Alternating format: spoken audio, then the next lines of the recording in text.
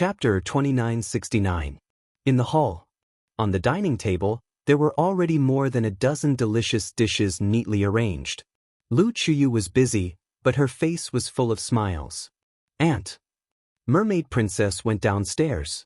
Lu Chuyu smiled and said, "You're awake. Did you sleep well last night?" "Listen well."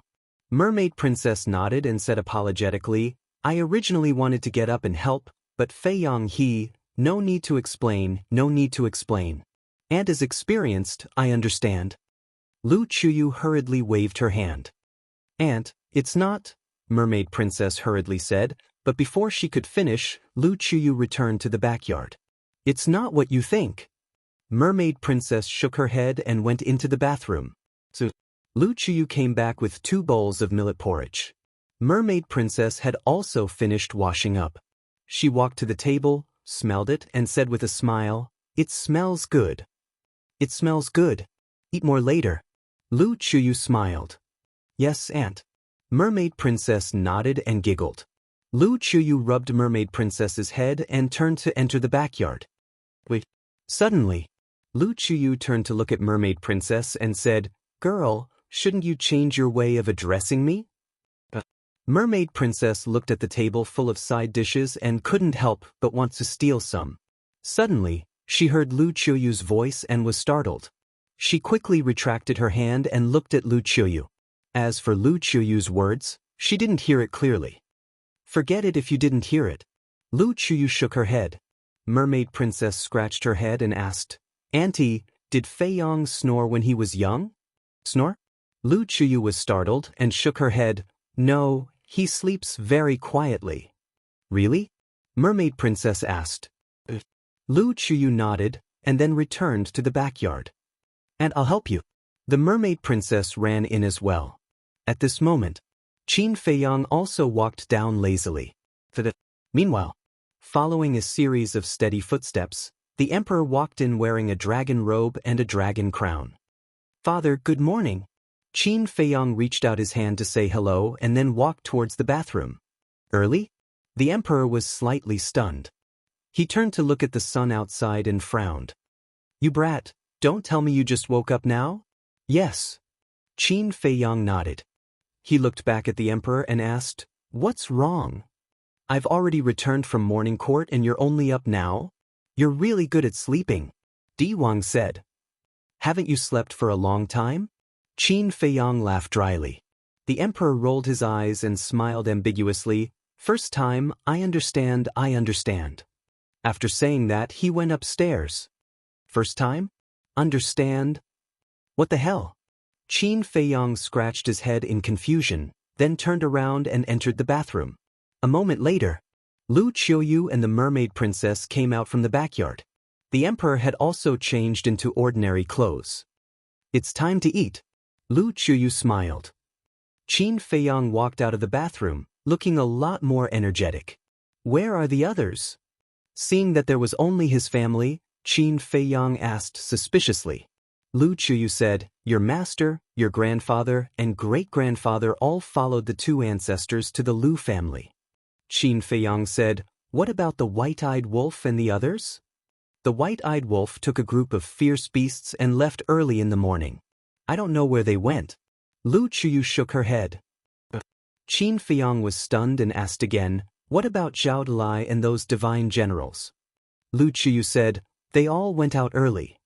Qin Fei Yang said in astonishment, "So you're saying that we're the only ones who just woke up?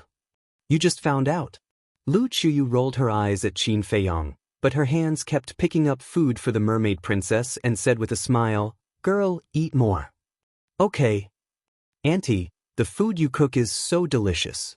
The Mermaid Princess giggled. Lu Chuyu smiled and said, "We will be a family from now on. I will cook for you every day." "How can that be? You have worked hard all your life. It's time for me and Fei Yang to take care of you and Uncle." Mermaid Princess hurriedly said, "We don't need you to take care of us. You just need to eat. If you really want to thank us, then give us a few fat boys as soon as possible." Lu Chuyu smiled. Mermaid Princess suddenly blushed, lowered her head, and ate silently. "Mother, did I snore when I was young?" Qin Feiyong suddenly looked up at Lu Chuyu and asked, "Snore?" Lu Chuyu was stunned. She looked at Qin Feiyong, and then looked at the mermaid princess with a strange expression. "You didn't snore when you were young," the emperor said. "Did you hear that?" "I don't snore, so I must be too tired." Qin Feiyong looked at the mermaid princess and smiled proudly. "Such a big table of food, can't you stuff your mouth?" Mermaid princess stared at Qin Feiyong. The emperor looked at mermaid princess and said with a smile, "Girl, you should change the way you address me." "Change the way I address you?" Mermaid princess was stunned. "Yeah, you already have Feiyong." Just as the emperor said this, he felt a cold gaze. He looked up at Lu Chuyu. "Eat your food, you talk too much." Lu Chuyu stared at the emperor. The emperor smiled embarrassedly. Mermaid princess looked at the two and asked, "Auntie, uncle, did you misunderstand something?" It's okay. The era is more open now. Moreover, you are both young people. It's understandable. We're not so old-fashioned." Lu Chuyu smiled. "Auntie, you really misunderstood. Feiyong and I just slept together. We didn't do anything." Mermaid princess hurriedly explained. "Don't be shy, it's okay. Eat quickly. Nourish your body." Lu Chuyu waved her hand. "Auntie, Mermaid princess looked anxious. Suddenly, she found Qin Feiyong, who was sitting at the side, secretly laughing. She glared at him and said angrily, "You're too much. It's fine if you don't help me explain, but you're actually laughing? You already said that we slept together last night. How can I explain it clearly?" Qin Feiyong said. Mermaid princess said anxiously, "But last night, we really didn't do anything. If it's you, would you believe it? Besides, I'm a normal man." "A normal man hugging a beautiful woman like you to sleep and didn't do anything? Who do you think will believe it?" Qin Feiyong secretly said. Mermaid princess was extremely angry. But suddenly, she rolled her eyes and said telepathically, "So you're saying that you're not normal?" "What's wrong with me?" Qin Feiyong was suspicious.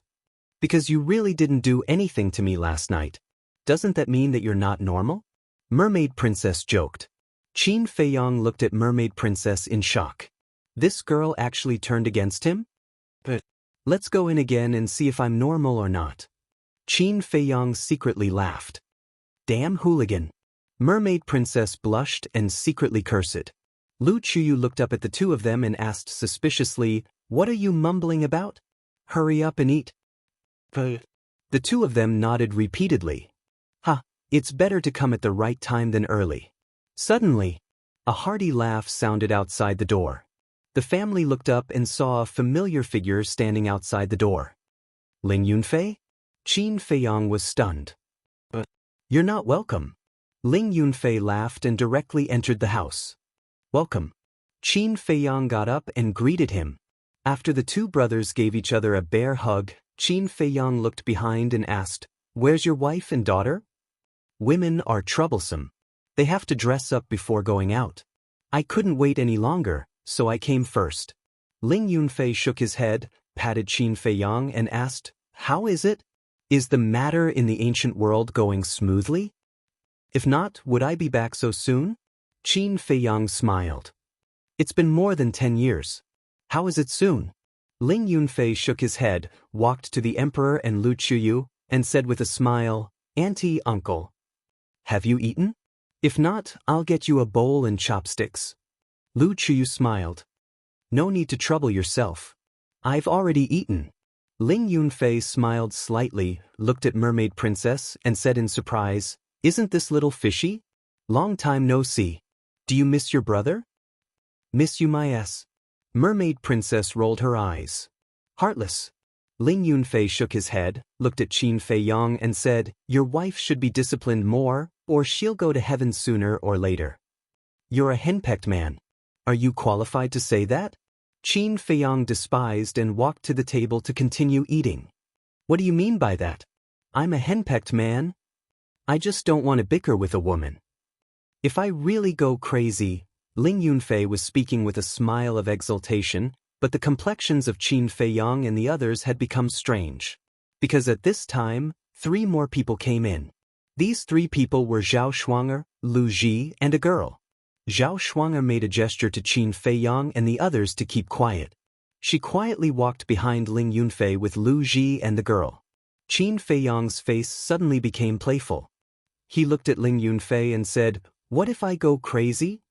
Ling Yunfei didn't notice Zhao Shuang'er behind him and said, "If I go crazy, that woman surnamed Zhao will have to lie down obediently immediately." Really? Qin Feiyang looked surprised. Ling Yunfei frowned and said, "Are you doubting my words?" No, you're good. Take care, young man." Qin Feiyang gave him a thumbs up and then went back to eating. Take care? Ling Yunfei was stunned. What did she mean? Suddenly, Zhao Shuang'er shouted. Ling Yunfei's eyes suddenly trembled. When did this woman come? Qin Feiyang and the mermaid princess couldn't help but laugh. The emperor couple also couldn't help but laugh. Lu Ji had no intention of persuading him. The girl was even more direct, gloating. Ling Yunfei slowly turned around and looked at Zhao Shuang'er behind him. His face suddenly turned pale. Zhao Shuang'er's slender arm directly raised and pulled Ling Yunfei's ear. "Wife, listen to me," Ling Yunfei hurriedly cried. "Explain." Zhao Shuang'er sneered and said, "Aren't you very impressive? What's there to explain? Come, go crazy. Let's see if I'll lie on the ground or not." No, I'm just joking. Even if I ate a leopard's gall, I wouldn't dare to go crazy on you. Ouch. Let go of me. In front of my brothers, leave me some face, okay? Ling Yunfei wailed and begged for mercy. This was going to be big. Chapter 4, Please vote. Chapter 2971. You want face, but I don't? Zhao Shuang was like a mad tiger. She exerted more strength in her hand, and Ling Yunfei's ear was about to be pulled off. I'm sorry, my dear wife. When we go back, I'll kneel on the washboard. What do you think? Backbone? That was no longer important. Saving his life was more important. If this tigress was really angry, he would not have a good life in the future. You said kneel on the washboard. I didn't force you. Zhao Shuang'er said. No, I'm willing. Ling Yunfei nodded repeatedly. Zhao Shuang'er snorted coldly and let go of her evil claws. Looking at the emperor and Lu Chuyu, she bowed and said, Shuang'er greets uncle and auntie. Grandpa emperor, grandma emperor empress. The girl also ran to the emperor and his wife. Smelling the dishes on the table, she smiled and said, It smells so good. Have you eaten, Yena? Lu Chuyu put down the bowl and chopsticks, rubbed the girl's head and smiled. Yes, I have. The girl nodded, then looked at Qin Feiyang and said, Uncle Qin, do you still remember me? Qin Feiyang looked at the girl. I'm Yen. We met when we were young in Iron Ox Town. You even gave me this bead. The girl took out a bead that shone with divine light. Soul anchoring divine bead? Qin Feiyang was stunned, then looked at the girl and said, You've grown so big. That's right. This girl was Ling Yunfei and Zhao Shuang'er's daughter. How old was she back then? A little girl, after more than 10 years, had grown into a slender and elegant young woman. You must be my aunt. The girl looked at the mermaid princess. The mermaid princess's cheeks blushed. Qin Feiyang nodded. Aunt is really beautiful. Uncle Qin, you have to look after her carefully. Don't let others take her away. The girl giggled. You lass. Qin Feiyang gently knocked on the girl's head, then looked at Lu Ji and Zhao Shuang'er, and said with a smile, Andy, Shuang'er, go sit in the living room first. I'll come out in a moment. There's no rush. Take your time. We're not treating ourselves as outsiders here. Lu Ji said with a kind smile. That's how it should be. Be casual. Qin Feiyang laughed. Lu Ji and Zhao Shuang'er brought the girl to the living room. Bastard, you've killed me. As soon as the three of them left, Ling Yunfei glared at Qin Feiyang. Blame me? Qin Feiyang was stunned. Who should I blame if not you? Ling Yunfei rubbed his red ears and grimaced. Serves you right. Qin Feiyang looked at Ling Yunfei with disdain and continued to eat. After a while, Qin Feiyang put down the bowl and chopsticks, stretched his body in satisfaction, and then got up and walked to the living room. Zhao Shuang had already made tea. Qin Feiyang sat next to Ling Yunfei, holding the teacup, took a sip, and looked at Lu Ji and said, "Auntie is getting younger and younger now." Younger? Lu Ji shook her head and said with a smile, "You're the only one who's nice to hear." "That's right. Look, when you stand together with Shuang, people who don't know would think that you're her sister." Qin Feiyang said. He. Lu Ji smiled, shook her head, and said with a smile, "Kid, when did your mouth become so sweet?" Qin Feiyang smiled, looked at the family in front of him, and asked, "Have you been well these years? What's good about us? We don't have to worry about food and clothing. But you're back so soon. Have you settled the matter of the ancient world?" Zhao Shuang said. Qin Feiyang nodded. "Then you won't leave in the future?" Ling Yunfei asked. "This," Qin Feiyang hesitated and said with a smile, "we'll talk about it when the time comes." Ling Yunfei and Zhao Shuang looked at each other, and their hearts couldn't help but tremble. Although Qin Feiyang tried his best to hide it, as friends of Qin Feiyang for many years, they could clearly see the trace of sadness between Qin Feiyang's brows that was difficult to hide. It seemed that something bad had happened again. However, if Qin Feiyang didn't say it, they wouldn't force it. The girl played with the soul calming pearl and said, "Uncle Qin, your soul calming pearl is very powerful." "Is that so?" Qin Feiyang asked with a smile. The girl nodded and said, "Once, I went out and met a few bad people who wanted to kill me for money. One of them even wanted to destroy my soul. In the end, the soul calming pearl appeared and not only protected my soul, but also killed them all." "That's natural. This soul calming pearl is a supreme divine artifact. Although it doesn't have any lethality, just a wisp of divine power is not something that ordinary people can withstand," Qin Feiyang said with a smile. "Then Uncle Qin, you gave me the soul calming pearl. What will you use to protect my soul? Why don't I return it to you?" the girl said. Qin Feiyang was stunned, then looked at Ling Yunfei and his wife, and said with a smile, "You girls are quite filial. Don't you know who taught you? This is a must." Ling Yunfei smiled proudly. "Look at how proud you are." Qin Feiyang shook his head and looked at the girl. Uncle Qin doesn't need it anymore." The girl was puzzled. Don't you understand? Your Uncle Qin is too strong. No one can hurt him." Zhao Shuang said with a smile. "Really?" The girl was surprised. "Of course it's true. Your Uncle Qin is the strongest person in our great Qin," Zhao Shuang said. The girl put away the soul calming pearl and looked at Qin Feiyang excitedly and said eagerly, "Uncle Qin, why don't you have a competition with me?"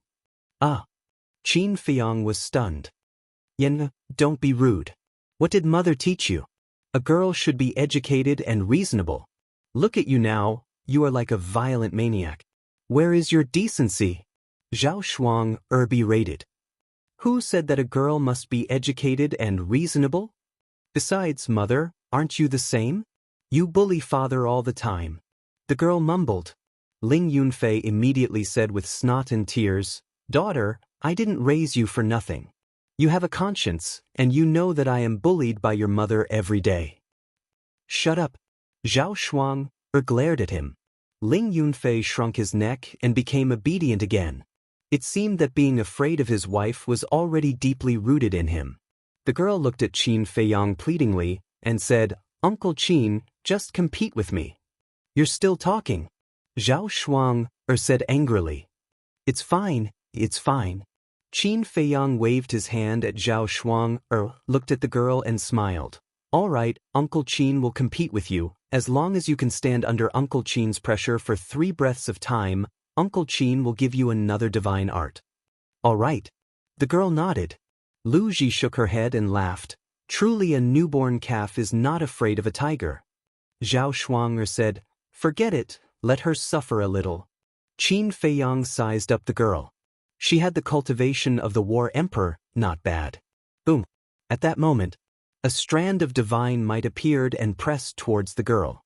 This was a strand of divine might, but even though it was only a strand, it was not something that the War Emperor could withstand. Bang. There was no suspense. The girl immediately laid on the ground in a sorry state. Qin Feiyong quickly retracted his pressure, lowered his head to look at the girl, and laughed. How is it? Is this all of your strength? The girl stared blankly at Qin Feiyong. All of my strength? Qin Feiyong was startled and laughed. Maybe only 1,000th of my strength. So strong. The girl was extremely shocked. She immediately got up and looked at Qin Feiyong with a face full of admiration, and said, Then Uncle Qin, please teach me how to cultivate. Qin Feiyong was startled. The girl nodded. Qin Feiyong asked suspiciously, Didn't your mother and father teach you? How can they compare to you, Uncle Qin? The girl said, Cough cough. Zhao Shuang-er and Ling Yunfei immediately coughed and stared at the girl. That's how it is. The girl muttered. Qin Feiyong looked at the girl and smiled faintly. Learning from me will be very difficult. I'm not afraid. The girl shook her head. You might even die. Qin Feiyong said again. So serious? The girl was startled. Qin Feiyong nodded. I'm not afraid either. The girl hesitated for a moment and said firmly. Qin Feiyong laughed and said, All right, if there's a chance in the future, I'll bring you to a place, and I guarantee that you'll become stronger quickly. Thank you, Uncle Qin. The girl beamed with joy. Qin Feiyong rubbed the girl's head, looked at Ling Yunfei and asked, By the way, how did you know that I'm back? Brother Wolf told us. Ling Yunfei said. White-eyed Wolf. Qin Feiyong was startled. Before dawn, it brought a group of berserk beasts and ran to Iron Ox Town, saying that you were back. Then we immediately rushed over. Ling Yunfei said. It really knows how to run. Qin Feiyong shook his head and asked, Then where are they now? Ling Yunfei shook his head and said, I don't know, they said that they were preparing to go to Forgotten Continent for a stroll. Qin Feiyong shook his head and laughed and said, Then Old Man Ren and the others should also know that I'm back. They're in Butterfly Valley, so of course they know. They should be here soon. Ling Yunfei said. At this moment, Mermaid Princess walked out and looked at Lu Ji with a smile. Hello, Auntie. Good, come and sit. Lu Ji nodded repeatedly, patted the chair beside her, and smiled. Mermaid Princess walked over. Lu Ji smiled and said, Child, did Feiyong bully you outside? If he bullies you, tell Auntie, Auntie will help you take care of him. Mermaid Princess shook her head. Zhao Shuang-er asked, Does your father know that you're back? I don't know yet. Mermaid Princess said. Then this time you're back, are you preparing to settle the marriage matter? Ling Yunfei said. It's time to settle it. The Emperor's voice came, and the Emperor strode over and said, We've all slept together. If we don't settle it, people will gossip. Tomorrow, I will personally go to the Sea of Despair and propose marriage to the Mermaid Emperor. What? Slept together? Ling Yunfei looked at Qin Feiyong in shock. Cough cough. Qin Feiyong coughed dryly and looked at the Emperor. Father, can't you be more reserved? What's wrong with that? The Emperor waved his hand indifferently and said, Back then, your mother and I, what happened back then? Lu Chuyu's voice rang out. The Emperor's body stiffened, and he turned to look at Lu Chuyu, who was walking over, and said with a smile, Nothing. Qin Feiyong looked at his father, then looked at his mother, and shook his head with emotion. This was another man who was afraid of his wife. Chapter 2972. This brat is indeed back. I can already feel his aura. Suddenly, accompanied by hoarse laughter, a group of people descended outside the pavilion. Qin Feiyong and the others looked at each other, hurriedly stood up, and walked out of the pavilion, their faces full of smiles. The people who came were Old Master Ren, Yan Nanshan, and the others. Old Master, Uncle Yen, Uncle Jiang, Aunt Shui, Aunt Yun, you're all here. Qin Feiyong laughed. Yan Nanshan said, Since you're back, how can we not come and take a look? Then I'm quite popular. Qin Feiyong said. Shameless, who welcomes you?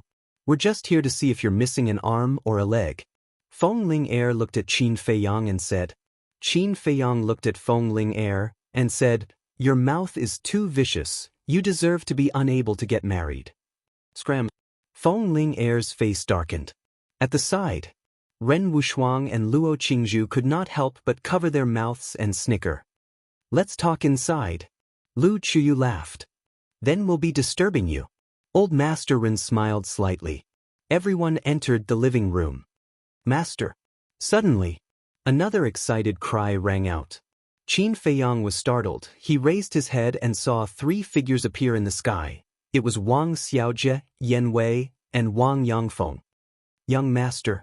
Yan Wei and Wang Yangfeng were also very excited. Qin Feiyang smiled slightly and said, How have you been these 10 years? Good. The 2 of them nodded. Master, you're too mean. What did you say back then? Qin Chen had already returned, but when I returned, I didn't see him at all. Wang Xiaojie looked at Qin Feiyang in dissatisfaction. Qin Feiyang laughed. Isn't this for your own good? Then tell me honestly, did Qin Chen follow you to the ancient realm? Wang Xiaojie said. Qin Feiyang nodded. Where is he now? Wang Xiaojie asked. He is in seclusion in the Black Tortoise world. Qin Feiyang smiled. Yesterday, everyone came out except for Qin Chen. As expected, you've gone too far. I'm your disciple, okay? Wang Xiaojie coldly snorted. Don't I want you to stay in the clan and take good care of your sister and mother? How are they now? Qin Feiyang said. Not bad. The child in my sister's stomach has also been born. It's a boy. Now that he's grown up, he's even taller than me. Wang Xiaojie laughed. You're an uncle now. You have to be more mature and stable. Do you understand?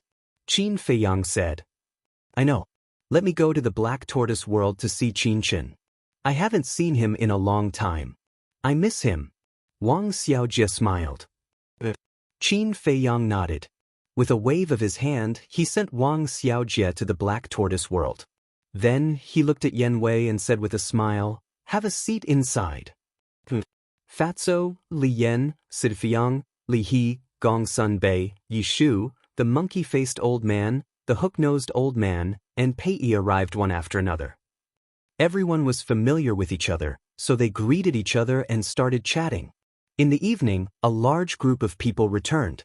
Zhao Tailai and the others, White-Eyed Wolf and the other beasts, Qin Badian, Yizhong, Lu Xingyang, including Lu Zheng, Lu Hong, Li Xiaofei and his sister, the few grandpas, everyone gathered at the Autumn Rain Inn. Wang Xiaojie and Qin Chen also came out of the Black Tortoise world. This time, the Autumn Rain Inn was lively. There were people both inside and outside the inn. Everyone gathered in 2s and 3s, laughing and talking, forming an extremely harmonious scene. At night, at the wine table, Pei Yi held a wine glass and said with a smile, Brother Qin, here's a toast to you. Qin Feiyang smiled and gently clinked his wine glass with Pei Yi's before downing it in one gulp. Then, he looked at Gong Sun Bei and said, Brother Gong Sun, have you settled Pei Yi? Yes, he's now the hall master of the law enforcement hall of our main tower. However, in order to settle him, I really put in a lot of effort. Gong Sun Bei smiled. Great. Qin Feiyang nodded. Hearing the conversation between the two, Pei immediately looked at Qin Feiyang in displeasure and said, So it was you who came up with this stupid idea behind the scenes. Qin Feiyang said, You really can't blame me for this. You're just too outstanding. Bullshit. Pei Yi shook his head. What about Sister Yu? The mermaid princess asked. I haven't seen her all these years and she hasn't come back either. I wonder where she went? Gong Sun Bei shook his head. I believe she'll be fine. Qin Feiyang smiled. That's true. Now, who in the great Qin and forgotten continent dares to hurt her? Gong Sun Bei smiled. Qin Feiyang picked up his wine glass and looked at everyone with a smile. Every time I come back, everyone dares to visit me and ask about my well-being.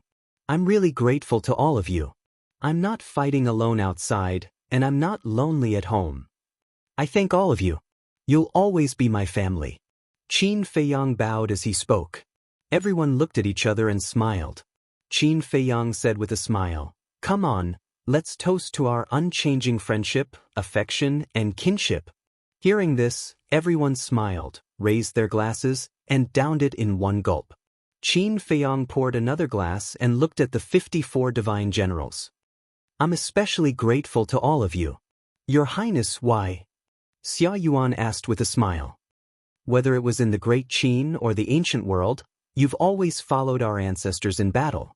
No matter how dangerous it was, you never left. It can be said that without all of you, our ancestors wouldn't exist today. Thank all of you. All of you are the protectors of the Great Qin and the ancient world. Qin Feiyong said as he raised his head and drained the cup in one gulp. The divine generals looked at each other and smiled as they drank their wine. Qin Feiyong poured another glass and said with a smile, "These 3 glasses are to my brothers, Old Zhao, Old Tang, Chui Li, Willow Tree, Yu Huang, the Golden Leopard, the Big Black Wolf, the 3 Black Leopard brothers, the Blood Qilin, the Thunder Leopard, and the White-Eyed Wolf. All of you followed me without fear of death. All of you have never left. All of you are Qin Feiyong's brothers. Really? Thank all of you. I'm really lucky to have all of you." After Qin Feiyong said that, he downed another glass. "You're a man. Don't be so emotional." The White-Eyed Wolf laughed. "Are you going to drink or not?" Qin Feiyong asked. "Yes, I have to drink." The White-Eyed Wolf nodded, grabbed a jar of wine, and started drinking. Qin Feiyong shook his head and laughed. He poured another glass and said, "As for this 4th glass, I want to toast the people around me." After that, Qin Feiyong looked at the Mermaid Princess. The Mermaid Princess was surprised. She asked, "Why are you toasting me?" "Thank you for your silent sacrifice, your silent protection, your silent companionship, and your understanding of me. For the rest of my life, I will take good care of you." Qin Feiyong smiled. "Is this the rhythm of a proposal?" The Blood Qilin was shocked. "It looks like it." The 3 Black Leopard brothers nodded. "Then hurry up. Boss, we're all waiting to see." A group of beasts suddenly began to jeer. Ling Yunfei pursed his lips and said, "They have already started to make babies. Is there still a need to propose?" "Make babies?" Everyone was stunned. "Don't you know? They were in the same room last night." Ling Yunfei chuckled. "Really?" The White-Eyed Wolf asked. "Uncle said it himself. How can it be false?" Ling Yunfei didn't mind too much. God has finally opened his eyes. Little Qin Zi is finally enlightened. The White-Eyed Wolf suddenly howled. Looking at this scene, everyone couldn't help but laugh. This wolf cub was so sad for Qin Feiyong. The Mermaid Princess's face was also red. Qin Feiyong smiled awkwardly. However, there was a trace of disappointment in one person's eyes. That person was Yi Shui. Shui, there are some things that you can't ask for.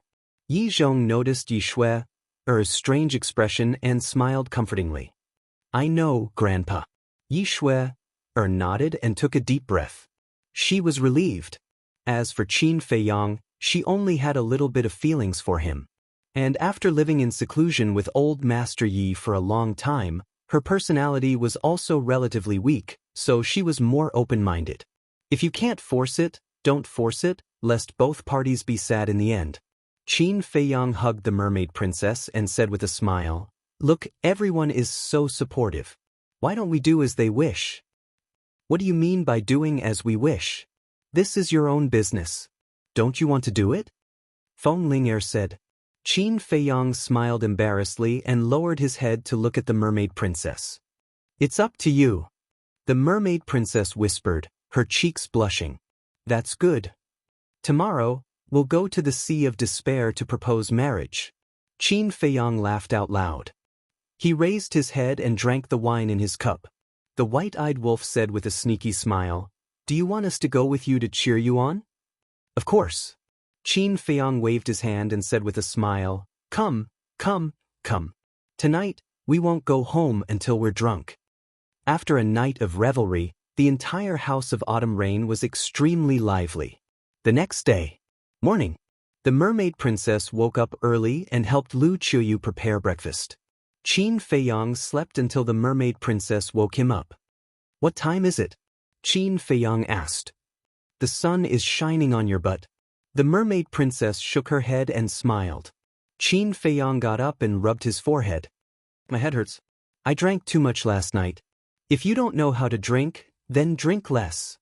The mermaid princess was helpless. I'm happy. Qin Feiyang smiled and hugged the mermaid princess's slender waist. I'm a little nervous now. Nervous about what? The mermaid princess was suspicious. Proposing marriage. Look, I'm not afraid even when facing Long Zun. But now, when I think about proposing marriage, I can't help but feel nervous. Qin Feiyang said. My father won't eat you.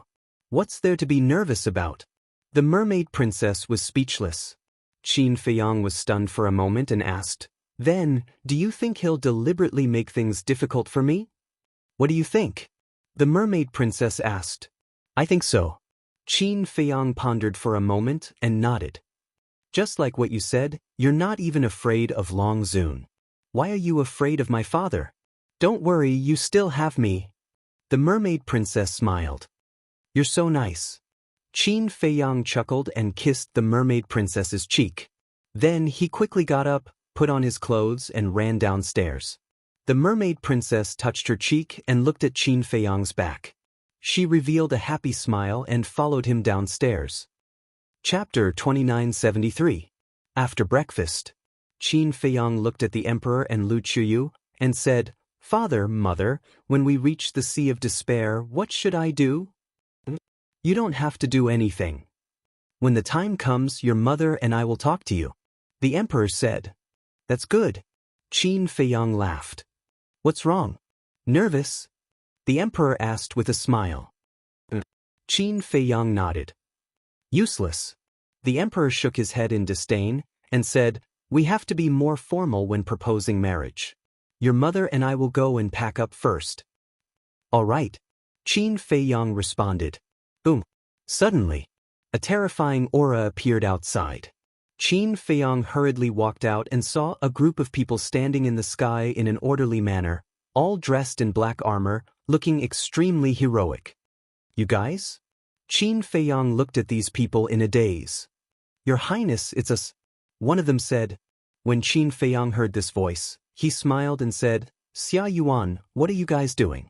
I almost couldn't recognize you. Aren't you going to propose marriage? We're going to cheer for you. Look, we're not bad, right? Xia Yuan said. Cheer? Qin Feiyang was stunned. That's right. You said last night that we should go and cheer for you, so we started preparing early in the morning. Xia Yuan nodded. Qin Feiyang shook his head and laughed. I drank too much and forgot. Then do you think we can do this? Xia Yuan asked. Qin Feiyang nodded. 54 divine generals were going to cheer for him. This was a great honor. This kind of battle was also unprecedented in history. Swish. At this time, Qin Badian, Qin Yuan, Lu Xingyang, Emperor Hong, Emperor Qin, Elder Qin, Li Jian, Qin Sheng and the others also appeared one after another. All of them were also dressed up. Ancestor, great-grandfather, grandfather, what are you guys doing? Qin Feiyang was suspicious. Proposing marriage for you. Qin Badian said. You guys are going too? Qin Feiyang was stunned. Of course. You are the most promising descendant of the Qin clan. For your marriage, we must take care of it ourselves. Qin Badian said. There's no need for that. Xia Yuan and the others go. If all of you go there, you'll scare the Mare people. Qin Feiyang said. What do you know? This is the highest etiquette. It also represents the importance we place on the mermaid race, understand? We haven't been back for so many years. We also want to visit the Merfolk clan. Qin Badian stated. That. Qin Feiyang nodded. Putting everything else aside, the first-generation mermaid emperor, black-winged emperor, and white-winged emperor should show the best etiquette. What about master? Qin Feiyang asked. Qin Badian said with a smile, their family went to play. Don't worry about them. Of course I'm not worried about them. Qin Feiyang smiled slightly. What a joke. One was at the perfection undead stage, the other was at the half-step undead stage. Yi Shui and old Master Yi were also weak. Who in the great Qin and forgotten continent could hurt them? At this time, Zhao Tailai and the others, White-Eyed Wolf and a group of beasts, Fatso, Ling Yunfei and the others also ran over. Are you done? Yes, let's go. White-eyed Wolf roared, looking more anxious than Qin Feiyang. I'm the one proposing marriage. Why are you so anxious? Qin Feiyang rolled his eyes.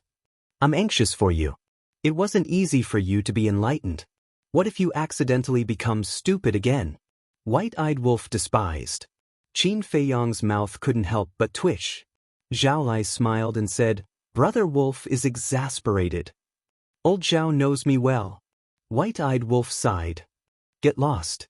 Qin Feiyang glared at White-eyed Wolf and looked inside. After a while, accompanied by steady footsteps, the emperor and his wife came out. The emperor was wearing a golden robe and a golden crown on his head. It wasn't a dragon crown or a dragon robe, but it still looked noble and gorgeous. Lu Qiyu was the same. She was wearing a long dress embroidered with a divine phoenix, exuding a noble temperament. Let's go.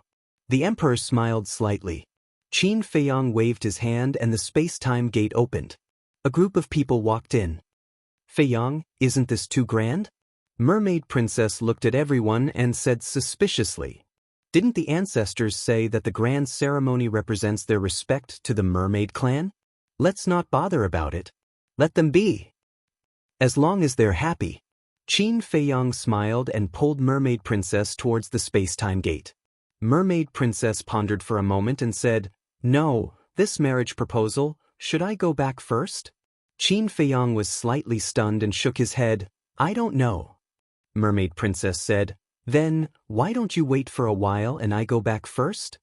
There's no need to go through so much trouble. Look, Father and the others didn't say anything. Forget it, let's not care about these red tape. As long as your father agrees to marry you to me, it's fine. Qin Feiyang smiled. Mermaid Princess nodded. The Sea of Despair. It was as cold as ever.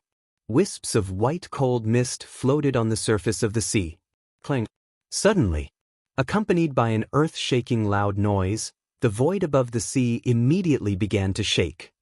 What's going on? This loud noise immediately alarmed the mermaid clan. A group of mermaids with steel forks rushed out of the sea and looked at the sky in surprise. The next moment, a magnificent door opened in the sky. Quickly report to the Mermaid Emperor, Black-Winged King, and White-Winged King that a mysterious stone door has appeared above our Sea of Despair. The leader of the mermaids roared. A mermaid immediately jumped into the sea and disappeared. Suddenly, a mermaid next to him looked at the stone door and said suspiciously, Boss, why does this stone door seem a little familiar? Familiar. The leader of the mermaids was stunned and looked at the stone door again. You don't say, it really is a little familiar. Before the group of mermaids could think about it, a terrifying aura emerged from the stone door. One by one, black-armored men walked out of the stone door like a well-trained army. Who are these people? This aura is even more terrifying than the Mermaid Emperor and the others. Even Ling Yunfei and the others can't compare with these people. The group of mermaids was very surprised. Ling Yunfei had been living in the spirit state and would visit the Sea of Despair during festivals, so the mermaid clan was very familiar with Ling Yunfei and Ling Yunfei's cultivation strength. But now, the aura these people exuded was many times more powerful than Ling Yunfei's.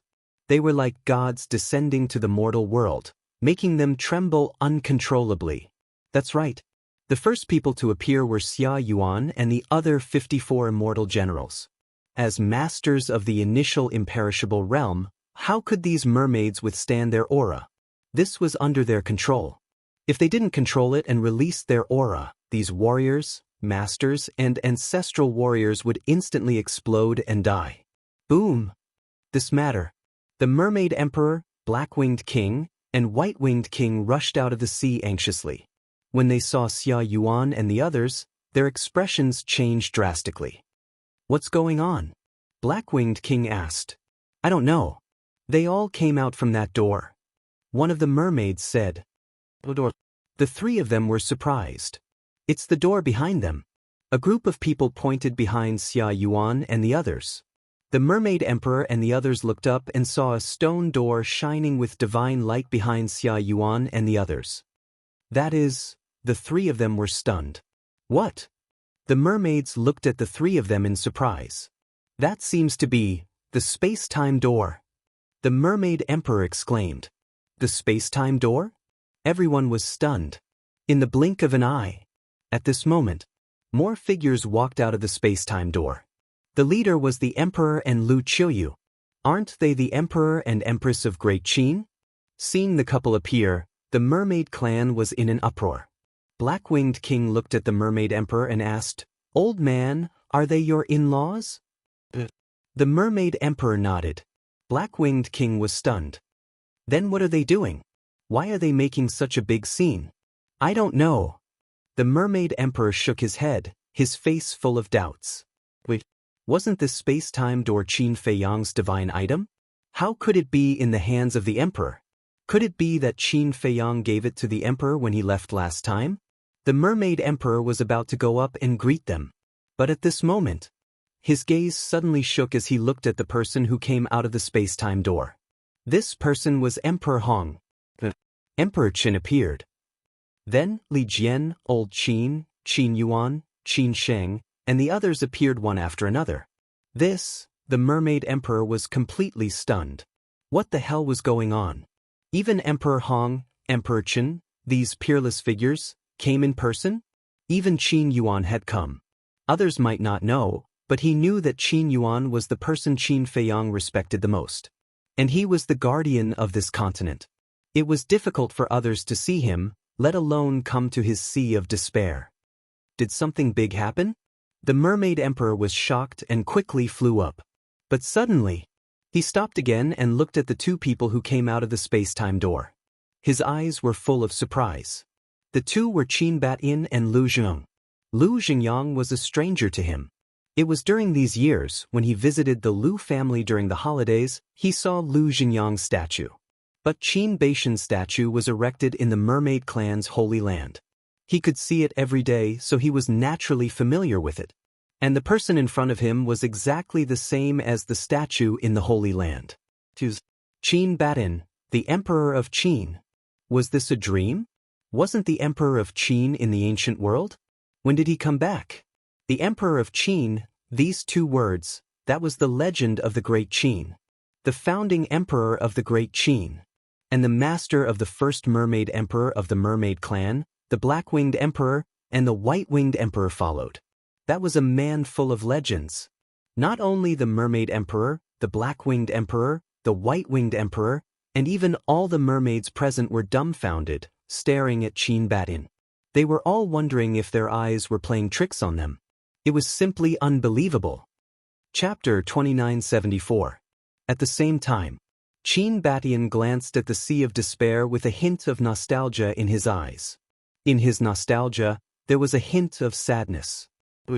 After Qin Batyin and Lu Zhengyang appeared, Zhao Tailai, Ling Yunfei, and the others, as well as the white-eyed wolf and a group of beasts, appeared one after another. Wolf Cub. Blood Kirin? Golden Panther? Zhao Tailai? Looking at those familiar figures, the mermaid emperor's eyes trembled. Could it be? In the next moment, a man and a woman walked out of the space-time gate hand in hand. It's the princess. It's Prince Feiyang. The mermaid clan was immediately in an uproar. The mermaid emperor, White-Winged King, and Black-Winged King also looked at the two in surprise. Father! The mermaid princess shouted and immediately let go of Qin Feiyang. In a flash, she landed in front of the mermaid emperor. Daughter, is it really you? The mermaid emperor looked at his daughter in front of him in disbelief. It's me. The mermaid princess nodded. That's great. The mermaid emperor grabbed the mermaid princess's hand and said, Look, it's only been 10 years, and you've become thinner. Really? The mermaid princess was stunned. Of course. Father, you're old, but your eyes are still sharp. How did Qin Feiyang take care of you? The mermaid emperor said angrily. Father, don't talk nonsense. Feiyang is very good to me. The mermaid princess lowered her head. A grown girl can't be kept at home. The mermaid emperor shook his head and looked at Qin Batyin and the others. He asked suspiciously, What's going on? The mermaid princess blushed and hesitated before saying, "Let Feiyong and the others tell you." At the same time, Qin Feiyong also put away the space-time gate and looked at the mermaid emperor with a trace of anxiety in his eyes. "What are you afraid of?" The white-eyed wolf looked at him with disdain. He stared at the mermaid emperor and shouted, "Father-in-law, we are here to propose marriage." Qin Feiyong was stunned. The emperor and the others were stunned. This was too direct. Couldn't they be more reserved? Marriage proposal? In the meantime, the mermaid emperor and the others looked at each other. "You may leave." Qin Badian smiled. Immediately, 54 divine generals cleared the way and flew down in a grandiose manner. After going down, the 54 divine generals spread out in all directions. They stood on the surface of the sea and looked straight ahead. Qin Feiyong and the others stood in the center. The emperor stepped forward and looked at the mermaid emperor. He cupped his hands and said, "I hope I didn't startle you." "I was really scared." The mermaid emperor smiled bitterly and bowed. "Greetings, your majesty and empress." "You're welcome." The emperor and his wife hurriedly waved their hands. Now that he was here to propose marriage, how could he put on airs? "Your majesty, empress, these two." The mermaid emperor immediately looked at Qin Badian. Without waiting for the couple to speak, Qin Badian nodded and smiled. "Yes, I am Qin Badian, and this is the ancestor of the Lu family, Lu Jingyang." "Greetings, Emperor Qin." "Greetings, Lord Lu." The mermaid emperor trembled and hurriedly knelt on the surface of the sea and bowed. The black-winged monarch, the white-winged monarch, and the other mermaids also knelt. "Thup. We're all family, why are you being so polite?" Qin Badian hurriedly helped the mermaid emperor up and looked at the black-winged monarch and the others. "Quickly get up." The people of the Merfolk clan didn't expect that this legendary mythical figure would be so amiable, and they relaxed a lot. "Uncle." Qin Feiyong also stepped forward and bowed under the emperor and his wife's signal. The mermaid emperor was angry when he saw Qin Feiyong. He said angrily, "You brat, if you want to propose marriage, so be it. Why do you have to make such a big fuss? I thought someone was going to attack the mermaid clan. They were the ones who wanted to come here." Qin Feiyong scratched his head. The mermaid emperor looked at Xia Yuan and the other 54 people and asked, "Who are they?" "They're all subordinates of the ancestor," Qin Feiyong said. "I see, no wonder they're so scary." The mermaid emperor nodded and asked suspiciously, "When did you guys come back?" "The day before yesterday," Qin Feiyong said. The mermaid emperor was speechless. "You came back the day before yesterday, and now you're here to propose marriage. You're too impatient." "Huh?" Qin Feiyong laughed dryly. The mermaid emperor shook his head and smiled. He looked at Qin Badian and the others and said, "Thank you for your hard work, everyone. Let's go down and have a chat." Qin Badian nodded. The mermaid emperor immediately pulled the mermaid princess into the sea and flew to the bottom of the sea. "You guys stay outside."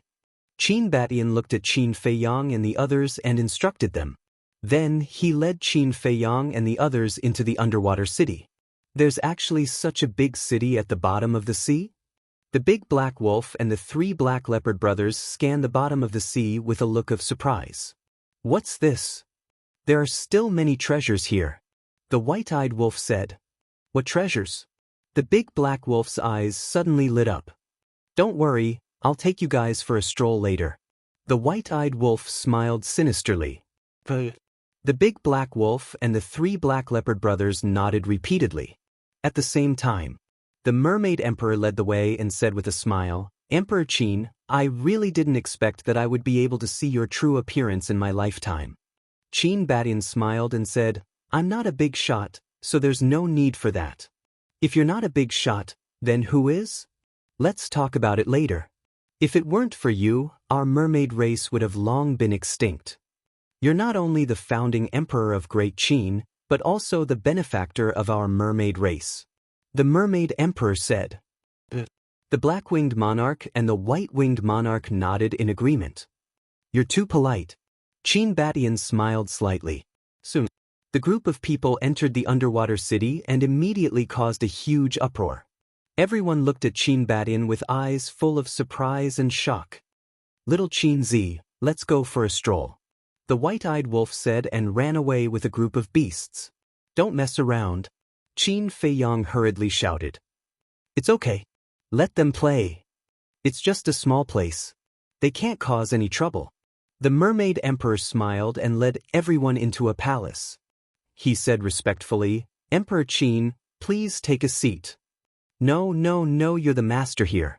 How can I steal the limelight? Qin Batian waved his hand. What do you mean by stealing the limelight? The entire Great Qin is yours, not to mention the Sea of Despair. If you're so polite, then you're treating us as outsiders. The mermaid emperor said. Qin Batian shook his head and laughed. Then it would be impolite for me to refuse. Of course. The mermaid emperor said. In the end, everyone else sat down, and only Qin Feiyang remained standing. This was the emperor couple's intention. After all, they were here to propose marriage. Only by standing could they show their sincerity. Qin Batian swept his gaze over the surroundings before looking at the mermaid emperor. When we were in the ancient world, Feiyang and the others already told me about the situation of the mermaid race. Thank you for your hard work, and thank you for always protecting the Great Qin. Emperor Qin, you're too polite. This is what I should do. The mermaid emperor waved his hand. After chatting for a while, Qin Batian smiled and said, then let's get back to business. This time, I'm here to see the mermaid race and also for these two children. Qin Feiyang glanced at Qin Feiyang and the mermaid princess. Then he looked at the mermaid emperor and continued, these two children have been in love with each other since they were young. It's time to settle their matter. Hearing this, the mermaid emperor also glanced at Qin Feiyang and the mermaid princess. He smiled and said, to be honest, when they came back last time, I wanted them to settle this matter. Speaking of this, the mermaid emperor sighed again and said, but as you know, the young people nowadays are different from us, the older generation. We can't control their thoughts, so we've been dragging it out. Qin Batian nodded. Lu Qiyu smiled and said, so, you won't object? Why would I object? Feiyang is such an outstanding child. It's my daughter's fortune to be able to marry him. Let's talk about it later. Initially, the mermaid clan and your Qin clan share a deep relationship. Their union is destined by the heavens. Moreover, with my daughter's temper, what use is there for me to object? The mermaid emperor shook his head and smiled bitterly. Mermaid princess and Qin Feiyang looked at each other and smiled. It was going smoothly beyond their imagination. Qin Batian and the emperor couple were also overjoyed. To be honest, I watched Feiyang grow up. Whether it's a person or a way of doing things, he's good. What I admire the most is that he's responsible. I believe that my daughter will be happy with him. The mermaid emperor smiled. If that's the case, then let's choose a date for their wedding. Qin Batian said. The mermaid emperor said, it's all up to you, your majesty. How can I make the decision? Qin Batian shook his head and looked at the mermaid emperor and the emperor couple. He smiled and said, you are their parents. This is for you to decide. As for me, I'll just wait for the wedding banquet. We definitely won't forget you. Lu Qiyu smiled and said, then you guys discuss. I'll go to the Holy Land to take a look. Qin Batian got up and smiled. The mermaid emperor hurriedly said, then I'll get someone to bring you there. No need. Qin Batian waved his hand and smiled. I'm quite familiar with this place. I'll go take a look too. Lu Xingyang got up and said, let's leave too. Ling Yunfei said. At that moment, everyone left the hall one after another. The black-winged king and the white-winged king also left. So, only the mermaid emperor, the emperor couple, Qin Feiyang and the mermaid princess were left. The mermaid emperor looked at Qin Feiyang and the mermaid princess and said with a smile, you guys have a seat too. Qin Feiyang looked at the emperor couple. Why are you looking at us? Your father-in-law has already spoken. How dare we not let you sit? The emperor joked. Qin Feiyang scratched his head and pulled the mermaid princess to sit together. The mermaid emperor suddenly seemed to have thought of something. Looking at Qin Feiyang and the mermaid princess, he asked, Why don't I see the ancestors?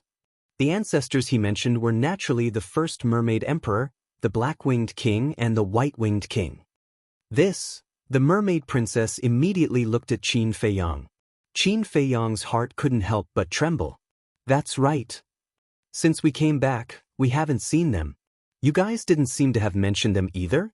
The emperor couple also looked at Qin Feiyang and Lu Xingyang suspiciously. Chapter 2975. Seeing that the emperor and his wife were also curious, the mermaid princess transmitted her voice. What should we do? Qin Feiyang thought for a while, looked at the three of them and said, they are still in the ancient world. Why are they still in the ancient world? The three of them were puzzled. The battle has just ended, so they need to take charge of the situation and maintain order in the ancient world. Qin Feiyang smiled. I see. The three of them nodded in realization. You don't have to worry. Now that the ancient world is peaceful, there won't be any danger. Besides, with their strength, no one will be able to injure them. Qin Feiyang said. That's good. The mermaid emperor nodded and said with a smile, if that's the case, then wait for them to come back before you get married. Wait for them to come back? Qin Feiyang and the mermaid princess were stunned. We're a family. We have to be complete, right? The mermaid emperor chuckled. No need. Because before we left, the three old ancestors said that we don't have to wait for them. The mermaid princess said. But the mermaid emperor was puzzled. Father, you don't know how big the ancient world is. The battle with the dragons almost affected the entire ancient world. It will take at least a few thousand years to completely calm down. Therefore, the three old ancestors will take at least a few thousand years to come back. Actually, Feiyang and I don't mind waiting for a few thousand years, but you guys, the mermaid princess looked at the three of them. A few thousand years. The emperor was stunned and shook his head. How can we do that? I want to have a grandchild now. In-law, why don't we not wait then? Of course. We respect your opinion. If you want to wait, we will wait. Lu Chuyu looked at the mermaid emperor and smiled. A few thousand years. The mermaid emperor shook his head and smiled bitterly. How could he afford to wait? He was also waiting to hold his grandchild. The mermaid princess said, why don't we wait then?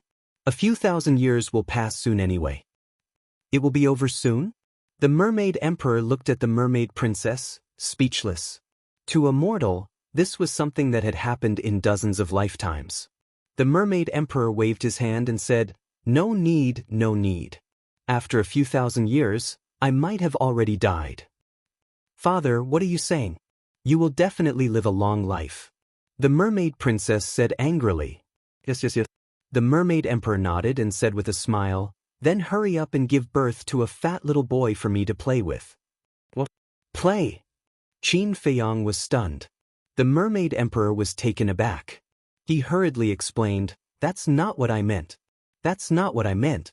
What I meant was that if I had a grandson, I could play with him while I still have the strength. You're saying this again. The mermaid princess shook her head. The mermaid emperor said, what's wrong with that? I'm already old. Actually, that wasn't the case. After Qin Feiyang left behind the crystal vein and spirit vein here, the cultivation environment here was no longer the same as before. The mermaid emperor's cultivation base had also improved by leaps and bounds. As his cultivation base improved, his lifespan would also be extended without limit. In fact, it was just one sentence. He wanted to have a grandson. Yes. Qin Feiyang and the mermaid princess also went out, leaving the three of them to slowly discuss. Thank you.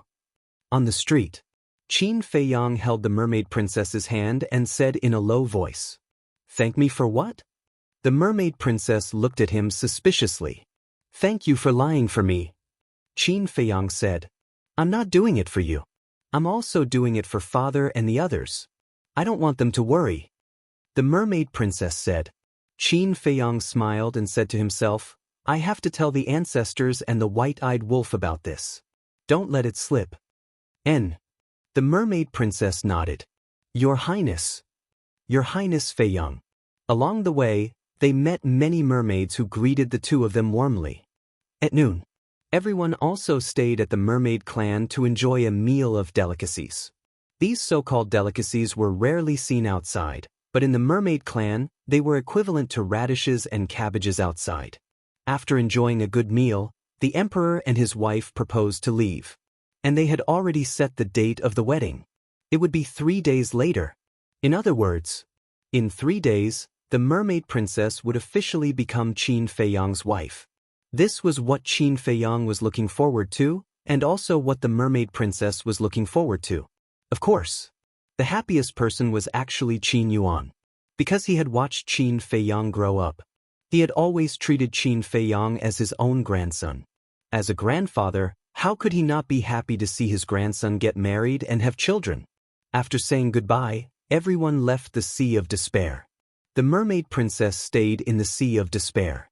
After all, this was the rule. How could an unmarried girl always stay in the man's house? This was inappropriate. On the surface of the sea, Qin Feiyang and the mermaid princess stood face to face. Qin Feiyang smiled and said, "Wait for me to marry you." The mermaid princess nodded, her face full of happiness. "Then I'll go back first. Don't miss me too much these few days." Qin Feiyang chuckled. "Who would miss you?" The mermaid princess's face was red. Looking at the mermaid princess's ripe apple-like cheeks, Qin Feiyang's heart immediately surged uncontrollably. "You're so beautiful." He leaned close to the mermaid princess, smelled her body fragrance, and couldn't help but kiss her. Butterfly Valley.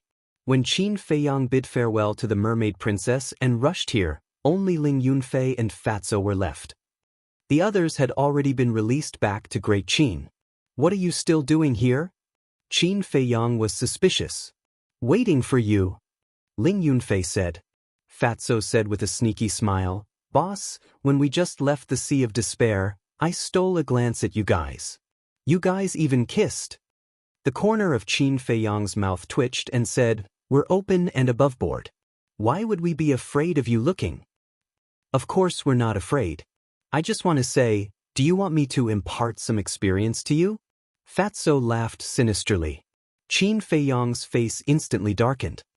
"Boss, to be honest, I'm not as good as you in cultivation, but in this aspect, I'm still very experienced." Fatso said. "Get lost." Qin Feiyang rolled his eyes at him, looked at the two of them, and asked, "Why are you guys waiting for me here?" "We just want to ask you, is it time for Qin Li's training to end?" Ling Yunfei said. "Qin Li," Qin Feiyang muttered. Of course, he remembered this person. It was one of his younger brothers. Back then, Qin Li had bad intentions. In a fit of anger, he expelled him from the imperial capital, asked Li Jian to send him to the 9 provinces, and ordered him not to return to the imperial capital within 5 years. "Where is he now?" Qin Feiyang asked. Ling Yunfei said, "In the inner hall." "Didn't I say that he can't return to the imperial capital within 5 years? It's been more than 10 years now. Why doesn't he go back by himself?" Qin Feiyang was suspicious. "We also talked to him. He said that he can't go back before you get your forgiveness." Ling Yunfei shook his head. "My forgiveness?" Qin Feiyang was stunned and said with a smile, "Is my forgiveness that important?" "Of course. For your younger brothers and sisters, you are a god in their hearts." Ling Yunfei said. Qin Feiyang said, "So, he hasn't gone back for more than 10 years? "Yes. It's all uncle and aunt who came to see him in person." Ling Yunfei nodded. "Then how is he now?"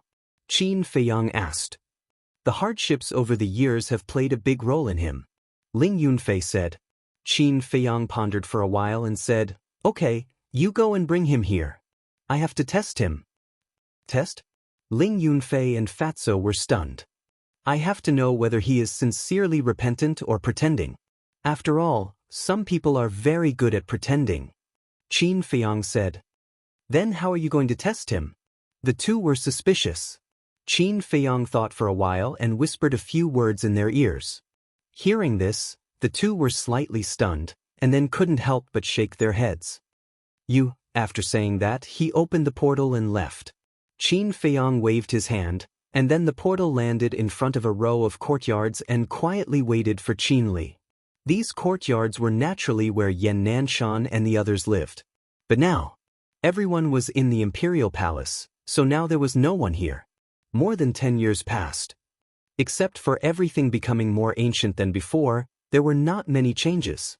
Time passed by breath. About a few hundred breaths. A young man appeared in the sky above the Butterfly Valley, looking quite nervous. He was Qin Li, but Ling Yunfei and Fatso did not appear. After so many years, Qin Li's temperament was completely different from before. In the past, only arrogance could be seen in him. But now, it had been restrained and replaced by calmness. Qin Feiyang naturally sensed Qin Li's aura immediately and looked up at him. From the temperament that Qin Li was showing now, there was indeed a big change. But he just didn't know if this was the real side. Qin Li glanced at the Butterfly Valley, and a trace of suspicion gradually crept into his nervous expression. Where was he? Wasn't he in the Butterfly Valley? Why didn't he see him? I'm here, Qin Feiyang said. Qin Li immediately looked in the direction of the voice, and when he saw Qin Feiyang standing in front of the courtyard, his pupils suddenly shrank. It was a trace of instinctive fear. Qin Feiyang said with a faint smile, "Do you want me, a cripple, to keep looking up at you while talking?" A cripple? Qin Li was slightly stunned, and landed in front of Qin Feiyang in surprise, and then sized up Qin Feiyang. Where are Ling Yunfei and Fatso? Qin Feiyang asked with a smile. Qin Li said, they have to go to the Iron Ox town for something, and said they will only return at night.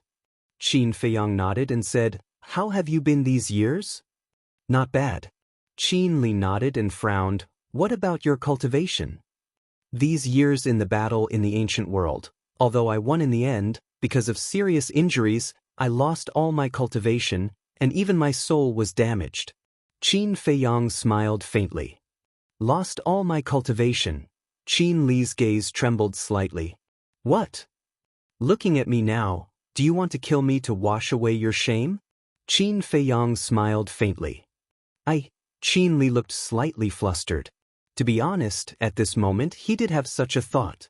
However, looking at the current Qin Feiyang, he couldn't help but admire and sympathize with him. Chapter 2976. Qin Feiyang said, if you really want to make a move, take advantage of the fact that there's no one else around and do it quickly. Qin Li's heart was in a mess, and he frowned. Aren't you afraid of death? Qin Feiyang laughed.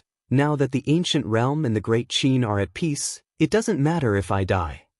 It doesn't matter, Qin Li muttered and asked, could it be that in your heart, you only have the common people in the world? Qin Feiyang said, I'm not that great, I just don't want to see the common people suffer. Qin Li lowered his head and remained silent. Suddenly, he took a step forward and arrived in front of Qin Feiyang, his gaze becoming incomparably sharp. Qin Feiyang's expression remained indifferent from the beginning. But soon after, Qin Li actually knelt in front of Qin Feiyang with a plop and said, Big brother, I respect you. You are a man, and you will always be my big brother. Qin Feiyang was slightly startled. It was a little unexpected. Qin Li stood up and reached out to support Qin Feiyang. His eyes became gentle and he smiled, Big brother, let's go home. In the past, you protected us, but now, let us protect you. Hearing these words, Qin Feiyang was immediately gratified. After more than 10 years of tempering, this younger brother had finally changed completely. It was also at this moment. Accompanied by loud laughter, Fatso and Ling Yunfei appeared out of thin air. You guys? Qin Li looked at the two of them in astonishment. Fatso teased, You're still protecting him, kid. Do you really think your big brother is crippled? Qin Li was stunned and immediately turned his head, looking at Qin Feiyang in surprise. Qin Feiyang smiled slightly, took out a divine-level spirit sea pill and swallowed it. What's going on? Qin Li was puzzled. Your big brother is testing you, to see if you have completely changed your ways. And obviously, your performance has satisfied him. Ling Yunfei said. Testing me? Qin Li stared blankly at the three of them. Qin Feiyang said apologetically, It's my fault. I've been used to fighting and scheming against each other. I don't even trust my own brother. Qin Li finally recovered and said with a wry smile, "Big brother, your scheme is really deep. If I don't trick you, how would I know what you're really thinking?" Ling Yunfei chuckled and said, "It's great now. You siblings are finally reunited." Qin Feiyang nodded. He looked at Qin Li and smiled, "I am very happy that you have turned over a new leaf.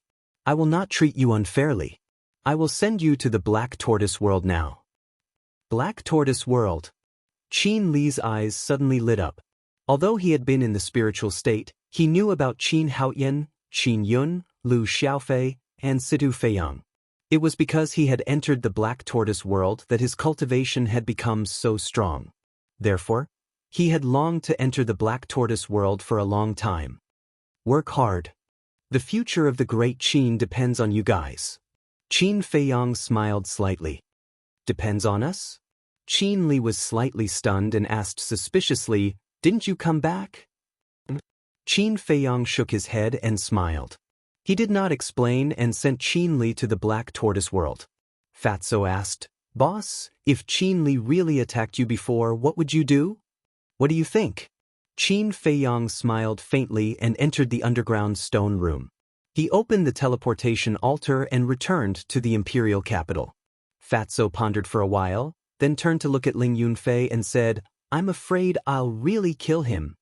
Do you still need to ask?" Ling Yunfei rolled his eyes at him. In a flash, 3 days had passed. In these 3 days, Qin Feiyang was quite relaxed, but the others were extremely busy. Especially the emperor couple. As parents, they naturally wanted to personally attend their children's wedding. Therefore, in these 3 days, they had been busy. Moreover, the news of Qin Feiyang's return and marriage had also spread. There was no one in the imperial capital who did not know about it. Even though so many years had passed, Qin Feiyang's deeds had still been passed down to the world. Everyone was still as respectful to Qin Feiyang as before. In their eyes, Qin Feiyang was still the guardian of Great Qin. The guardian is getting married, then no matter what, we have to go and congratulate him. That's right. I heard that their wedding is in the central square of the first district. Let's go together. For a time, countless people rushed towards the first district.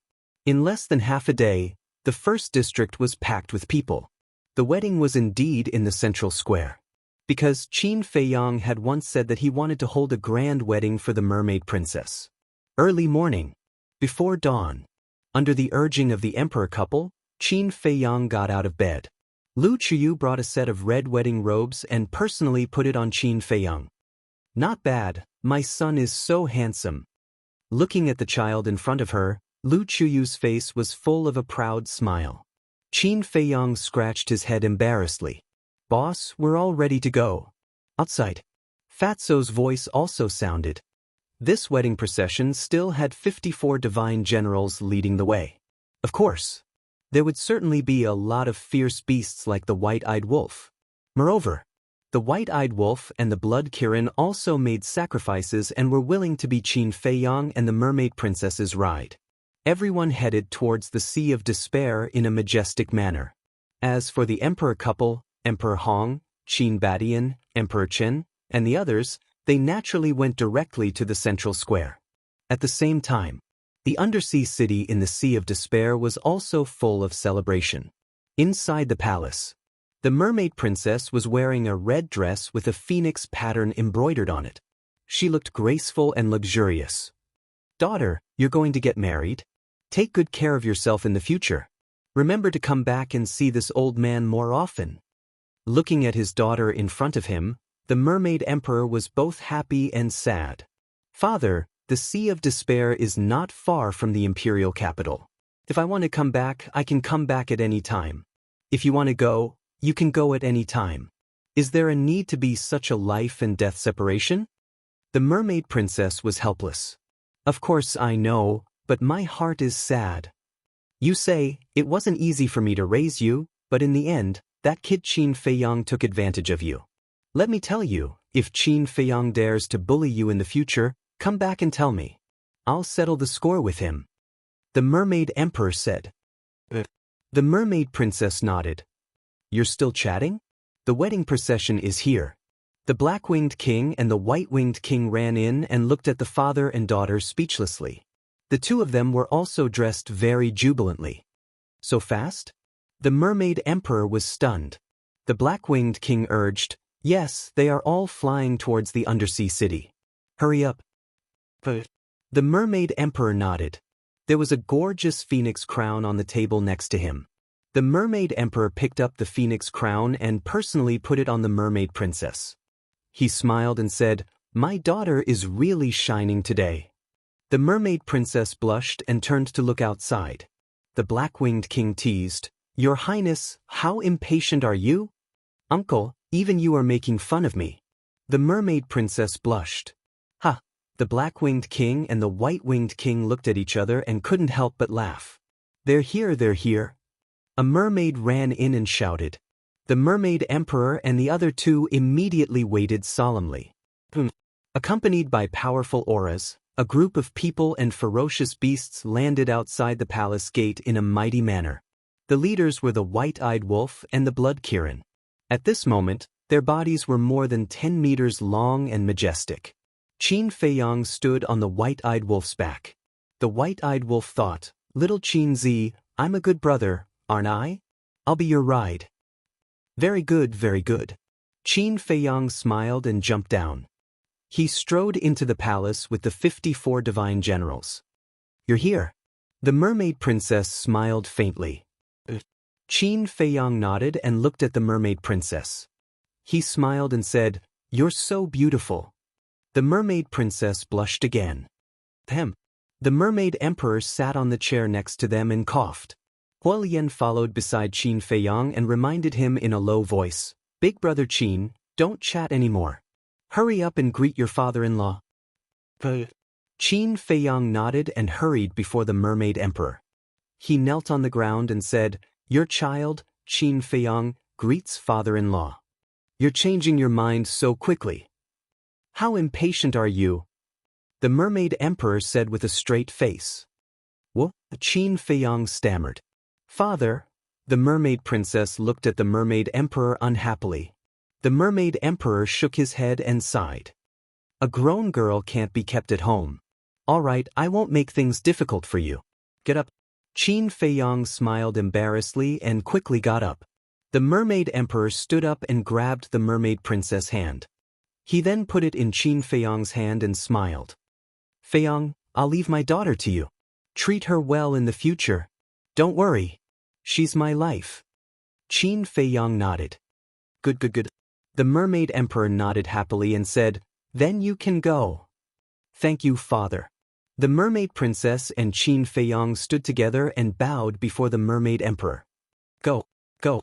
The mermaid emperor waved his hand and turned his head. His eyes were wet. Fire Lotus said, "Let's go." Qin Feiyang nodded and pulled the mermaid princess, who was also crying, out of the palace.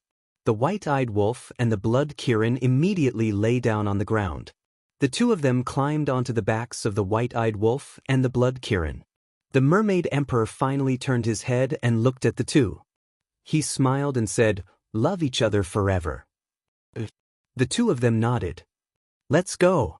The white-eyed wolf roared, and the wedding procession flew into the sky above the sea. They are married. Their wish has finally come true. The mermaid emperor watched the procession leave and wiped his tears. The black-winged king and the white-winged king nodded. Fire Lotus, who was standing at the door, turned to the three of them and said, "Why don't the three of you come with us?" "I'm not going. Our people are celebrating too. If we all leave, who will accompany them?" The mermaid emperor laughed. "Okay then. When you are done, I will ask Qin Dage to pick you up." Fire Lotus said. The mermaid emperor nodded. Fire Lotus smiled and stepped forward. She appeared in the sky above the sea before everyone else. She waved her hand and a time door opened. Chapter 2977. First District, Central Square. At this moment, the entire square was spotless, and there was a red carpet that was several meters wide in the middle. Right in front, the emperor and his wife sat in the main seat. After all, they were Qin Feiyang's parents, and the most important people in this wedding apart from Qin Feiyang and the mermaid princess. Therefore, even people like Qin Batian could not steal their limelight. Qin Batian, Emperor Hong, Emperor Qin, Qin Yuan, Lu Xingyang, several grandpas, Elder Qin, and Yi Zhong, the older generation sat on both sides. People like Li Jian, Zhao Tailai, and Lu Ji sat in the second row behind. And the younger generation like Qin Yun sat in the third row. After 3 days of cultivation in the Black Tortoise realm, Qin Li had also broken through to godhood. Now, he was also wearing festive clothes, sitting with Qin Yun and the others. Everyone had a tea table next to them, with sparkling fruits, teacups, and so on. Everyone was chatting and laughing. Around the square, there was also a sea of people. Everyone was whispering and looking forward to it. I didn't expect even the Qin Emperor to appear. I thought he had already fallen. Yeah. The person who disappeared for thousands of years and was almost forgotten suddenly appeared. How shocking! The chief eunuch looked at the sky, lowered his head, and whispered in the emperor's ear, "Your Majesty, the time has come. It's your turn to speak." The emperor nodded with a smile and stood up. Immediately. Whether it was the people on the square or off the square, they all quieted down. The emperor cupped his hands and said, "First of all, thank you for your love for the Qin clan." A smile appeared on everyone's face. "My son, Qin Feiyang, I believe everyone here is familiar with him. Not only did he save the great Qin, but he also saved the forgotten continent. Once, he sacrificed himself to revive all the living beings in the 9 continents. Everyone sees him as their guardian, respects him, and worships him. But in my eyes, he will always be my son. So at this moment, I am very happy. Because this is what I and the Empress have been waiting for. We just want him to have a family and a good wife to accompany him and take care of him. Today, we have finally reached this step. We have finally fulfilled one of our wishes." The emperor smiled. His voice was not very loud, but it was clearly heard by everyone. Everyone's face was full of smiles. "My second wish. Great Qin has been around for more than 10,000 years, and even though we've gone through countless storms, none of them have affected Great Qin's fate. We believe that in the future, Great Qin will become more and more prosperous. Every citizen of Great Qin will be able to live a happy and peaceful life in the future." Di Wang said. "I will." The crowd roared. The emperor smiled and said, "As for the third wish, I hope that these 2 children would help each other in the future and love each other for the rest of their lives. If they could quickly give birth to a granddaughter or grandson, that would be the best." Ha! Everyone laughed. Is this funny? It's not funny. Although I'm the emperor of Great Qin and seem unapproachable, I'm actually just an ordinary person. So, like all of you, I hope that I can have a grandchild soon and enjoy the rest of my life. The emperor chuckled. Outside the arena, someone laughed and said, "Your Majesty, you should urge them more. Times are different now. If the young people are not willing, what's the use of urging them? So, let's leave it to fate." The emperor waved his hand. Everyone looked at the emperor on the arena. They never thought that the ruler of Great Qin would look so amiable. All along, in the eyes of the world, the emperor represented supreme authority. He was dignified, cold, and unsmiling. But now, in front of so many people, he was talking and laughing without putting on any airs. It was a blessing for Great Qin to have such an emperor. Clang. The emperor was about to speak again, but at that moment, a deafening sound suddenly rang out in the sky. The emperor looked up and revealed a smile. He looked around and said with a smile, "Then I won't say much, lest everyone find me long-winded. Now, let's invite the 2 newcomers to the arena." As soon as he finished speaking, everyone looked up at the space-time gate in the sky. With the howl of a wolf and the roar of a qilin, the white-eyed wolf and the blood qilin fell to Qin Feiyang and the mermaid princess and walked out of the space-time gate side by side. It's the guardian deity. A qilin ride. This is really a big deal. Are you kidding? Don't you know who the master is today? Facing the guardian deity, isn't this a piece of cake? Everyone laughed. Suddenly, another dragon roar sounded, and the 5-clawed golden dragon revealed its true form and soared into the sky. "Look, It's the divine dragon. At that moment, everyone was startled. The five-clawed golden dragon was tens of thousands of feet long. It circled above the imperial city and danced in the sky. Divine light sprinkled down, enveloping the entire imperial city. Five-clawed golden dragon. This is the symbol of the royal family. And this is not an illusion, it's a real five-clawed golden dragon. Oh my God! This is the first time in my life that I've seen a real divine dragon. The five-clawed golden dragon has appeared, and the great Qin Empire will prosper. Everyone cheered as they bathed in the divine light. Those who were injured were quickly healed. Those who could not cultivate were reborn and stepped onto the path of cultivation. This auspicious scene caused the entire imperial city to be in an uproar. This guy, Qin Feiyang, shook his head and laughed. He looked down at the white-eyed wolf and said, "Let's go." Boom. The white-eyed wolf and the blood Kirin looked at each other and landed on the plaza. 54 divine generals landed and stood at the edge of the plaza. Although they suppressed their energy, the people outside the plaza could still feel a terrifying pressure. Qin Feiyang jumped off the white-eyed wolf's back. He raised his arm and reached for the mermaid princess. The blood Kirin lay on the ground. The mermaid princess reached out and grabbed Qin Feiyang's hand. Then she walked down from the blood Kirin's back. Fire Lotus looked at Qin Feiyang and the blood Kirin. She pointed at the king couple and smiled. "Let's go." The two of them looked at each other and held hands. They walked down the red carpet toward the king couple. The king had already returned to his seat. He and Lu Chuyu looked at each other, and then they happily watched Qin Feiyang and the blood Kirin approaching. The five-clawed golden dragon was flying in the sky. Divine light shone, making the entire imperial city look beautiful. Finally, Qin Feiyang and the blood Kirin approached the king couple. Ling Yunfei and the others, as well as the white-eyed wolf and the other beasts, stood behind them. They were all smiling. Feng Ling smiled and said, "Finally, they are getting married." Yes, it was not easy. Ren Wushuang nodded. They were also in the bridal procession. Ling Yunfei was taken aback. He turned to look at the two women and said disdainfully, "You have not settled down yet. What right do you have to talk about him?" "Shut up." The two of them immediately glared at him. "Be fierce. If you continue to be fierce, you will become a leftover woman sooner or later." Ling Yunfei pouted. "Father, mother." Straight ahead. Qin Feiyang looked at the king couple. Good, good, good. Now that you are married, you have to be more responsible in the future." Lu Chuyu smiled. Qin Feiyang nodded. At this time, under the command of the chief eunuch, two maids came over with teacups. The chief eunuch looked at Qin Feiyang and said, "Your Highness, it is time to hold the ceremony. You can arrange it." Qin Feiyang smiled. The chief eunuch nodded and said with a smile, "Now let's invite the two newlyweds to face the people of the world." Qin Feiyang and the mermaid princess turned around and looked at the crowd outside. "First bow to all the people in the world." The chief eunuch shouted. The two of them bent down and bowed to the people outside. Ling Yunfei asked suspiciously, "Why is it a bow to all the people in the world? Shouldn't it be a bow to heaven and earth?"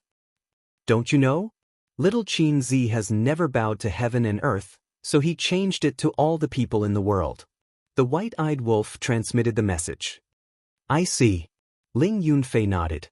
He had nothing to say about bowing to all the people in the world. The chief eunuch smiled and shouted again, "Second bow to the parents who raised you." Qin Feiyang and the mermaid princess turned around again, knelt on the ground, and kowtowed to the king couple. Good, good, good. The king couple was overjoyed. Third bow to the elders and relatives. The chief eunuch said again. Qin Feiyang and the king couple looked at each other, and then bowed to Qin Batian, Lu Xingyang, Yi Zhong, Qin Yuan, and the others. Qin Batian and the others were also full of smiles. The chief eunuch paused and then said with a smile, "Next, the couple will bow to each other." The two of them turned around, looked at each other, and bowed to each other at the same time. After Qin Feiyang and the king couple bowed to each other, the chief eunuch said casually, "Let's send them to the bridal chamber." The bridal chamber? Everyone was stunned. The The chief eunuch coughed and looked at everyone awkwardly. Sorry, I'm a little confused by the change. Everyone burst into laughter. The chief eunuch smiled apologetically and said with a serious face, the two newlyweds serve the tea. The two maids immediately took the teacups and walked to Qin Feiyang and the king couple. Qin Feiyang took the two teacups and said to the king couple with a smile, Father, mother, please have some tea. The couple took the teacups, took a sip and put them aside. The mermaid princess also took the two teacups and respectfully handed them to the couple, saying, Father, mother, please have some tea. Okay. The two of them smiled happily, took the teacups, and took another sip. The chief eunuch said, Let's toast to the elders here. Qin Feiyang and the king couple got up and walked to Qin Yuan first. Logically speaking, Qin Yuan was the junior of Qin Badian and the others, so it was not his turn to be the first. But no one had any objection to this, because they all knew the relationship between Qin Feiyang and Qin Yuan. The second was Qin Batian and Tan Tai Li. Next was Lu Xingyang, followed by Emperor Hong, Emperor Qin, and the others. The ceremony is done. After the tea was served, the chief eunuch said with a smile, Now we can send them to the bridal chamber. Why are we going to the bridal chamber so soon? Let's play a little more. Fatso suddenly said. Everyone looked at Fatso in surprise. That's right.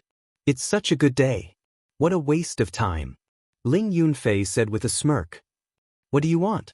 I'm warning you, don't mess around. Qin Feiyang looked at the two of them warily. We're not messing around. We're just messing around. The white-eyed wolf smiled slyly. Yeah, it's not fun if we don't mess around. The golden leopard nodded. Qin Feiyang swept his gaze over these guys and finally understood what was going on. This was premeditated from the start. Look at these young people. Sigh. I really don't know what to say about them. Old Qin shook his head. Qin Batian smiled slightly and said, As long as it's not vulgar, it's fine as long as they're happy. It seems that we really came at the right time. Just when Ling Yunfei and the others, the white-eyed wolf and the other beasts were about to make a move, suddenly, a burst of laughter sounded in the sky. Chapter 2978. Hearing this voice, everyone was slightly taken aback and looked up suspiciously. This was because this was a very unfamiliar voice. Immediately, above the plaza, two figures appeared out of thin air. It was an old man and a young man. The old man was 8 meters tall and wore white clothes. He held a horsetail whisk in his hand and looked sage-like. The other person was a young man. He was also 8 meters tall and wore a purple robe. He had a tall figure and a dignified appearance. He gave off an extraordinary aura.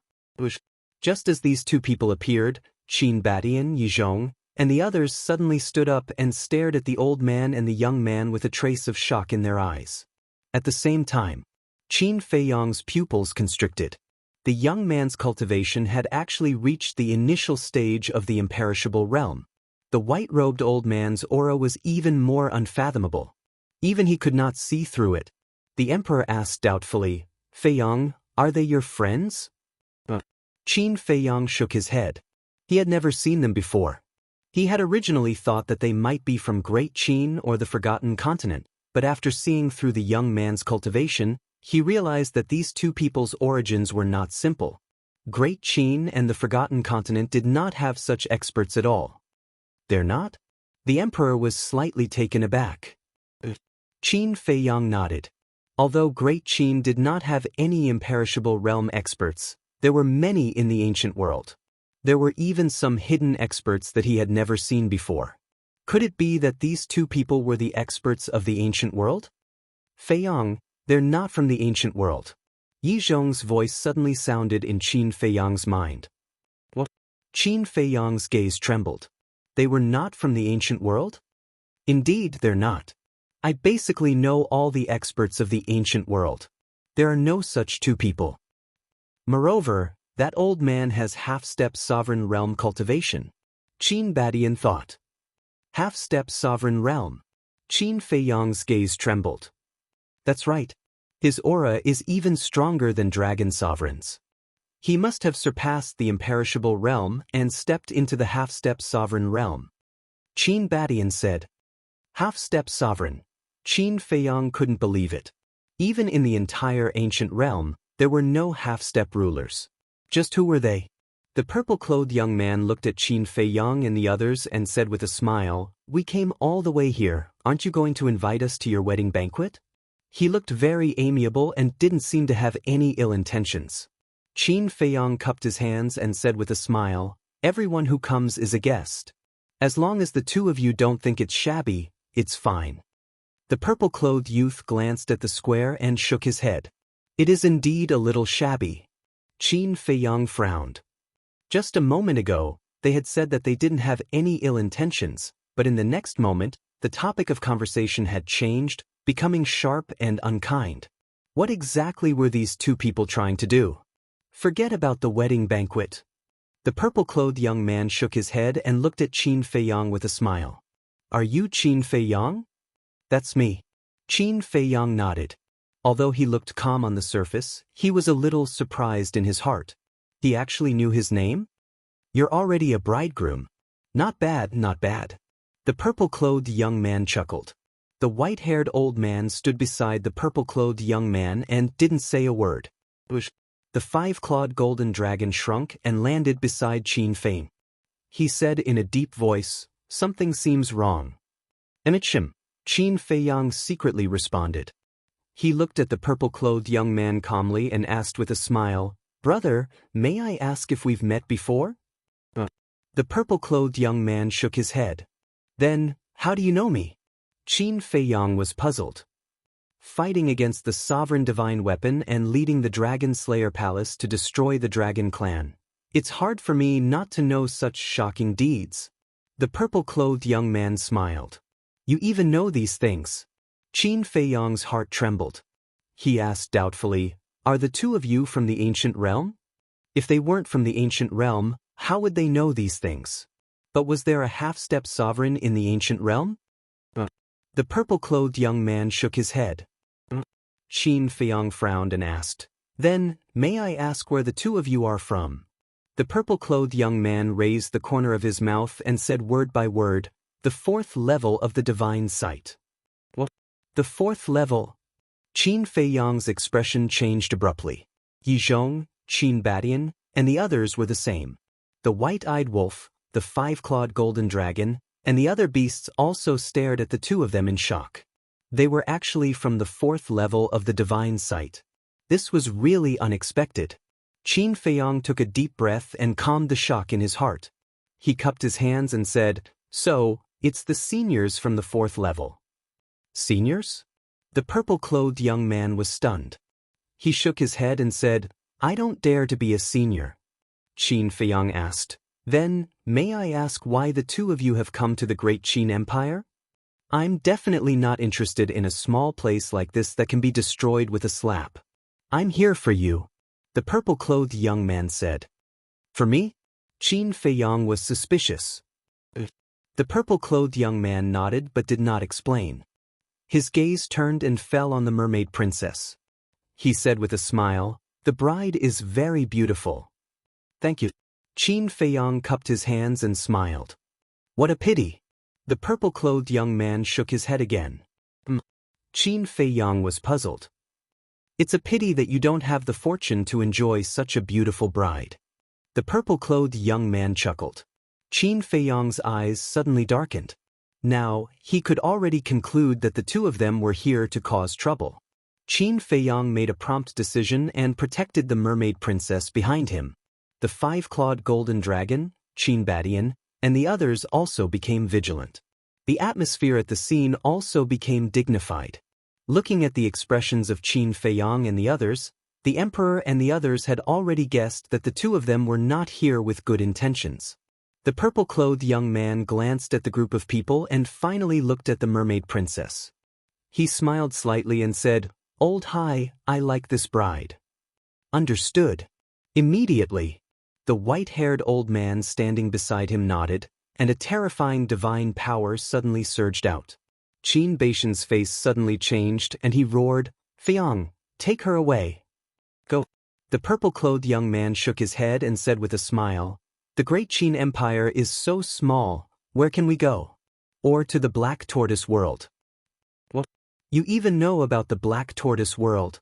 Qin Feiyang and the others were shocked.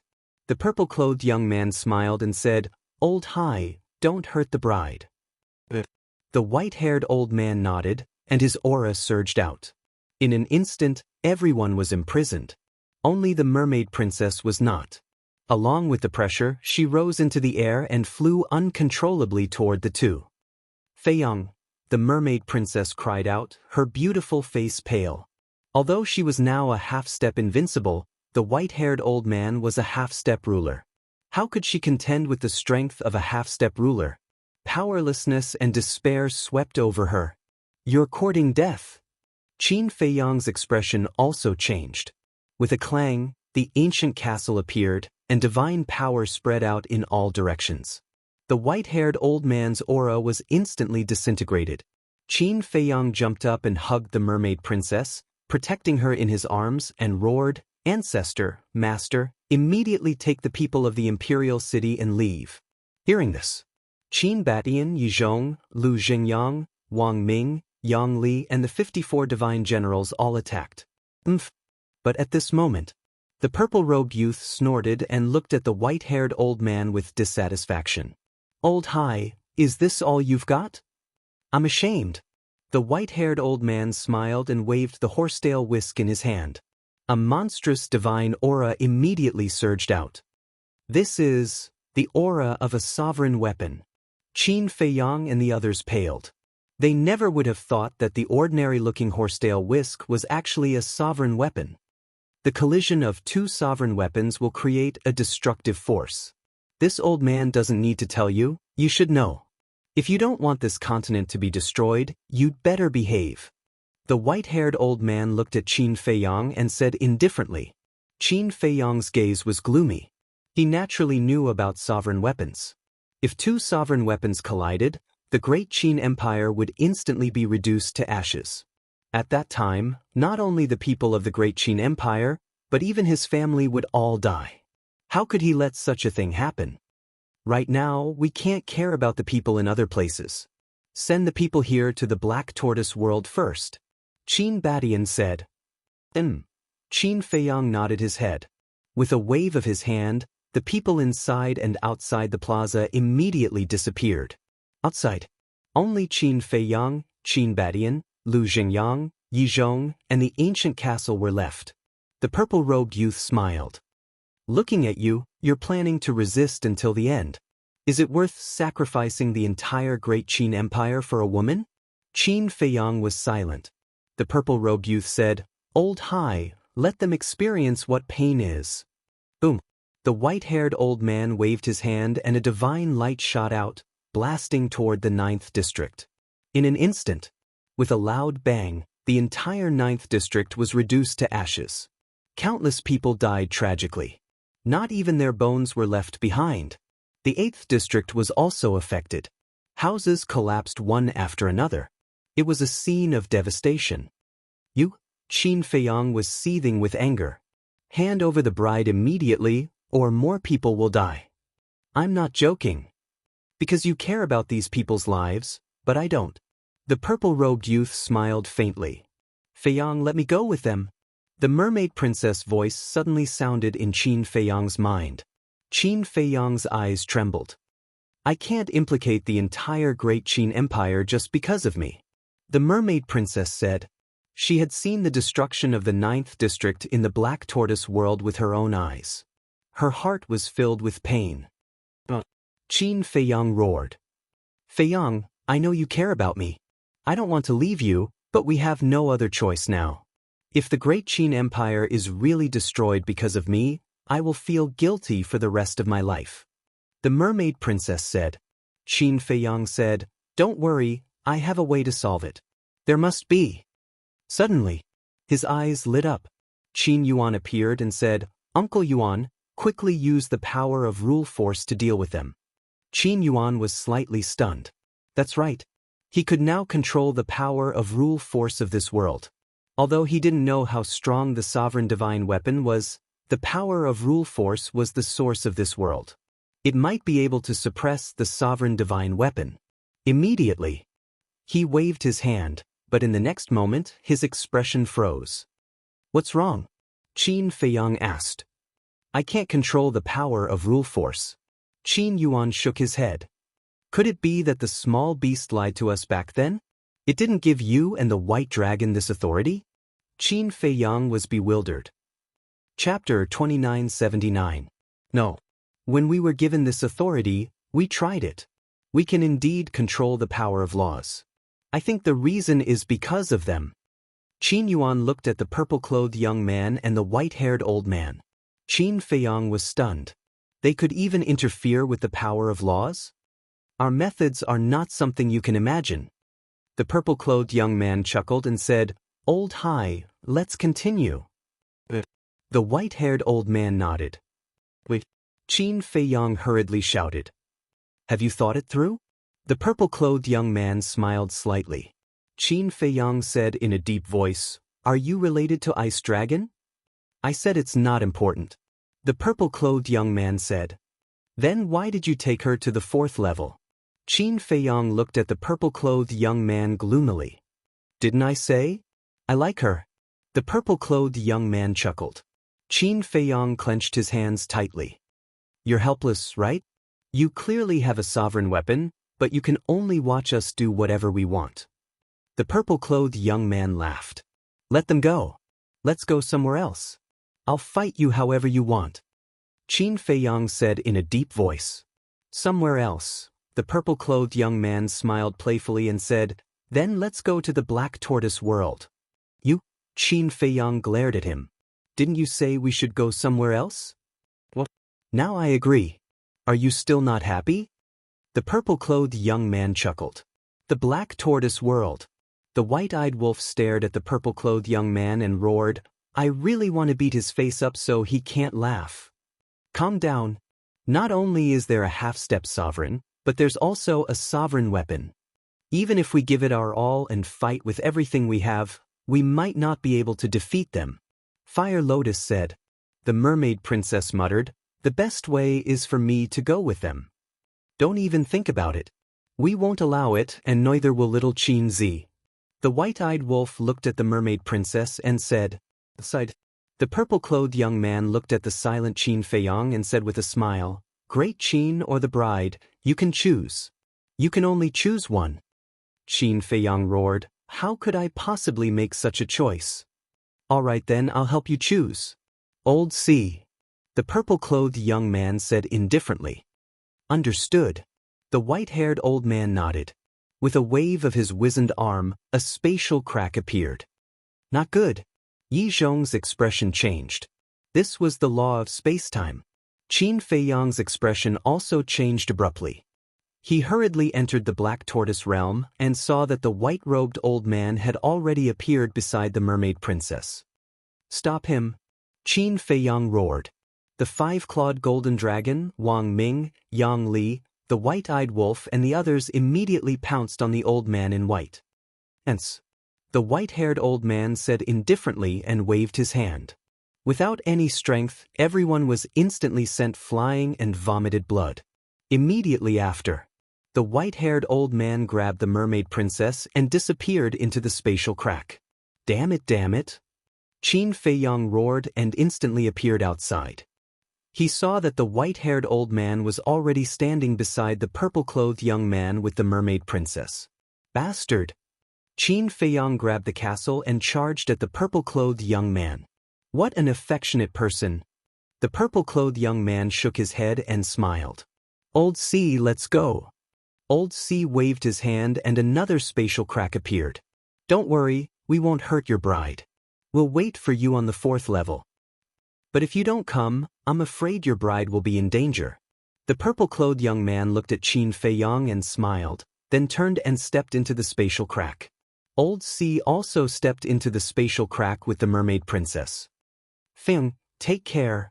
Mermaid princess turned and looked at Qin Feiyang who was flying away.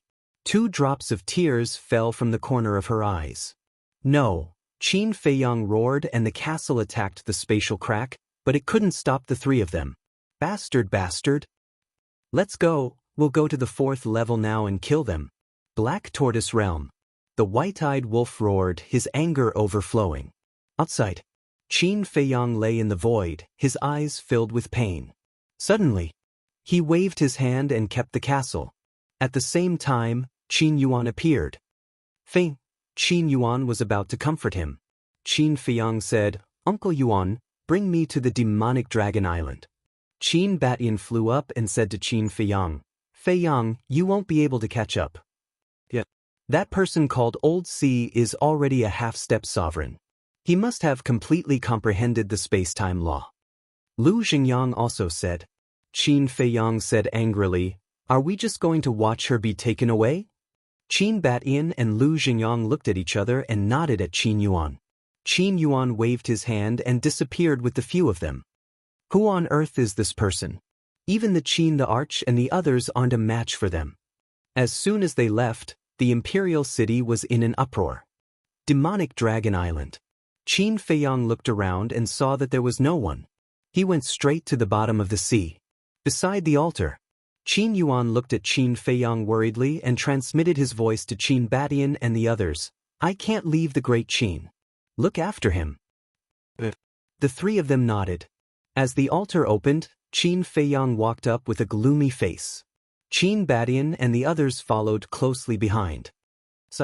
After the 4 of them left, Qin Yuan sighed deeply. Couldn't the heavens be nicer to this child? The 2nd level. Above the altar, Qin Feiyang and the others appeared out of thin air. However, when the 4 of them appeared, they found the fire python lying beside the altar with injuries all over its body. "Brother Fire, what happened to you?" Qin Feiyang's expression changed. He quickly landed beside the fire python and asked. The fire python was extremely weak and its vitality was fading. Seeing that the situation was bad, Qin Feiyang hurriedly took out a large number of divine-grade life divine pills and stuffed them into the fire python's mouth. Boundless vitality instantly exploded in the fire python's body. Its injuries were recovering at a speed visible to the naked eye. The dissipating vitality also stabilized. After the fire python recovered, it immediately looked at Qin Feiyang apologetically and said, "I'm sorry. I couldn't stop them." "You've seen them?" Qin Feiyang asked in a deep voice. "Not long ago, they suddenly appeared on the 3rd level. I immediately asked them. They said they wanted to go to the Great Qin. I thought, why do the people on the 4th level want to go to the Great Qin? So I stopped them and didn't allow them to go. But they were too strong. I couldn't stop them. Just a while ago, they came back from the Great Qin and brought your woman. I immediately realized that something was wrong and stopped them, asking them to put down the mermaid princess. But not only did they not listen, they even attacked and almost killed me." The fire python said angrily.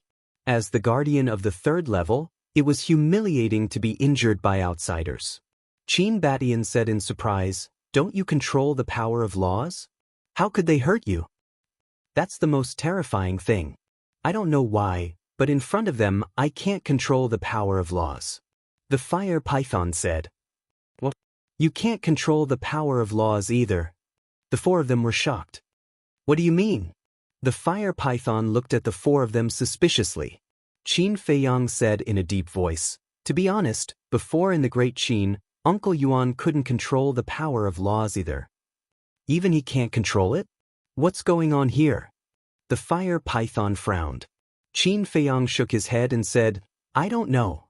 Why don't you try again and see if you can control the power of laws now?" The fire python nodded. With a thought, the power of laws suddenly descended from the sky.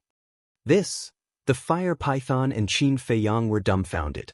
It could actually control the power of laws? It seems that it's as Qin Yuan guessed. The reason is indeed on them. Lu Xingyang said, "It's too unbelievable. To be able to interfere with the power of laws, what kind of method is this?" Qin Feiyang asked, "Did they go to the 3rd level?" The fire python nodded. "Let's go." Qin Feiyang waved his hand and immediately revived the altar. "No need to revive the altar. I will bring you guys up directly." As the fire python finished speaking, an invisible force descended. The next moment, the three of them appeared in the shrine. The shrine's door was wide open. Qin Feiyang rushed out of the shrine and stood in the sky, scanning the surroundings. Except for the giant beasts, there was no one else. At the same time, the fire python closed its eyes and expanded its perception infinitely. Qin Feiyang and the others looked at it nervously. After a while, the fire python opened its eyes and looked at Qin Feiyang. They're gone. They should have returned to the 4th level. Bastard! I won't forgive them. Qin Feiyang roared, Brother Fire, send me to the 4th level now. The fire python nodded. Wait. Qin Badian said. What's wrong? Qin Feiyang asked. Qin Badian transmitted his voice. If we go to the 4th level now, what about your father and the others? Qin Feiyang's body stiffened. That's right. Father and the others are still in the Black Tortoise world. The 4th level is full of powerhouses. It's hard to predict good or bad luck. I can't let Father and the others take the risk. Calm down first. Didn't they say it when they left? They won't hurt you or for the time being. Let's go back first. After settling everything, we'll go to the 4th level. Qin Badian said. The main reason why he did this was to give Qin Feiyang some time to calm down. Because Qin Feiyang had almost lost his mind. If he rushed to the 4th level, he would definitely die. So, he had to calm down first before he could deal with all of this rationally. Yi Zhong looked at Qin Feiyang and said, Your ancestor is right. Let's go back first. After calming down, we'll go to the 4th level. Qin Feiyang looked at the east side of the Nether King's Hell. His hands clenched tightly as he muttered, Don't be afraid, I will definitely save you. Then, with the help of the fire python, the 4 of them returned to Great Qin. At this moment, the Imperial City was in chaos. The 9th City District was ruthlessly destroyed, and the 8th City District was also destroyed. Countless people lay in pools of blood, wailing in pain. Sigh. Qin Yuan brought Qin Feiyang and the others back to the sky above the Imperial City. Looking at this scene, he couldn't help but sigh. Qin Feiyang waved his hand, and many divine life pills appeared and fell down. Quickly consume these divine life pills to heal your injuries. Your Highness. Everyone got up and looked at Qin Feiyang with anger, pain, and sadness on their faces. Chapter 2980. Looking at those faces, Qin Feiyang felt extremely guilty in his heart. He bowed and said, I'm sorry, I've implicated all of you. Your Highness, this isn't your fault. Because we all heard your conversation. They were the ones who were looking for trouble. Everyone roared. Thank you, everyone. Qin Feiyang bowed and waved his hand. The people and beasts that were sent to the Black Tortoise realm appeared one after another. Father, get someone to deal with the aftermath. Qin Feiyang looked at the emperor and said a few words, then turned around and walked towards the central square of the 1st district alone. Fing. Lu Chuyu looked at Qin Feiyang anxiously. The emperor pulled Lu Chuyu and shook his head. Let him calm down by himself. Why is this child's life so hard? Lu Chuyu's eyes were filled with tears. Since he was young, he had been plagued with disasters. It wasn't easy for him to get to where he was today, but God still didn't let him go. Sigh.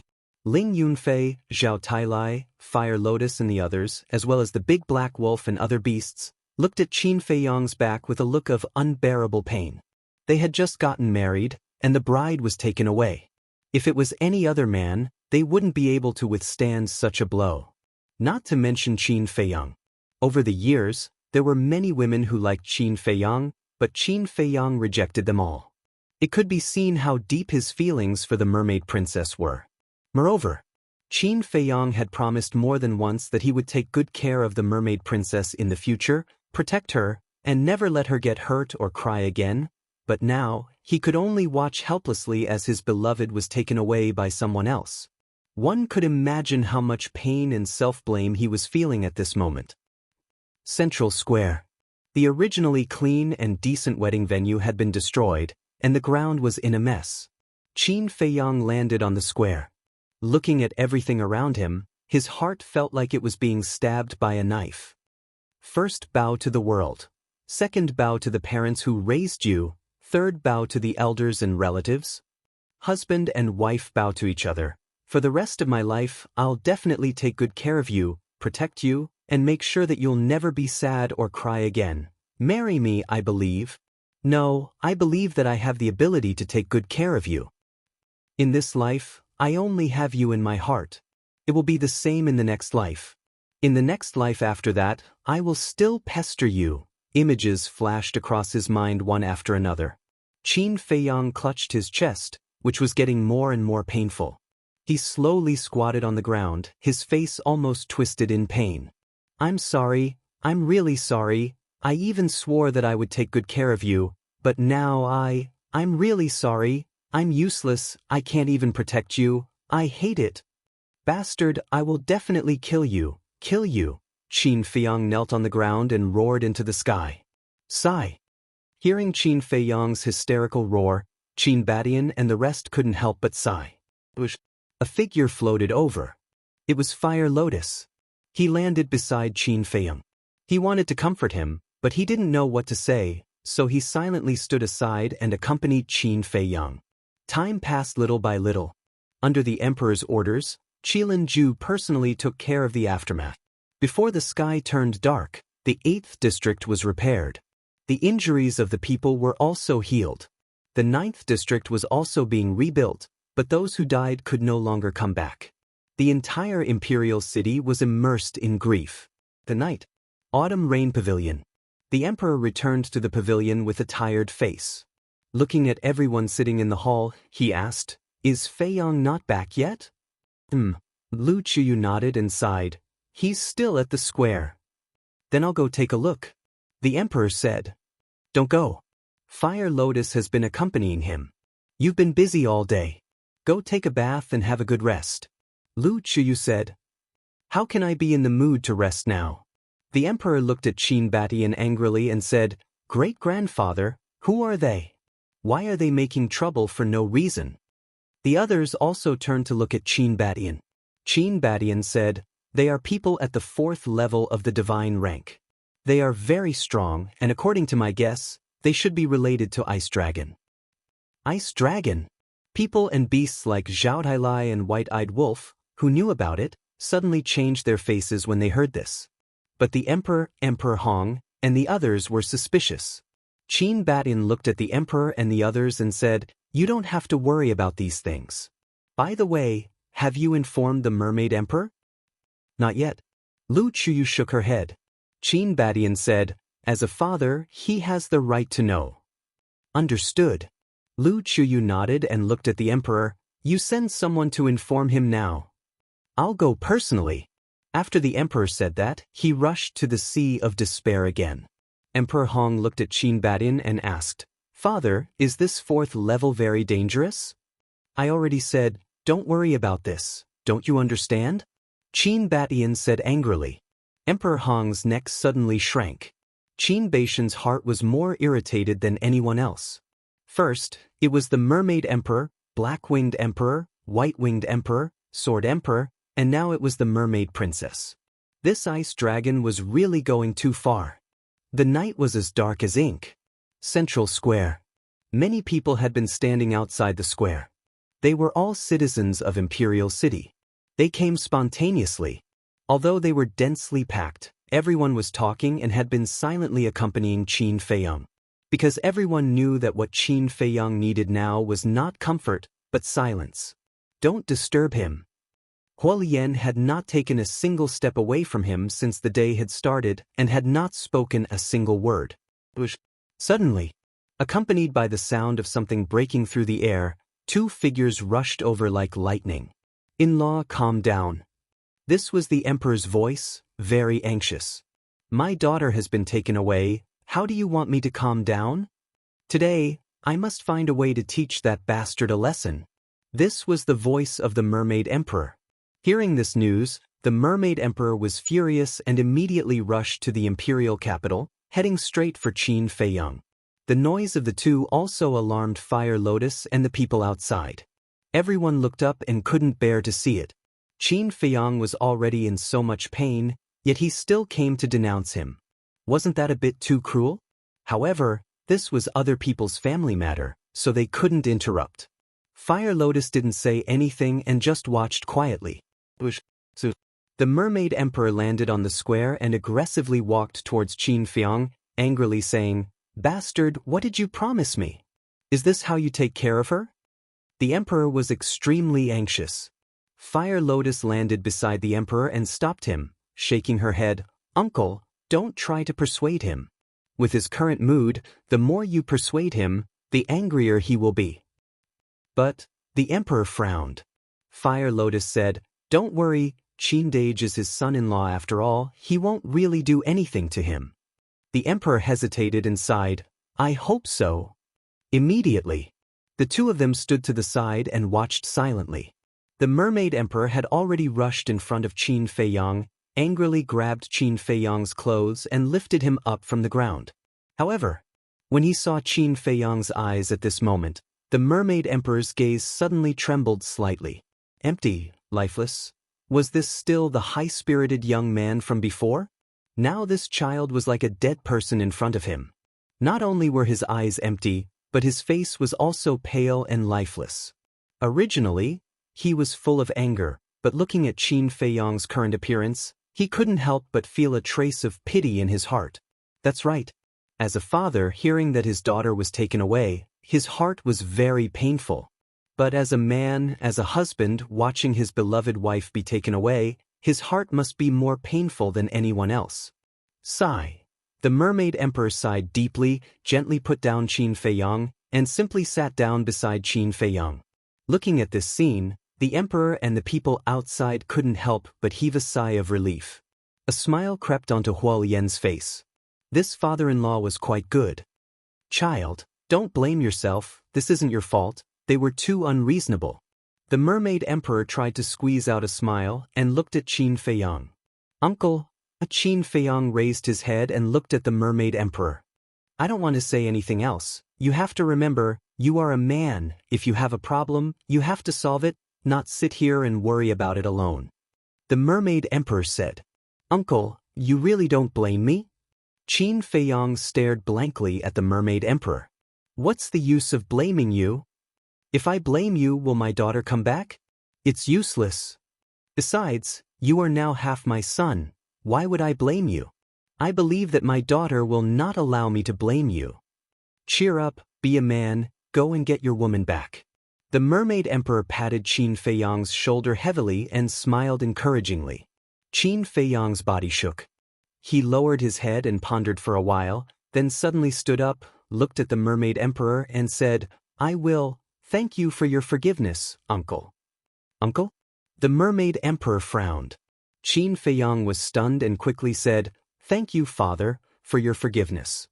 "That's more like it." The Mermaid Emperor nodded in satisfaction. Qin Feiong looked at the Emperor, and the Emperor also smiled encouragingly. Swish. Qin Feiong took a step forward, and the decadent aura suddenly disappeared. Standing above the city, he shouted, "Gather!"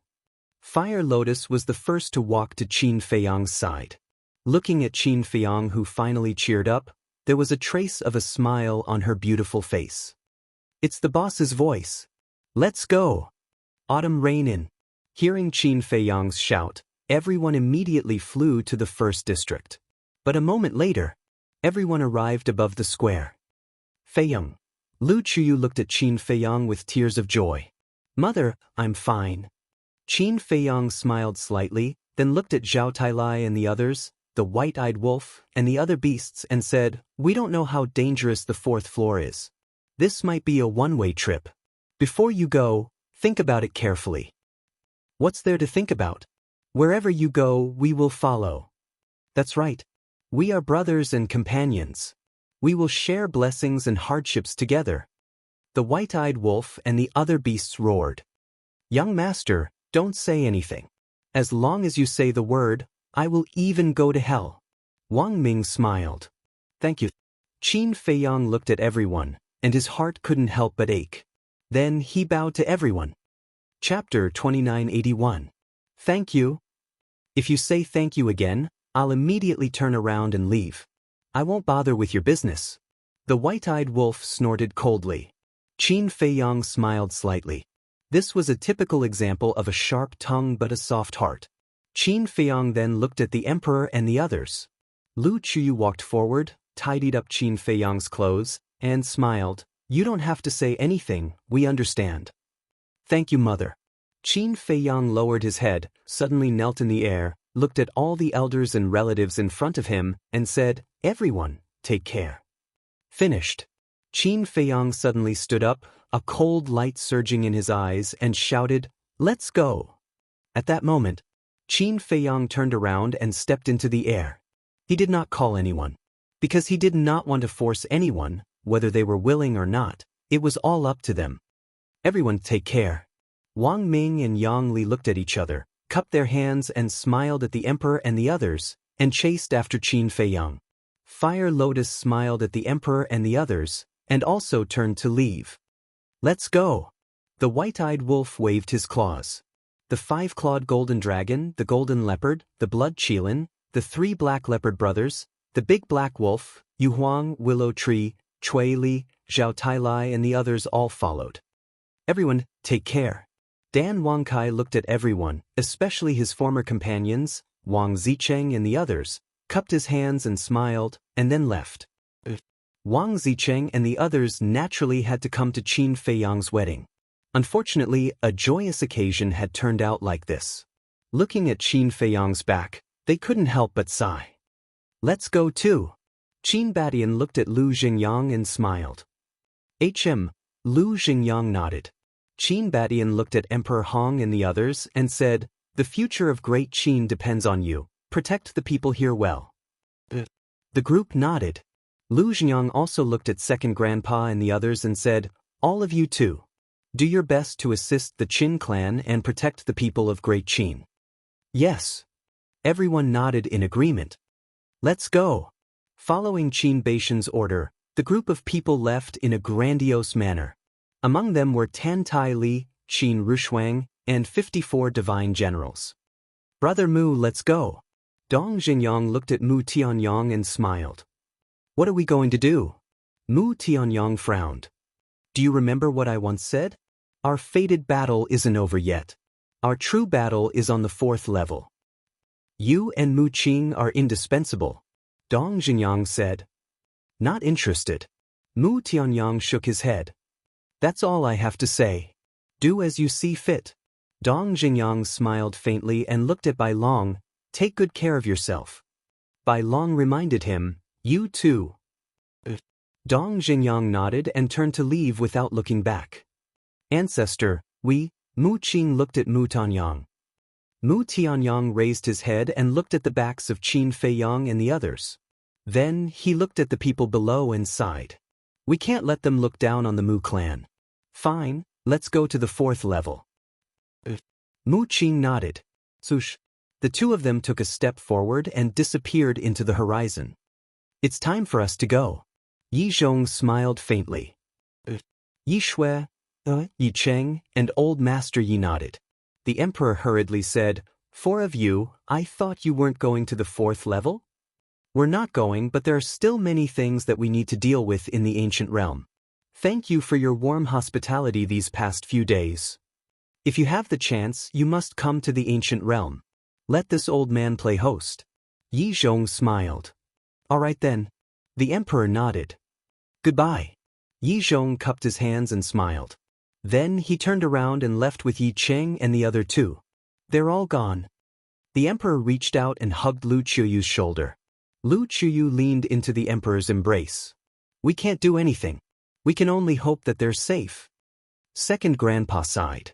Yes. Everyone nodded. This reunion was too short.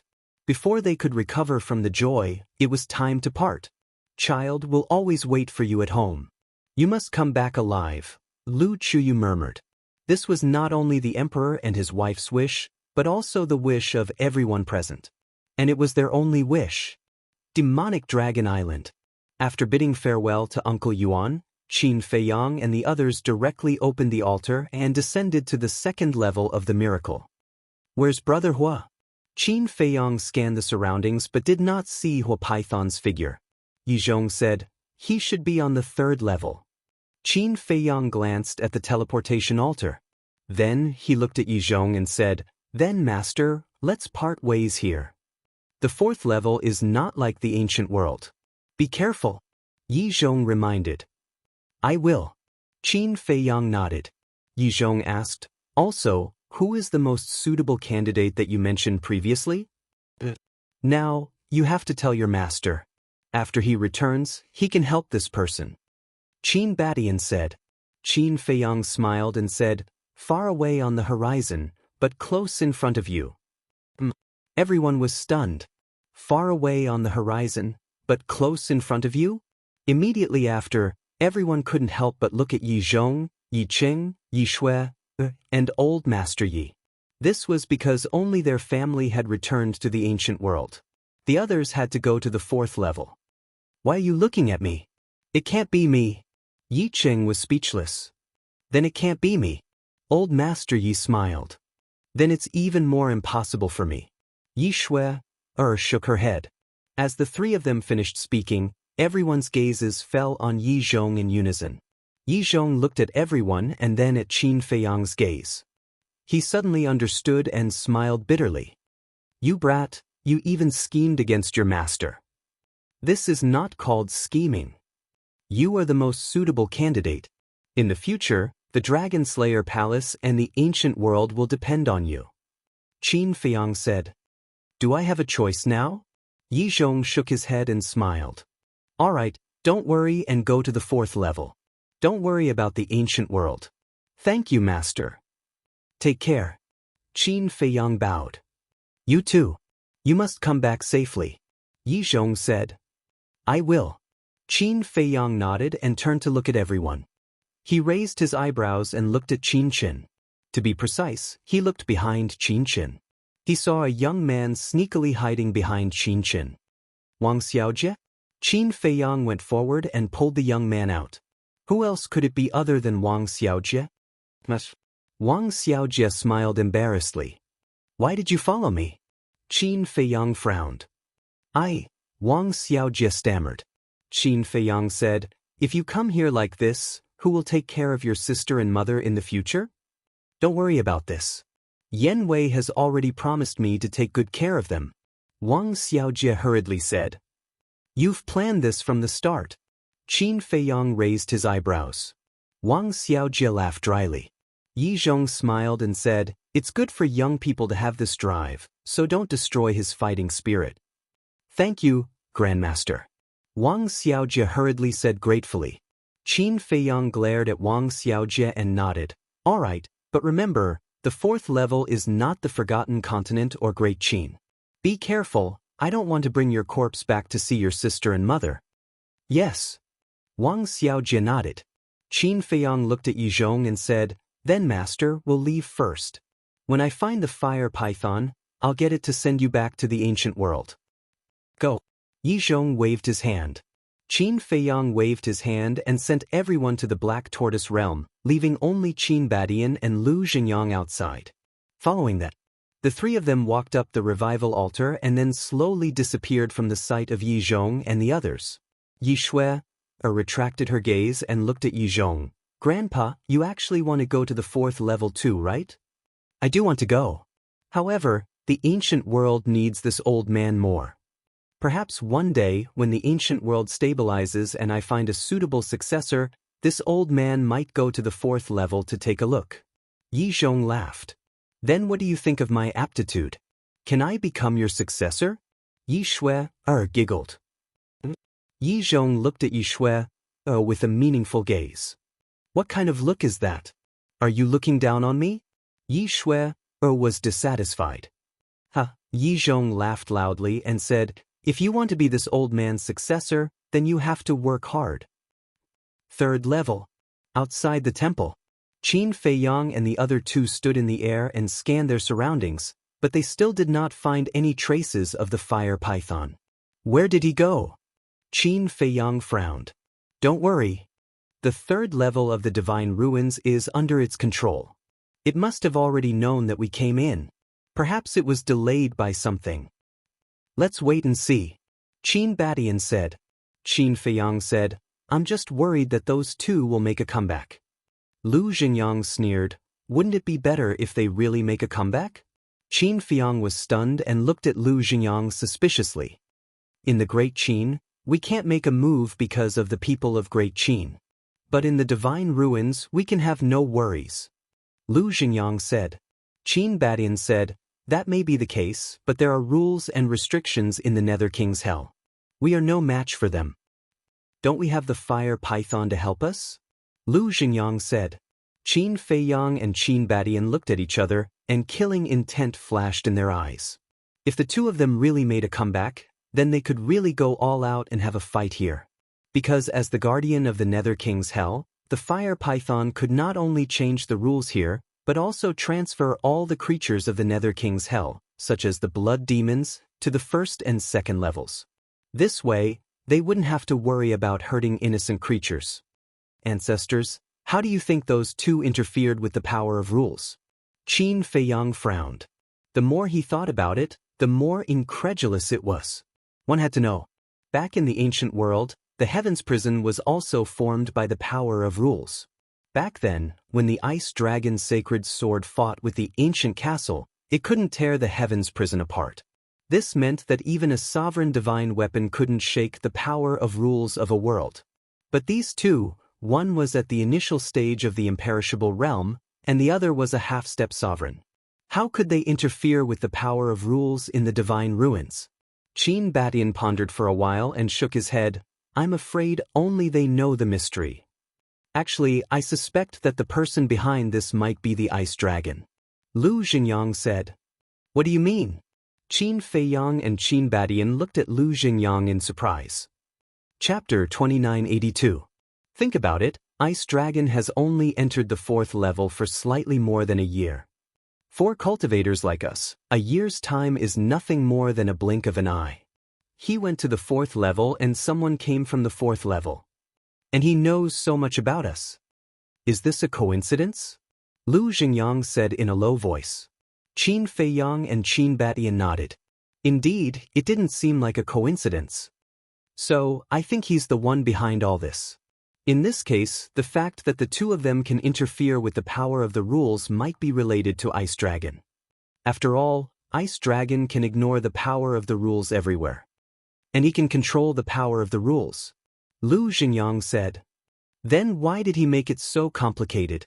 The Mermaid Emperor and the other 3 have been taken away by him. It's only a matter of time before we go to the 4th level. Now that he's here to kidnap this girl, isn't it superfluous? Qin Badian frowned.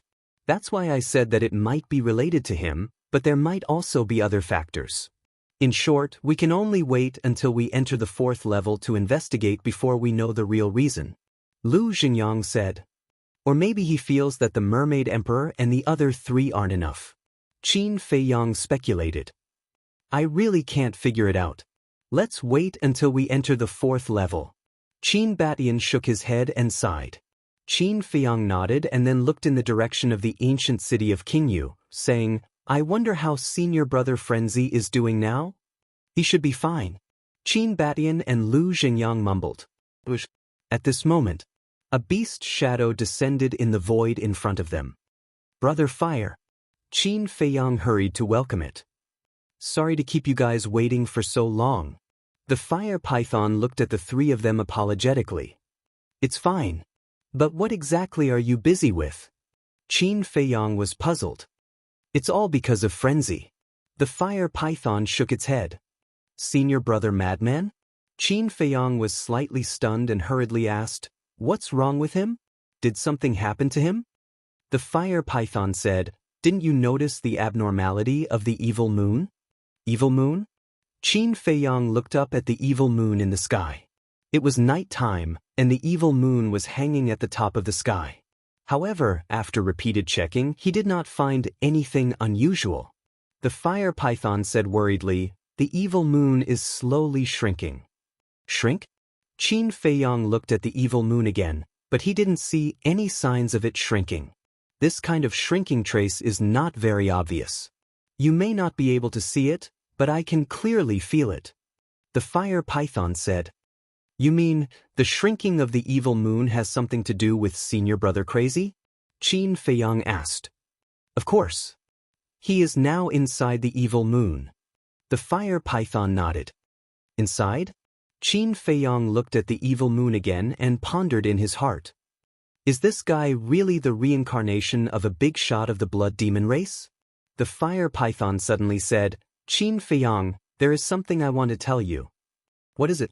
Qin Feiyang was stunned. Since I became the guardian of the third floor, I have carefully investigated the history of the third floor. Do you know what I found out?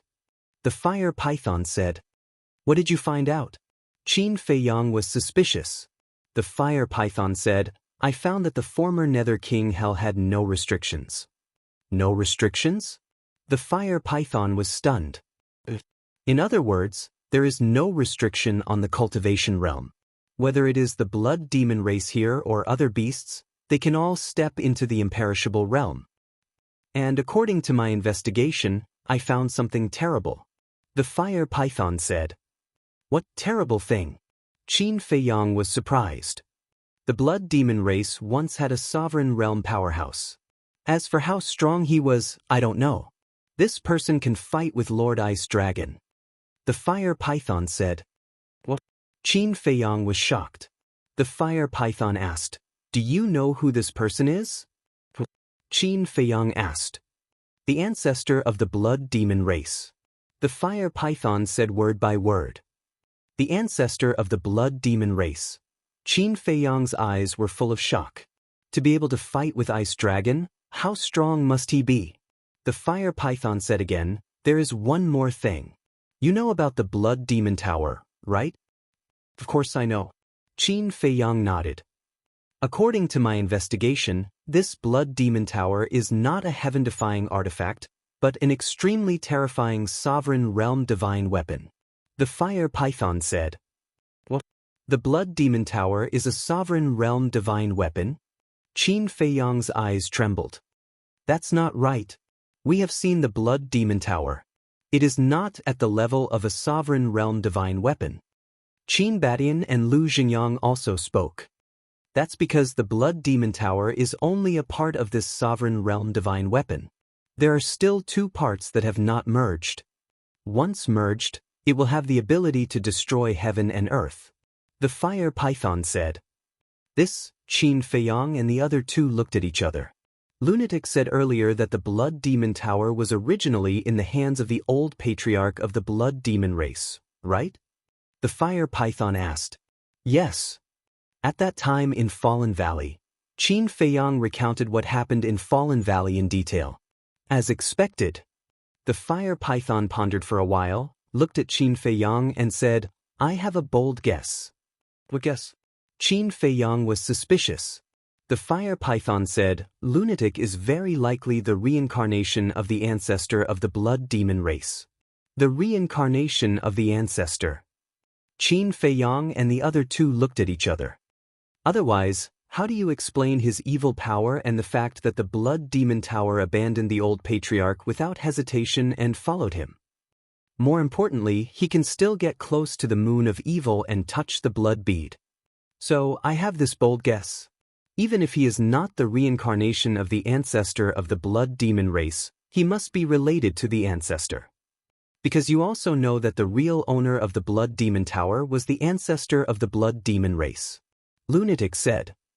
I know this. Qin Feiyang nodded, pondered for a while, and asked, Then, did you tell senior brother Lunatic about this? The fire python nodded. Then what was his reaction? Qin Feiyang asked. With his personality, what reaction can he have? However, I can see that he really wants to find out, so during this period of time, he has been staying in the moon of evil. You also know that every time he touches the blood bead in the moon of evil, an image will appear in his mind. What does he want to find from this image? But I heard from him that no matter what, he can't see it clearly. It is because of this that a large amount of evil power was absorbed by him, and the moon of evil showed signs of shrinking. You know the importance of the evil power to the blood demon race. If they lose the evil power, the blood demon race won't be able to survive here. Not only the blood demon race, but also the other creatures of hell. So I am worried. If he really absorbs all the evil power, what will happen to the blood demon race in the future? The fire python shook its head and sighed. Qin Feiyang pondered for a while and said, "How about this? Take me there, I will persuade him." That would be for the best. The fire python was overjoyed. By the way, Feiyang, didn't you say that there is a person called Shweta? Can you let us meet him? Qin Batian suddenly spoke. Back then in the forest of gods and devils, Shweta had saved their lives. For them, it was a great kindness. Now that there was a chance, they naturally had to visit him personally. Qin Feiyang pondered for a while, looked at the fire python and said, "Brother Hua, then I will leave this matter to you. Send my 2 ancestors to the ancient city of Qingyu." "All right." The fire python nodded. With a thought, Qin Batian and Shweta disappeared. Immediately after, the fire python also brought Qin Feiyang and instantly landed in front of the moon of evil. Suddenly, a terrifying evil force surged toward them. The fire python mobilized the rule force and protected Qin Feiyang. Qin Feiyang shouted, "Senior brother madman, I have something to say, come out quickly." What? A moment later, Madman walked out with an annoyed look. Qin Feiyang frowned. "Are you trying to destroy the moon of evil?" "I really want to destroy it, but unfortunately, I don't have the ability." Madman snorted coldly. Qin Feiyang shook his head and smiled bitterly. "I know you really want to figure out your background, but this matter can't be forced. Let's just let nature take its course." "You make it sound nice." Didn't Qin Batian also run around to investigate his background? Madman pursed his lips. Qin Feiyang said in a deep voice, "All right, I need your help." "What help?" Madman frowned. Qin Feiyang looked at the fire python and asked, "You didn't tell him?" "Not yet." The fire python shook its head. Looking at Qin Feiyang's pained face, Madman raised his eyebrows and said, "What is it?" "Just this morning." Qin Feiyang briefly explained the matter of the old man and the young man. "What?" Madman's expression changed. "So now, I am going to the 4th floor. I really need your help." Qin Feiyang looked at Madman pleadingly. "Damn it, how dare they bully this daddy's little brother? Let's go. This daddy will accompany you to the 4th floor and let them know that people from the lower realm aren't to be trifled with." Madman said angrily. "Thank you, senior brother Madman." Qin Feiyang smiled gratefully. "Can't help it, this daddy has a troublesome little brother like you." Madman shook his head. "Little brother?" Qin Feiyang smiled bitterly. "Qin Feiyang, there's one more thing that I think I need to tell you." The fire python suddenly spoke again. "What is it?" Qin Feiyang was puzzled. "Do you know them?" The fire python condensed 3 phantoms. 2 of them were 2 young men, and the last one was a gray castle. Qin Feiyang and Madman looked at each other. Wasn't this Li Feng and the mysterious young man, as well as the gray castle that disappeared? Qin Feiyang pointed at the gray castle and asked, "Brother Fire, where did you see it?" The fire python said, "A few years ago in the Nether King's Hell." "It also came to the Nether King's Hell?" Qin Feiyang and Madman looked at each other. The fire python asked, "So, you all know them?" "I know them all, and they are all related to me." Qin Feiyang nodded. The fire python said, "They also went to the 4th floor." What? Qin Feiyang was shocked. Chapter 2983. They all went to the 4th floor? Frenzy asked in disbelief. "Yes." Fire python nodded. "Did they go together?" Frenzy frowned. "Not really. That young man went to the 4th floor first. Half a year later, it was that gray castle. Another 2 months passed and that young man called Li Feng only entered the 4th floor. I don't think they know each other." Fire python said. "It's really strange. How did they know there's a 4th floor?" Frenzy frowned. "Let's not talk about that young man first. He's very mysterious. As for Li Feng and the Grey Castle, Li Feng has always been with Ancestor Shue's soul. Ancestor Shue and the Grey Castle are from the previous era. Since they know about the existence of the miracle, it's impossible for them to do anything strange. I even suspect that the Grey Castle's goal is to enter the 4th floor. But why did they enter the 4th floor? Qin Feiyang's face was also full of doubts. It seems that even if we go to the 4th floor, we won't be too bored. Frenzy chuckled. Qin Feiyang nodded and then looked at Fire Python. Apart from them, are there any other strangers in the Nether King's Hell? Other strangers? Fire Python was stunned. Especially strong ones. Qin Feiyang said. Nope. Fire Python shook his head and asked doubtfully, why do you ask? Back then, when my ancestors entered the 3rd floor, they met a mysterious white-haired young man. Not only did this person give my ancestors an elixir to recover their cultivation, but he also sent them directly from the 3rd floor to the ancient world. Qin Feiyang said, that's impossible. There are rules and restrictions in the miracle. Apart from me, Lord Ice Dragon, and Lord Beast God, no one has this ability. Fire Python shook his head. Therefore, my guess is that he might be the real owner of the miracle, the creation god. Qin Feiyang said. That's even more impossible. Why would an existence like the creation god come to save someone completely unrelated to him? Fire Python shook his head. Forget it then. We'll talk about it when we have the chance to meet him in the future. Let's go to the ancient city now. Qin Feiyang said. The Fire Python nodded and brought the two of them to the sky above the ancient city of Qingyu. At this moment, the sky above the ancient city was already bustling with activity. The Ghost King and the 10 commanders were all present. Qin Batyin and Lu Xingyang were standing opposite them. They were talking and laughing, and it seemed like they were having a good time. With the appearance of Qin Feiyang and Lunatic, King Yu and the 10 commanders immediately looked toward the two of them. Senior Ghost King, long time no see. How have you been? Qin Feiyang cupped his hands and smiled.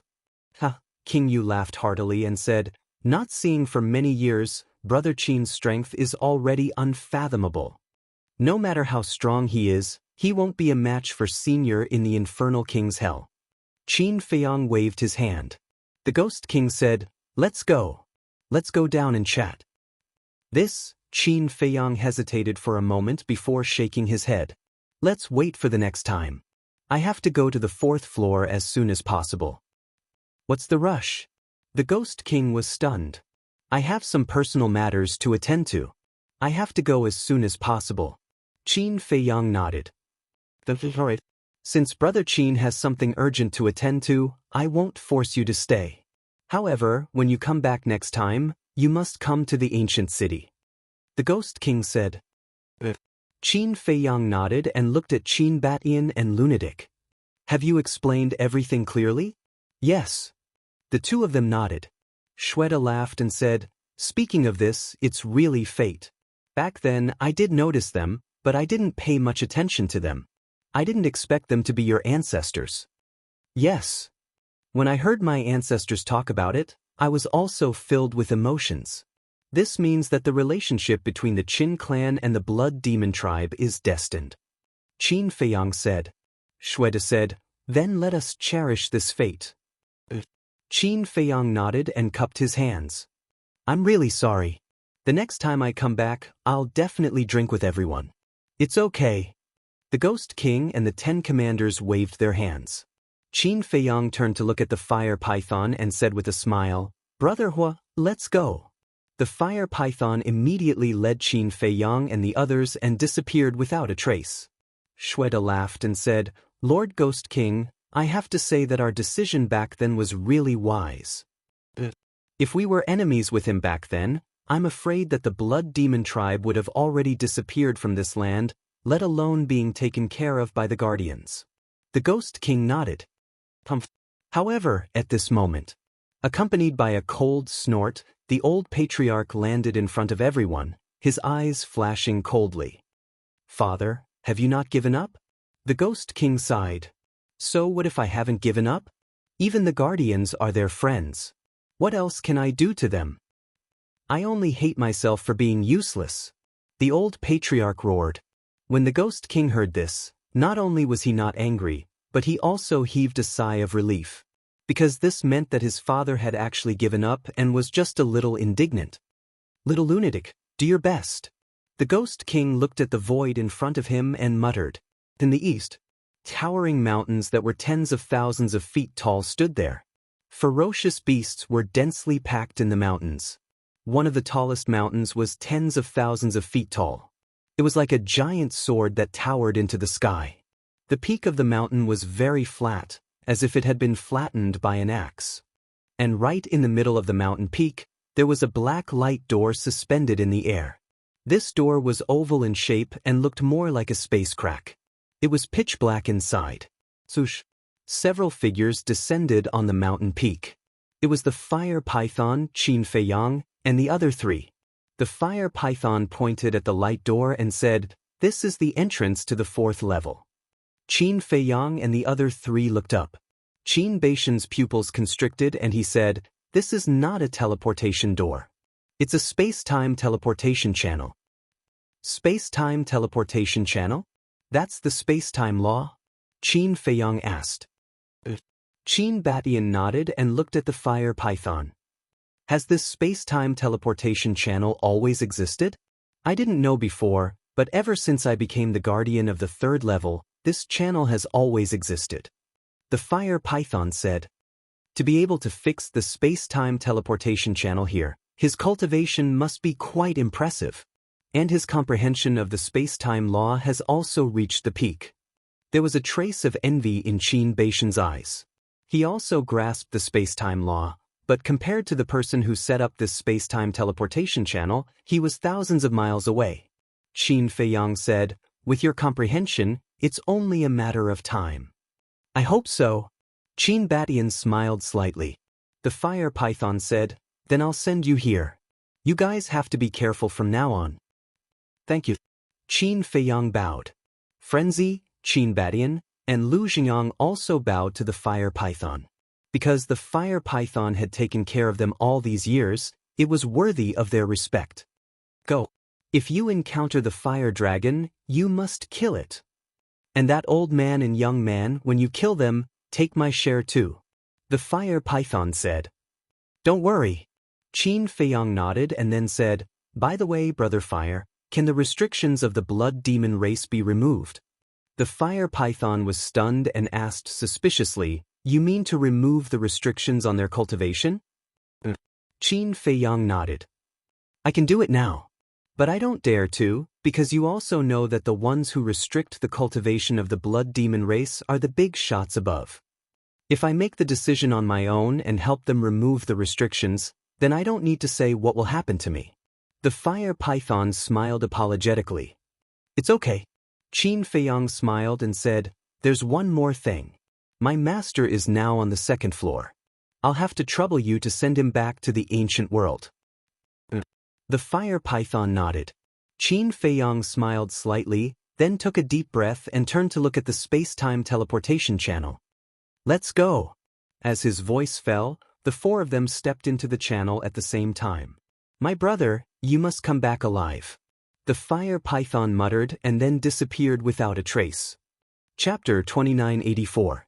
A black area of nothingness seemed to be boundless. This was the space-time teleportation channel. Inside, a storm swept in all directions, emitting a world-destroying aura.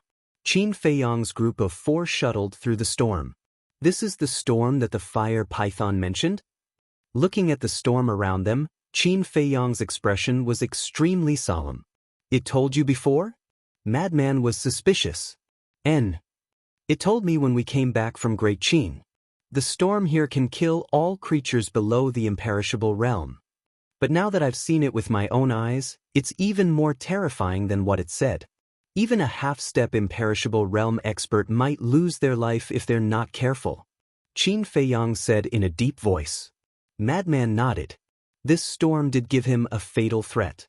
However, with the protection of 2 peak imperishable realm experts, Lu Xingyang and Qin Batian, there was nothing to worry about.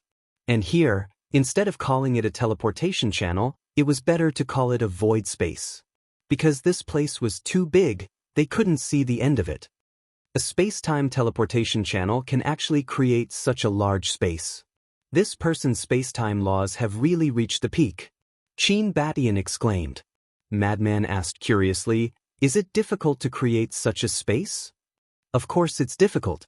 Creating space is already the highest profound of space-time laws. I don't even dare to think about it now. And the space here is quite stable. Without reaching the peak, it's impossible to do this. Qin Batian said. With that, he waved his hand, and a surge of divine power surged out, blasting toward the void on the left. Boom! Accompanied by a loud bang, the space here didn't have any traces of distortion. This, Qin Feiyang and Madman looked at each other. Even a perfect imperishable stage powerhouse was unable to cause this space to tremble a bit? Time passed breath by breath. Boom! Crack! Suddenly, in the void on the right, there was a loud bang. What's going on? Qin Feiyang's group of 4 were surprised. It sounded like the sound of a battle, but why were there people fighting here? Go and take a look? Madman asked. All right. Qin Feiyang nodded. Inside the space-time transmission channel, there were actually battle fluctuations. No matter how one looked at it, it was a little strange. Qin Batian and Lu Xingyang looked at each other. Their faces were also full of curiosity. Then they turned around in the air and brought Qin Feiyang and Lu Xingyang through the storm, rushing toward the place where the sound came from. About 10 breaths later, the fluctuations became clearer and clearer. Qin Feiyang and the other 3 finally dared to conclude that those were the fluctuations of a battle. Were there really people fighting here? Then who could it be? A creature from hell? Or was it someone from the 4th floor? However, none of the creatures of the Nether King's Hell had reached the imperishable realm, so they probably weren't creatures of the Nether King's Hell. Based on this analysis, there was a 90% chance that it was someone from the 4th level. A while later, Qin Batian, Qin Feiyang, and Lu Xingyang's eyes suddenly trembled. What is it? Frenzy was suspicious. This aura, Qin Feiyang murmured. Qin Batian and Lu Xingyang were also full of surprise. What's wrong with this aura? Frenzy frowned. Qin Feiyang suddenly roared. That's right, this is Old Hai's aura. Qin Batian and Lu Xingyang also immediately sped up, killing intent flashing in their eyes. Old Hai? Frenzy became more and more suspicious. Lu Xingyang said in a deep voice, This Old Hai was one of the people who came to the Great Qin in the morning and kidnapped you. I see. Frenzy nodded in realization. No wonder Qin Feiyang was so angry. One had to know. This was the hatred of stealing one's wife. They couldn't live under the same sky. That's not right. They left in the morning and it's already nighttime. Why are they still in the space-time transmission channel? Frenzy was surprised. I don't know. I don't care about this either. Qin Feiyang shook his head, staring at the void in front of him, his eyes filled with killing intent. Another few dozen breaths passed. The battle fluctuations were so terrifying that even Qin Feiyang's group of 4 couldn't get close. What should we do? Qin Batian asked. What's so great about a half-step ruler? Now, even heaven-defying divine artifacts like the Sunset Divine Bow can kill them. Qin Feiyang snorted coldly. That's right, there's nothing here. We can fight without any worries. Frenzy nodded. Clang. The Sunset Divine Bow, Sky-Breaking Halberd, Shield of Thick Earth, and 7-Star Staff appeared. The Sunset Divine Bow and other heaven-defying divine artifacts were the first to follow Qin Feiyang, and they were also the first to enter the land of origin. Their current strength was almost at the level of a low-stage ruler. Boom! The 4 heaven-defying divine artifacts awakened and respectively protected Qin Feiyang's group of 4. The 4 of them continued forward. The 4 heaven-defying divine artifacts could also sense the killing intent in Qin Feiyang's heart, so they were also prepared to fight. Finally, 2 figures entered the 4's line of sight. One of them was wearing a white robe and holding a horsetail whisk. Who else could it be but Old Hai? But at this moment, Old Hai's body was covered in injuries. You can actually injure him? Qin Feiyang's group of 4 found it unbelievable and immediately looked at the person who was fighting with Old Hai. It was also an old man. But the difference was, this old man was slightly shorter, only about 1.5 meters tall. However, although he was only 1.5 meters tall, he was not as thin as Old Hai, and his body was extremely strong. His upper body was exposed, and the bulging muscles were filled with explosive power. His red hair was also like flames, and he was also wearing a fiery red robe. His face was glowing, and his spirit was hale and hearty. But this old man also had many injuries on his body, and their strength seemed to be equally matched. Boom. Woo-woo.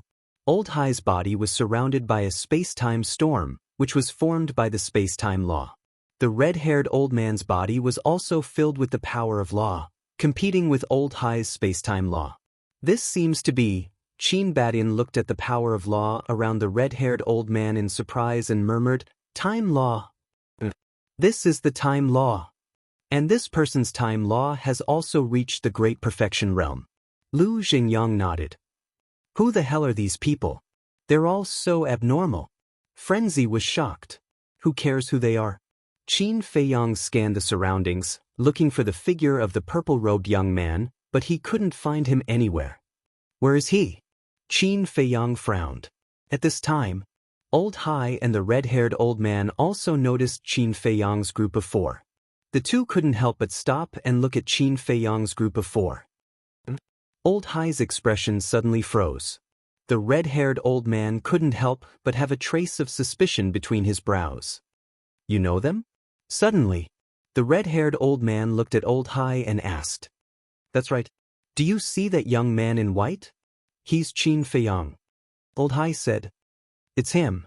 The red-haired old man looked at Qin Feiyang with a look of surprise in his eyes. "You don't even know what Qin Feiyang looks like, and you're here to stop this old man?" Old Hai sneered. The red-haired old man coldly snorted, and the time law rolled out and blasted towards Old Hai. He shouted, "Qin Feiyang, the person you want to find is in this old man's space god object." Qin Feiyang immediately looked at Old Hai. Since the purple-robed young man was in his space god object, then the mermaid princess must be there too. Clang. He grabbed the sunset divine bow, and the sunset divine bow suddenly burst out with divine light. Swoosh. The next moment, a golden arrow shot towards Old Hai, carrying with it an aura that could destroy the heavens and earth. Old Hai didn't care at all. A mere heaven-defying divine weapon wanted to hurt him? What a pipe dream. But the next moment, his eyes trembled, and he turned to look at the sunset divine bow in surprise. The red-haired old man was also shocked. How could this heaven-defying divine weapon be so powerful? It had surpassed the limit of a heaven-defying divine weapon. Clang. Old Hai waved his hand, and a terrifying space-time law suddenly appeared and blasted towards the red-haired old man's time law. At the same time, he waved the horsetail whisk in his hand, and a monstrous divine power appeared and blasted towards the arrow. A sovereign divine weapon was indeed extraordinary. Although the sunset divine bow was now so powerful, it couldn't compete with a sovereign divine weapon. The arrow instantly shattered. Following closely, the monstrous divine power blasted towards Qin Feiyang and the other three. At the same time, the two powers of law also collided, and it was still a tie. Not good. But looking at the divine power rushing towards Qin Feiyang and the other three, the red-haired old man's face changed. He was about to rescue them, but he found that Qin Feiyang's expression didn't change. The red-haired old man couldn't help but have a trace of suspicion in his eyes. Seeing that the divine power was about to arrive, accompanied by a loud clang, the ancient castle appeared. The red-haired old man was shocked. It was actually a sovereign divine weapon. How could a mere person from the lower realm have a sovereign divine weapon? Moreover, he keenly discovered that this ancient castle seemed to be somewhat different from the other sovereign divine weapons. Boom. As soon as the ancient castle appeared, it woke up on its own, and divine power surged out. The two divine powers collided with a loud bang, and a destructive wave of air instantly erupted. The ancient castle immediately shone down with divine light, protecting Qin Feiyang and the other three as well as the sunset divine bow and the other four heaven-defying divine weapons. Madman said, "It seems that if we want to kill him, the ancient castle will have to take action. You guys go to the Black Tortoise world first." Qin Feiyang waved his hand and sent the three of them and the four heaven-defying divine weapons to the Black Tortoise world. He took a step forward and charged towards Old Hai with the ancient castle. He said, "I didn't expect to meet you so soon. Now, can you still threaten me with the people of Great Qin?" Old Hai coldly snorted. The law of space and time emerged, and a black hole appeared around Qin Feiyang. Not bad. It wasn't just one black hole, but dozens, hundreds. One had to know. Back then, Long Zun could only evolve one black hole. But this Old Hai could evolve it as he pleased. One could imagine. How terrifying was this person's attainments in the law of space and time? Chapter 2985. Numerous space-time black holes emitted a terrifying aura as they tore Qin Feiyang apart. It was as if they wanted to tear him apart and destroy his soul. However, under the protection of the ancient castle, Qin Feiyang was not injured at all. Clang.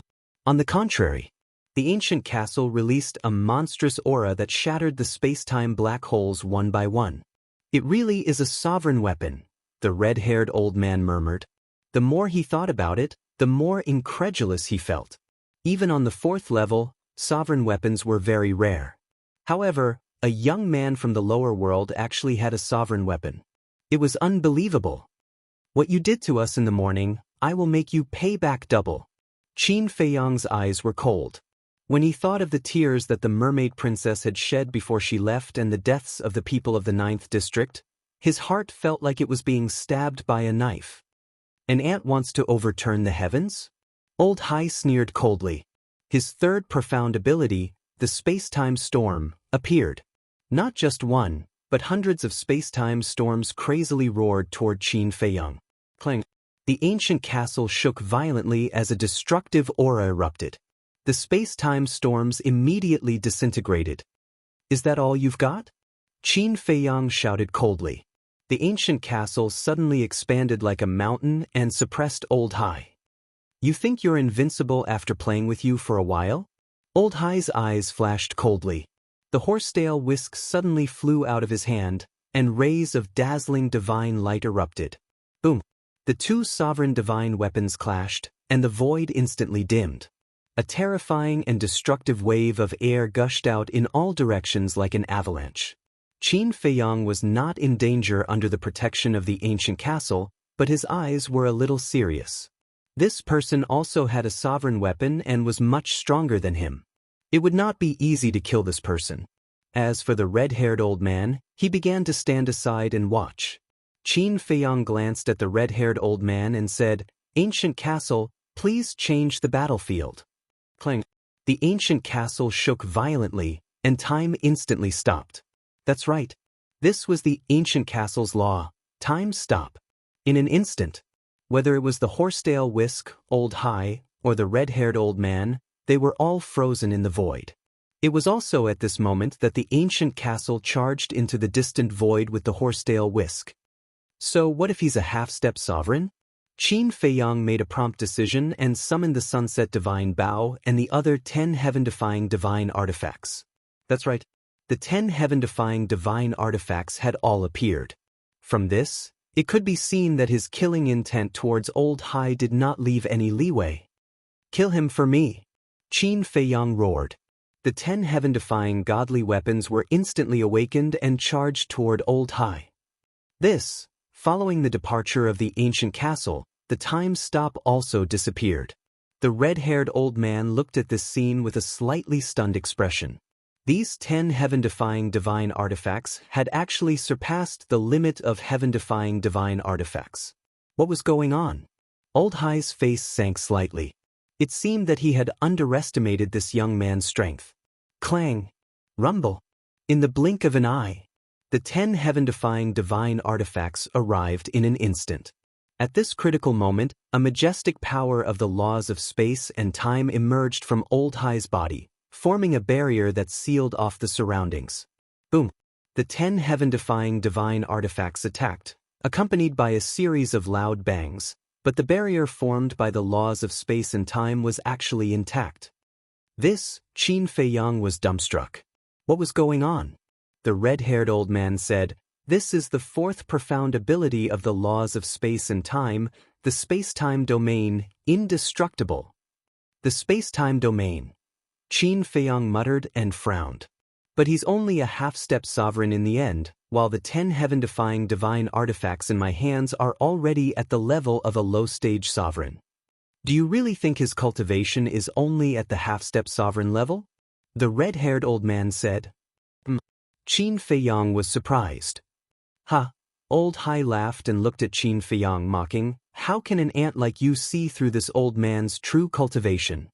True cultivation. Qin Feiyang's heart trembled. You think you can defeat this old man by letting the ancient castle take away my sovereign divine artifacts, but you don't know that by doing so, you're hastening your death. Because if the ancient castle is still here, this old man really can't kill you. Boom. As Old Hai's voice fell, an even more terrifying aura suddenly erupted. Qin Feiyang didn't know how strong it was, because he knew almost nothing about the sovereign realm experts.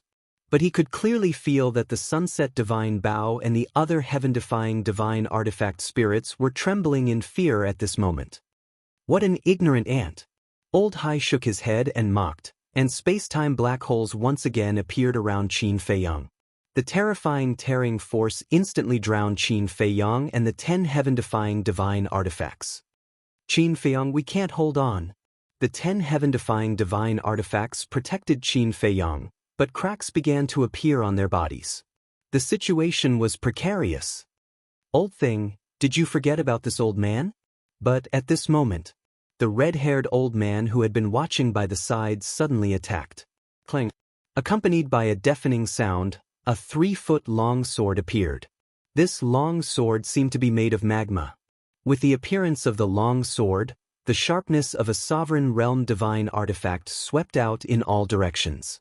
The next moment, the long sword arrived behind Old Hai. Old Hai hurriedly dodged, but his body was still torn apart by the sharp sword. However, his torn body instantly healed, and then he glared at the red-haired old man and said angrily, "You're despicable. No matter how despicable I am, I'm not as despicable as you. You actually ran to the lower realm to capture people." The red-haired old man waved his hand, and the long sword slashed toward Old Hai again. Old Hai's pupils shrank, and with a wave of his hand, a space-time crack appeared. With this old man here, do you think you can escape? Time stop. The red-haired old man pointed his finger, and the time here once again stopped. Following closely, the long sword slashed toward Old Hai. Ah! A scream suddenly sounded. Old Hai's body was immediately shattered in the void, and his soul was destroyed. This? Qin Feiyang was stunned.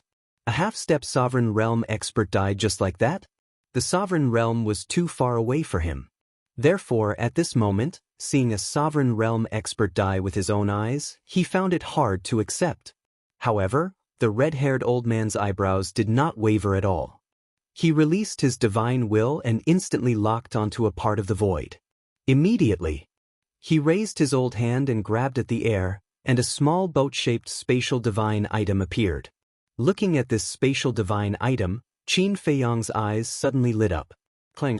He grabbed the sky-breaking halberd and slashed at the divine boat. With a loud crack, dazzling sparks shot out from the void. The divine boat immediately shattered in the void, and 2 figures fell out. Wasn't it the purple-robed young man and the mermaid princess? The mermaid princess exclaimed in surprise. Qin Feiyang was also very happy, and immediately rushed toward the mermaid princess. Stop! The purple-robed young man's voice suddenly sounded.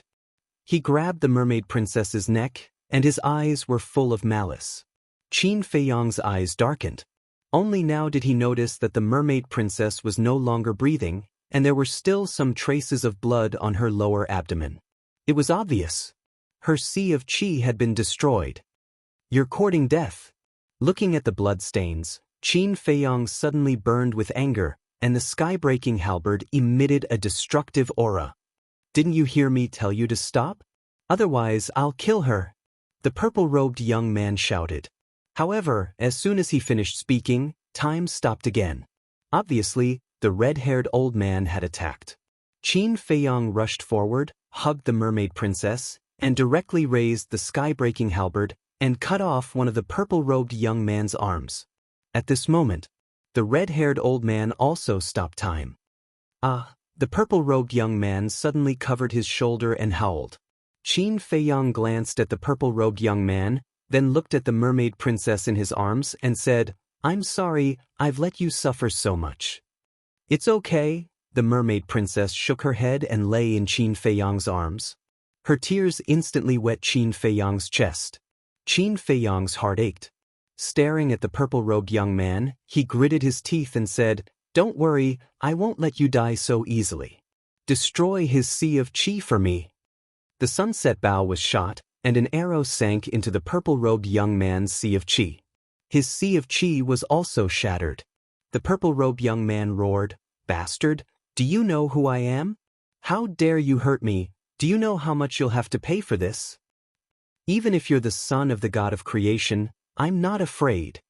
Qin Feiyang smiled sinisterly. With a thought, the white-eyed wolf and a group of fierce beasts appeared and shouted, "Torture him to death. Bastard, how dare you come and steal little Qinzi's woman, you're fucking immortal." Hearing this, the white-eyed wolf immediately roared and pounced on the purple-robed young man. Immediately. That was where the miserable screams came from. Clang. At this moment, the castle returned, but the horsetail whisk was nowhere to be seen. Qin Feiyang looked at the castle and asked, "Where's the sovereign divine weapon?" The castle did not answer and directly returned to the Black Tortoise realm. Qin Feiyang frowned and couldn't help but look in the direction of the battle between the castle and the horsetail whisk. "Don't look for it. If the sovereign divine weapon wants to leave, you can't stop it." The red-haired old man smiled faintly. Qin Feiyang turned to look at the red-haired old man. The red-haired old man smiled kindly. Qin Feiyang took out a spirit sea pill and put it in the mermaid princess's mouth. Then he turned to the red-haired old man and bowed. "Thank you for your help, senior." "Thank you, senior." The mermaid princess also bowed. The red-haired old man looked at the two and asked, "Looking at your clothes, you seem to have just gotten married?" "In the morning, we had just gotten married when these two people came. Not only did they attack us, but they also hurt many people of the Great Qin Empire." Qin Feiyang nodded. "I can't believe they would do something like breaking up a couple. They're indeed a group of inhumane people." The red-haired old man shook his head. "Who exactly are they?" Qin Feiyang was suspicious. The red-haired old man sighed. "They have a strong background, and the force behind them is even stronger. Even I have to be wary. Are they that scary?" Qin Feiyang frowned. "Let's put it this way. The force they belong to is one of the strongest forces in the Sky Cloud realm." The red-haired old man thought for a moment and said, "Sky Cloud realm?" Qin Feiyang was stunned. Chapter 2986. The Sky Cloud realm is the fourth layer you speak of. After the red-haired old man finished speaking, he waved his hand, and the long sword returned to his body. "Sky Cloud realm," Qin Feiyang murmured. The red-haired old man looked at Qin Feiyang and said with a smile, "Actually, this old man has to thank you." "Thank me?" Qin Feiyang was taken aback. "This old man and he have been fighting here for a whole day, but because our strength and cultivation are equal, and we both have sovereign divine weapons, we have been unable to determine the winner. And your arrival has undoubtedly broken this balance. So this old man can quickly kill him." The red-haired old man laughed. No. It is this junior who should thank senior. If it weren't for senior stopping him here, I don't know how long it would take for me to save my wife. Senior, please accept my and my wife's 3 kowtows." After Qin Feiyang finished speaking, he and the mermaid princess looked at each other, and then bowed deeply to the red-haired old man 3 times. "Hee, you know how to repay kindness. You are a good young man." The red-haired old man nodded. "Senior, you flatter me."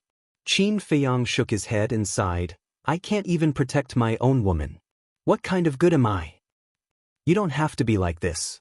Your strength still needs to be tested. After all, you are still so young. The opponent you are facing this time is not something your place can compare to.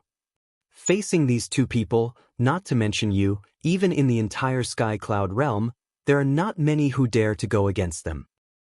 So, you dare to face them head-on and kill their subordinates. This courage is not bad. The red-haired old man smiled slightly. Are they really so strong? Qin Feiyang frowned. Of course. As one of the strongest forces in the Sky Cloud realm, any order from them can shake the Sky Cloud realm. The red-haired old man nodded. Qin Feiyang and the mermaid princess looked at each other. It seemed that this time they had really encountered a strong enemy. The mermaid princess said, "Then Senior's origin must not be simple." "Why do you say that?" The red-haired old man chuckled. "When you killed Old Hai, you didn't even blink. Furthermore, you don't seem to be worried in the slightest. Therefore, Junior, your origin is definitely not inferior to theirs." The mermaid princess said, "Little girl, you're very smart." The red-haired old man smiled. "Senior, you flatter me." The mermaid princess waved her hand. "Indeed, the power that this old man belongs to is not weaker than them. Furthermore, both of us are in a relationship of mutual fear." The red-haired old man nodded. Qin Feiyang asked suspiciously, "Then why did Senior come to intercept them?" "Because we received news that they left the Sky Cloud realm. As enemies, we naturally have to come and see what they are up to. But I never thought that I would get to know the two of you." The red-haired old man smiled. "It's us who are climbing up the social ladder." Qin Feiyang blushed with shame as he shook his head. He bowed and said, "May I know Senior's name?" "It's just a name. It's not worth mentioning. If you don't mind, you can call me Elder Hua." The red-haired old man smiled faintly. "Greetings, Elder Hua." Both of them bowed in unison. The red-haired old man nodded and then looked at the white-eyed wolf and the other beasts, asking, "Are they all your spiritual pets?" No. They are my partners, not spiritual pets." Qin Feiyang quickly waved his hand. "Partners?" The red-haired old man was taken aback. "We have been through life and death together for many years. In this Junior's eyes, they are all Junior's family." Qin Feiyang nodded. "Ha, treating the beasts as your family, young man, you are indeed interesting. However, just let them be. Don't go too far. After all, the strength behind them isn't simple. Be careful of their crazy revenge in the future." The red-haired old man said, "Revenge? Sooner or later, I will kill them in front of them and make them regret everything they did today." Qin Feiyang's eyes flashed with a cold light. "Your courage is commendable, but you still have to work hard. As for that Old Hai, it will be difficult for you to kill him." The red-haired old man shook his head. "Isn't he already dead?" Qin Feiyang said. "Dead?" The red-haired old man was taken aback and shook his head. "How can a powerhouse of their level die so easily?" Qin Feiyang and the mermaid princess were shocked and said, "Could it be that their divine souls are still in the Sky Cloud realm?" "That's for sure. Otherwise, do you think that the sovereign divine weapon won't care about their life and death?" The red-haired old man smiled faintly. Qin Feiyang's face sank. He looked at the white-eyed wolf and the others and said, "Be more ruthless."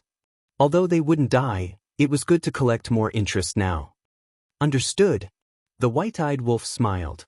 Seeing this, the red-haired old man couldn't help but shake his head and laugh. Sure enough, the newborn calf wasn't afraid of the tiger, but it was also interesting. At such a young age, he already had a sovereign divine weapon. His means and character must be quite good. When he entered the Sky Cloud realm, he might really cause some trouble. Qin Feiyang and the mermaid princess didn't continue to ask about the red-haired old man's identity. Because from the red-haired old man's tone and attitude, they knew that he didn't want to say too much. If they continued to pester, it would definitely arouse the other party's disgust. A terrifying sovereign realm powerhouse with a sovereign divine weapon. This was something that they absolutely couldn't provoke. "Qin Feiyang, I'm telling you, you're dead," the purple-clothed young man wailed and roared. "You still have the strength to talk." Qin Feiyang raised his eyebrows and looked at the white-eyed wolf and said, "What are you doing?" Hearing this, the white-eyed wolf immediately became angry and slapped the young man's mouth with his claws. As soon as he opened his mouth, the skin and flesh were immediately torn open. Broken teeth, mixed with blood, constantly spurted out. "You will all die, I swear," the purple-clothed young man roared with resentment. You can still talk? The white-eyed wolf was stunned and roared, "Golden scale sword." The golden scale sword was the golden longsword that once belonged to the golden dragon ancestor dragon. The golden scale sword fell in front of the white-eyed wolf. The white-eyed wolf shouted, "Chop him into mincemeat." Clang. The golden scale sword shook and immediately slashed. The purple-clothed young man's body was immediately cut in half. Another slash, 4.5. Another slash, 8.5. Just like this, the purple-clothed young man was slowly chopped into mincemeat by the golden scale sword. A bit ruthless. Looking at this scene, even the red-haired old man couldn't help but feel a little numb. "Old senior, I'm sorry to let you see such a bloody scene," Qin Feiyang said apologetically. "Which one of us doesn't have hands stained with blood? Besides, people have tempers. It's understandable." The red-haired old man waved his hand and smiled. "Since we met here, why don't we go to the Sky Cloud realm together?" This, Qin Feiyang was a little hesitant. Little friend is really a vigilant person. This old man will take his leave first. The red-haired old man shook his head and smiled, then turned around and disappeared like lightning. The mermaid princess looked at Qin Feiyang suspiciously and said, "Feiyang, this person doesn't look like a bad person." Qin Feiyang withdrew his gaze and sighed. "We know nothing about the Sky Cloud realm. It's better to be careful. After we confirm it in the future, we will thank him properly." Chapter 2987. Boss, this is his. The white-eyed wolf casually threw a Qiankuan bag to Qin Feiyang. Qin Feiyang caught it in his hand and looked down. "What should we do with this pile of meat?" The white-eyed wolf and a group of beasts surrounded the purple-clothed young man's meat and discussed. "What else can we do? Grind his bones and scatter his ashes." The big black wolf said angrily. Divine power emerged and slowly destroyed the purple-clothed young man's flesh and blood. "Bastard, try to provoke us again." Immediately, a group of beasts ran to Qin Feiyang and the mermaid princess while cursing. "Boss, how is it? Did you find any valuable treasures?" The three black leopard brothers laughed. After rescuing the mermaid princess, not only Qin Feiyang, but they were also in a good mood. "Just some soul stones, divine crystals, some herbs, divine weapons." Qin Feiyang shook his head, but when he said this, he was slightly stunned. Immediately after, he took out a badge from his Qiankuan ring. This badge was the size of a baby's fist. It was overflowing with light as if it was cast from gold foil. There was a divine dragon pattern on it. Everyone looked at the badge curiously. Divine dragon pattern? What was this? Could it be this person's identity badge? But shouldn't an identity badge have a name? But there was nothing on it except for the divine dragon pattern. "Wait," the white-eyed wolf suddenly said in surprise, "don't you feel that there seems to be a mysterious aura in this badge?" "Mysterious aura?" Qin Feiyang was stunned. The white-eyed wolf nodded and released his divine sense to cover the badge. But the next moment, its body and mind trembled as if it had been hit by an invisible heavy blow. It spat out a mouthful of old blood. "Brother Wolf, you..." Fire Qilin and the other beasts looked at the white-eyed wolf in surprise. "Something's wrong." Seeing the white-eyed wolf's abnormal behavior, Qin Feiyang's eyes flashed. He also tried to release his divine sense into the badge. Boom! Immediately, he felt an imposing aura heading straight for his sea of consciousness. The next moment, like the white-eyed wolf, his body shook violently and he spat out a mouthful of blood. "What's going on?" Seeing Qin Feiyang and the white-eyed wolf get hurt by the badge, the mermaid princess and the blood Kirin were shocked.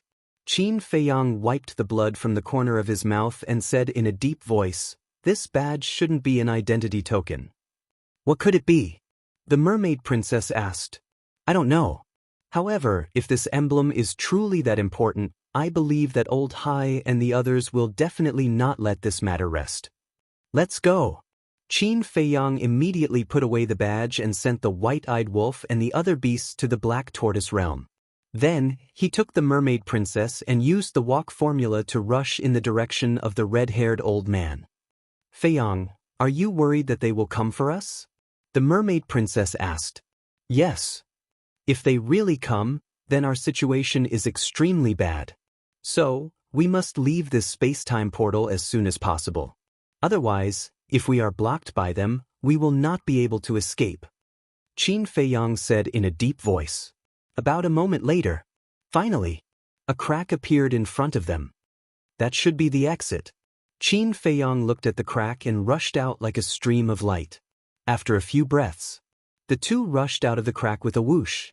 Immediately, a surging ocean entered their line of sight.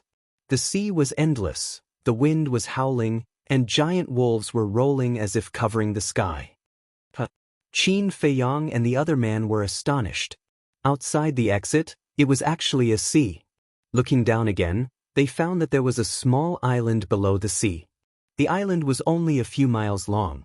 The vegetation was lush, and in the center of the island, there was a towering giant mountain. At this moment, they were standing above the mountain peak. Turning their head again, the space-time portal was standing in the void behind them. This is the Sky Cloud Realm? The mermaid princess glanced at the magnificent sea around her, her eyes full of surprise. Who is disturbing this emperor's cultivation? Suddenly, an angry roar sounded. With the roar, a monstrous aura emerged from the island below.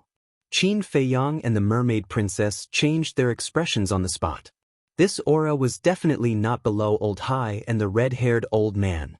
In other words, this beast was also a sovereign realm existence. They had just entered the Sky Cloud Realm, and they had already encountered such a powerful beast. How many experts were there in this land? Making a prompt decision, Qin Feiyang activated the concealment technique, took out the divine moon jade pendant, grabbed the mermaid princess, and hid in the void. At the next moment, a black little thing rushed to the top of the mountain, a pair of small eyes angrily staring at the space-time portal. Qin Feiyang and the mermaid princess were stunned. When they heard the roar before, they thought that it must be a very big and ferocious beast. Because the roar was too loud, it shook the blood in their body. But now, what ran up was a chopstick-sized rabbit. Its whole body was covered with white fluffy hair.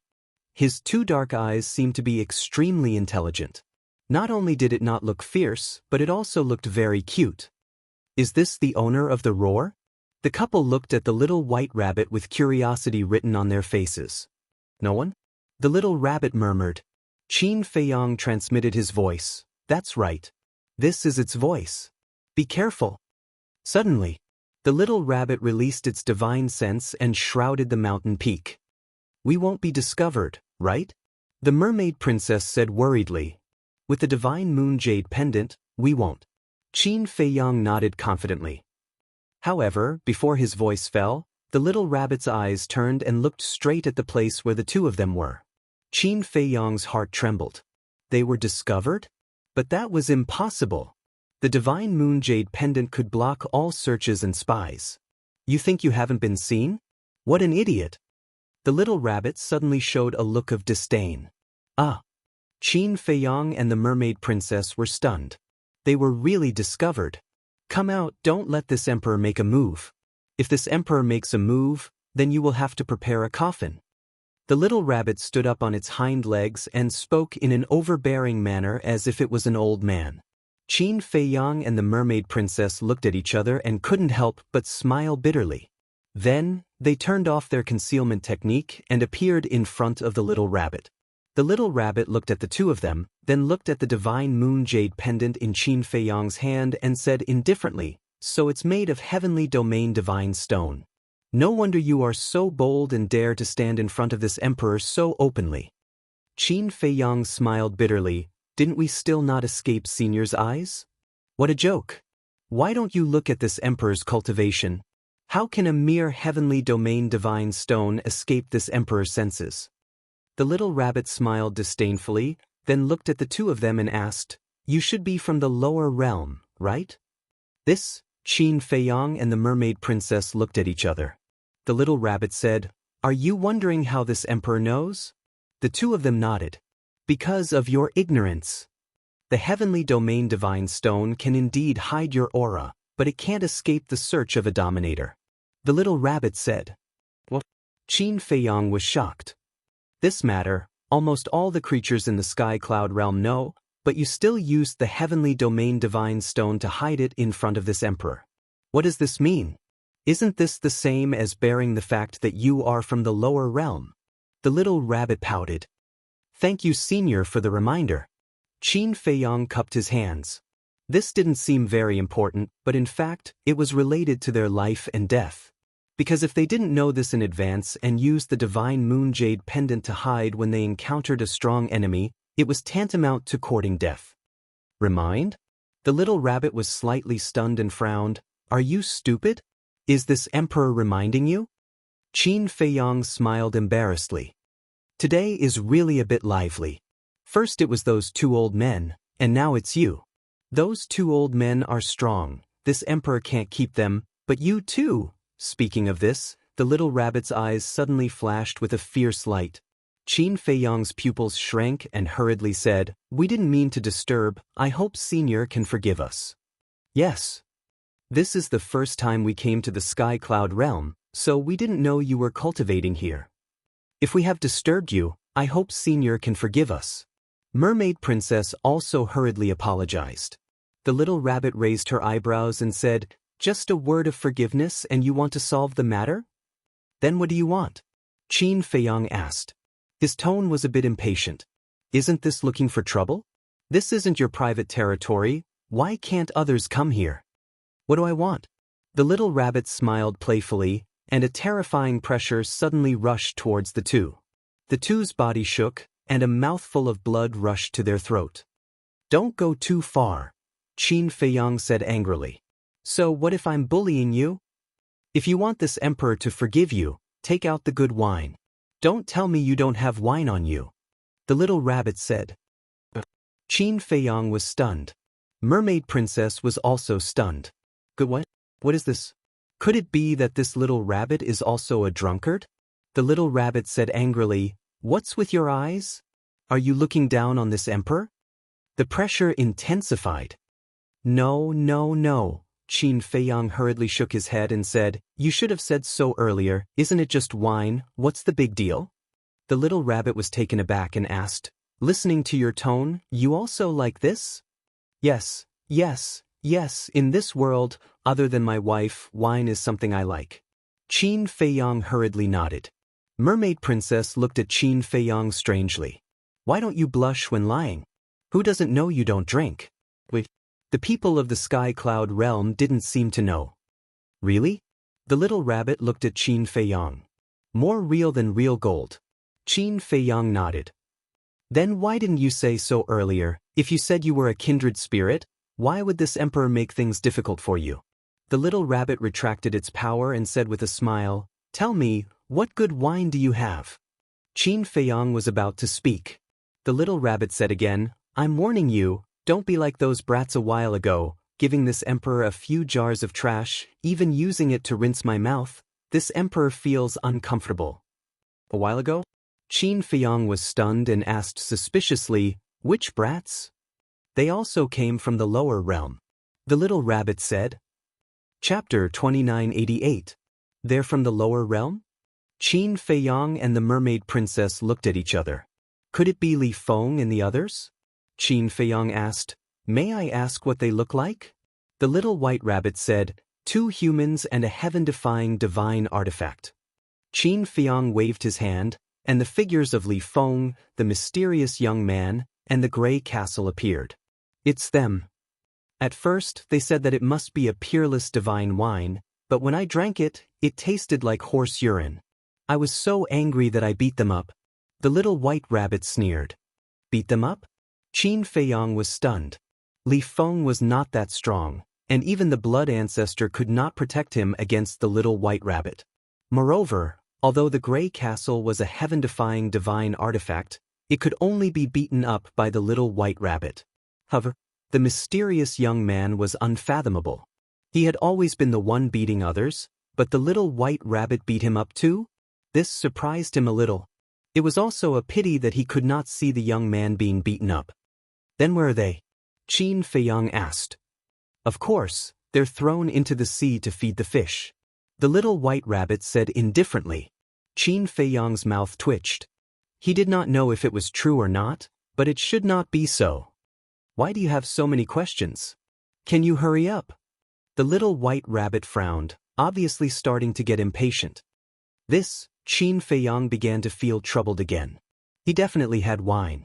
Even if he did not have it on him, there were plenty in the black tortoise world.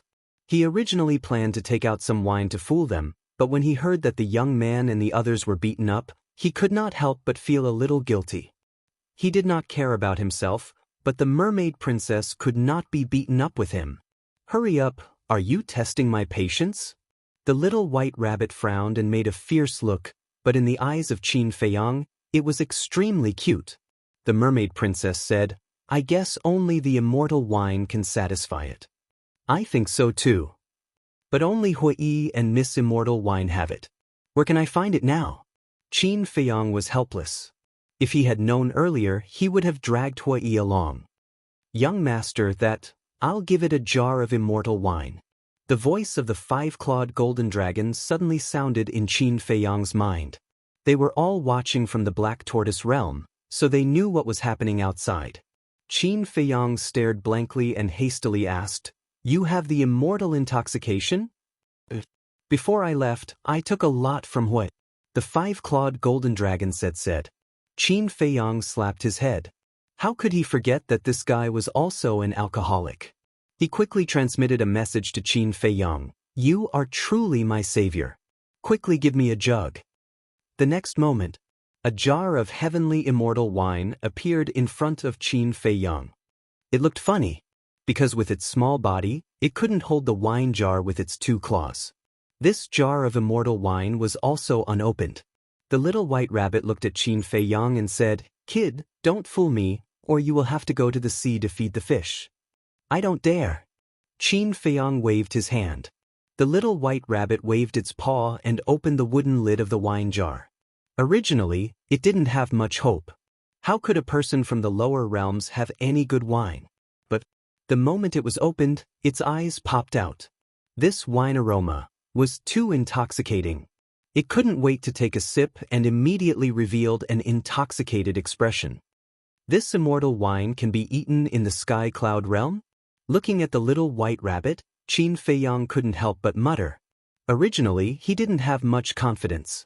Because the immortal wine was a peerless divine wine, but this was the sky cloud realm. The sky cloud realm was stronger than the ancient realm, so there must be a lot of peerless divine wine. So, in his opinion, the immortal wine might not be able to please the little white rabbit. But now, looking at the little white rabbit's reaction, it didn't seem to be what he thought. Not bad, not bad. Finally, I've encountered a decent jar of wine. The little white rabbit drank a few more mouthfuls and nodded with a smile. It's good that you like it. Qin Feiyang laughed. The little white rabbit looked up at Qin Feiyang and asked coldly, Is there more? Qin Feiyang was stunned and shook his head. This kind of wine is already a rare treasure in our lower realms, so I only have one jar. Really? The little white rabbit didn't believe it. Qin Feiyang nodded. The little white rabbit frowned. Why don't I believe it? If you don't believe me, you can check my universe ring. Qin Feiyang said. Do you think I'm stupid? Why would you put such a good wine in a universe ring? If you want to put it, you should put it in a space divine object.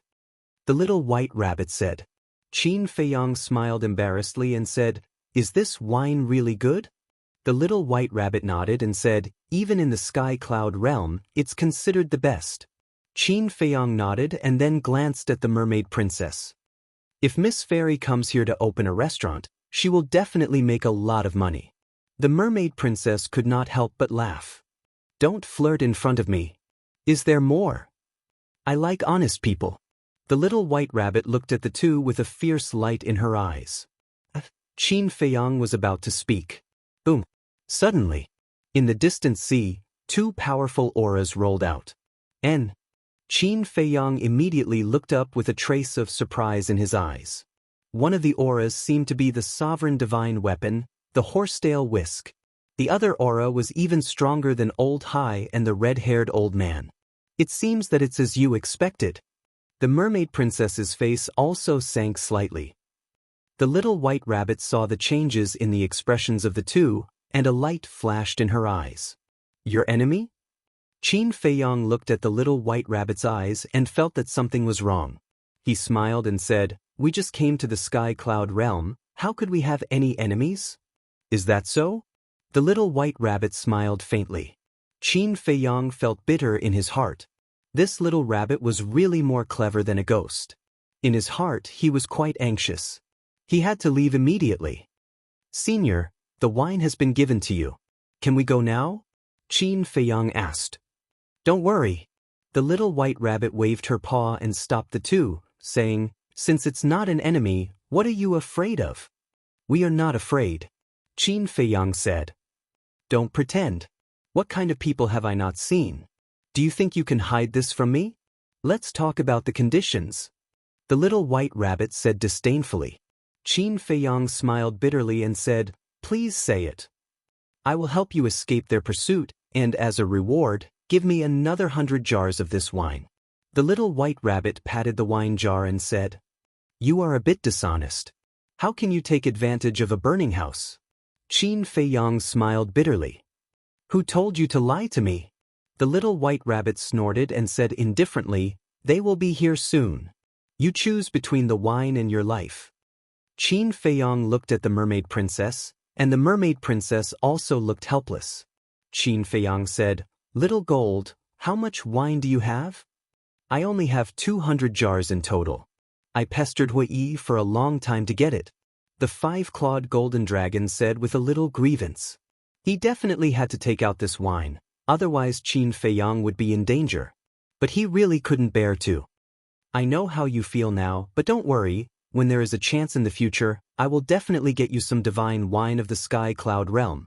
Qin Feiyong said. The five-clawed golden dragon said, This is what you said, I will remember it in my heart. I said it. Qin Feiyong responded and looked at the little white rabbit. Okay, I will give it to you. Originally, they could have bargained, but there was no time for that now. You really lied to me. The little white rabbit glared at Qin Feiyong, and with a wave of its claws, the two were sent to an unfamiliar place. This was a stone room. It was closed on all sides, but the space was quite large. It should be several miles away. It was in this stone room that Qin Feiyong and Li Chia finally saw what a real drunkard was. In this huge stone room, more than half of the stone room was piled up with wine jars. There were at least hundreds of thousands of wine jars. And none of them were opened. This little rabbit?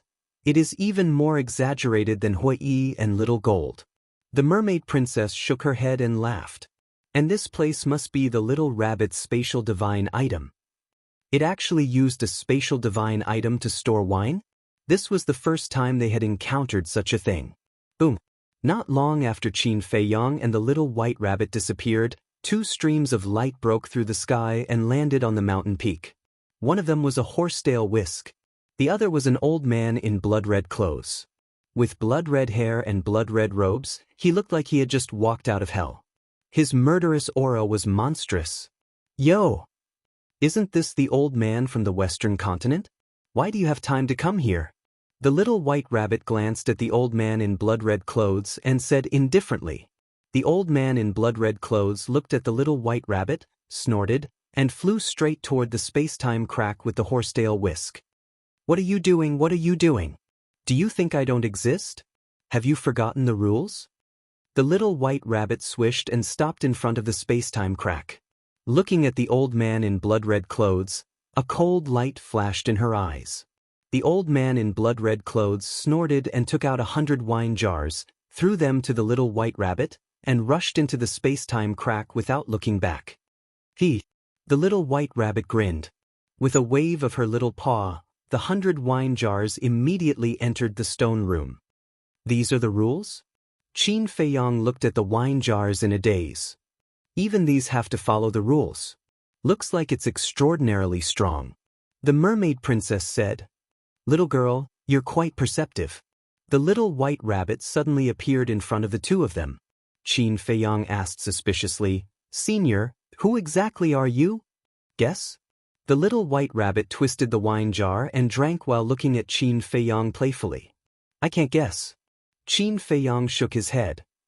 If you can't guess, shouldn't you at least pretend to guess? You're such a boring person. The little white rabbit shook her head and looked at the mermaid princess. She shook her head and said, "Little girl, why do you like him? He's just a piece of wood." The mermaid princess smiled helplessly. "That, senior, don't try to sow discord between us, okay?" Qin Feiyang was speechless. "Who's in the mood? If it weren't for the 100 jars of wine, I wouldn't even bother with you." The little white rabbit looked at him with disdain. Yes. Qin Feiyang nodded. Suddenly his expression changed. He looked at the mermaid princess and said, "They didn't find us in the space-time tunnel. Will they go to the Nether King's Hell or the Great Qin Empire?" The mermaid princess' expression changed when she heard this. With the strength of these people, if they went to the Great Qin Empire, wouldn't they cause a lot of trouble? Chapter 2989. The two of them were worried. "I'm curious. What did you guys do? Even that old thing came to look for you personally?" The little white rabbit looked at the two of them suspiciously. "We didn't do anything. They came to look for us on their own initiative." Qin Feiyang said. "Is that so? That's strange." The little white rabbit muttered. Qin Feiyang pondered for a while, took out the badge and asked, "Senior, do you know what this is?" The little white rabbit glanced at the badge, and her eyes seemed to be glued to it, unable to move away. Qin Feiyang and the mermaid princess looked at each other, and their hearts couldn't help but tremble. It seemed that this thing was really extraordinary. The little white rabbit put down the wine jar, took the badge with a solemn face, and looked at it for a while and asked, "This thing, where did you get it?" "We snatched it from a young man in the space-time transmission channel," Qin Feiyang said. "Young man?" The little white rabbit was stunned. Qin Feiyang waved his hand, and the phantoms of the purple-robed young man and old Hai condensed. "So it's them.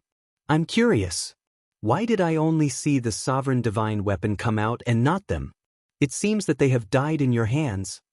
The little white rabbit looked at the two of them and said, Qin Feiyang nodded. "Amazing. You can even kill them." The little white rabbit was surprised. "We killed the young man, but the one called Old Hai was killed by another old man," Qin Feiyang said.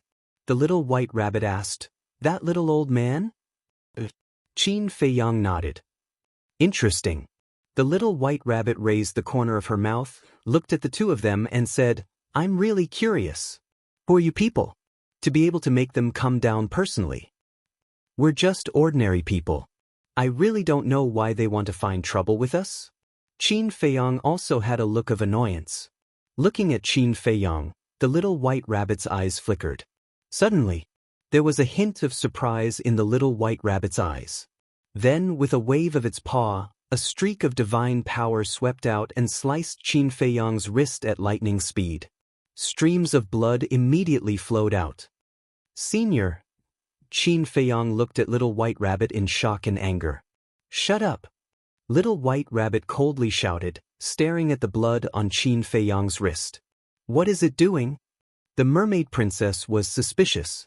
"Who knows?" Qin Feiyang pursed his lips.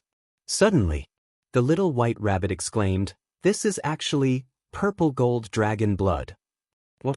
The expressions of Qin Feiyang and the mermaid princess changed. How could the Little White Rabbit recognize the purple gold dragon blood? One had to know. After taking Qin Beishan's elixir, the purple gold dragon blood had changed greatly. He had wandered the ancient realm for many years, but no one had recognized him. But now, this Little White Rabbit actually saw through it in an instant. What was going on? So that's how it is. This emperor understands. Little White Rabbit nodded in realization, then threw the badge to Qin Feiyang, grabbed the wine jar, and continued to drink. Qin Feiyang caught the badge and asked suspiciously, "What do you understand?" "I understand why they are targeting you," Little White Rabbit said. Qin Feiyang hurriedly asked, "If you give this emperor another 500 jars of wine, this emperor will tell you." Little White Rabbit joked. 500 jars? Qin Feiyang's face darkened, and he shook his head. "No. Then there's no other way." Little White Rabbit shook his head. Qin Feiyang was quite anxious in his heart, and said, Senior, look at this junior couple. We just came to the Sky Cloud realm and are unfamiliar with the place, and we are being chased by these experts. You should kindly tell us so that we can be mentally prepared. Little White Rabbit pondered for a moment and shook his head. Kid, don't say that you don't have wine. Even if you do, this emperor can't tell you. But Qin Feiyang frowned. If I tell you, it won't be fun. Don't ask anymore. There are some things that you will slowly know. Little White Rabbit said. Qin Feiyang helplessly said, then you can at least tell me the origin of this badge. You can also investigate this by yourself. But there is one thing that this emperor can tell you. This thing is a hot potato. I advise you to throw it away long ago. Little White Rabbit said. Hot potato, Qin Feiyang muttered. Little White Rabbit looked at the two and said indifferently, as for the problem that you are worried about, you don't have to worry about it now. What do you mean? Qin Feiyang and Little White Rabbit were suspicious. Little White Rabbit said playfully, they can't go to the lower realm now. The two looked at each other and wondered, why? Why are you asking so many questions? If this emperor says that they can't go, then they can't go. You will know in the future. Little White Rabbit waved his paw and said impatiently. All right. Qin Feiyang nodded. Although he didn't know why, he could finally breathe a sigh of relief. As long as they couldn't enter the lower realm. Boom. At this time, the two auras appeared again. Little White Rabbit waved its paw, and a picture appeared in the void. It was the blood-red clothed old man and the horsetail whisk. The blood-red clothed old man stood in front of the space crack and looked around. He frowned slightly and said, they must have entered the Sky Cloud realm. Go back immediately and send people to search this sea area. Since they have entered the Sky Cloud realm, then the little rabbit that is guarding here should know where they went, right? Do you want to go and ask it? The horsetail whisk let out an old voice. Go and find it? This old man doesn't want to stick my warm face to its cold butt. The blood-red clothed old man snorted coldly and disappeared with the horsetail whisk in an instant. At least he has a little self-awareness. Hearing the conversation between the blood-red clothed old man and the horsetail whisk, Little White Rabbit smiled coldly. Senior, looking at them, they seem to be afraid of you? Qin Feiyang asked curiously. Of course. This emperor's strength is not bragging. With just a few punches and kicks, I can send them to the Western Paradise. Little White Rabbit smiled proudly.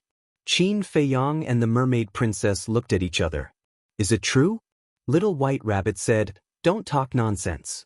Quickly give this emperor the wine. Qin Feiyang shook his head. With a thought, 100 jars of immortal wine appeared. Not bad, not bad. Little White Rabbit released its divine sense. After checking one by one, it nodded in satisfaction and said, seeing this wine and you calling me senior, this emperor will give you a way out.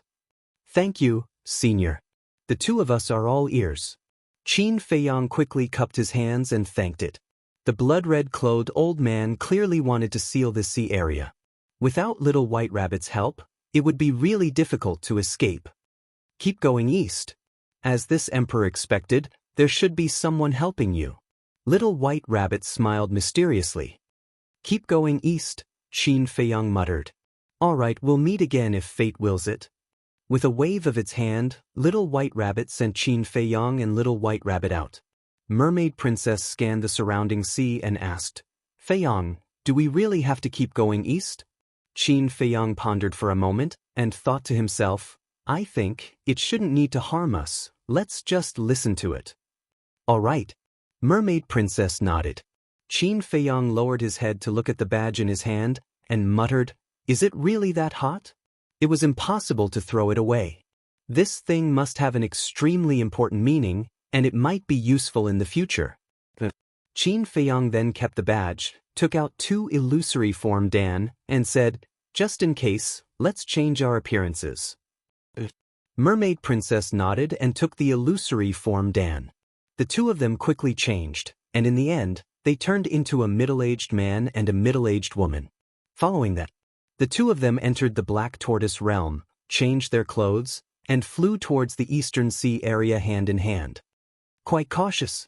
However, in front of them, it's useless. It seems that the sky cloud realm will also be lively. Little White Rabbit stood in the spatial divine object and watched Qin Feiyang and Little White Rabbit leave. The corner of her mouth lifted slightly, and she pursed her lips into a playful smile. Chapter 2990. The sea stretched as far as the eye could see, and the waves were turbulent. But in the sky, there were white clouds floating, like a fairyland in a painting.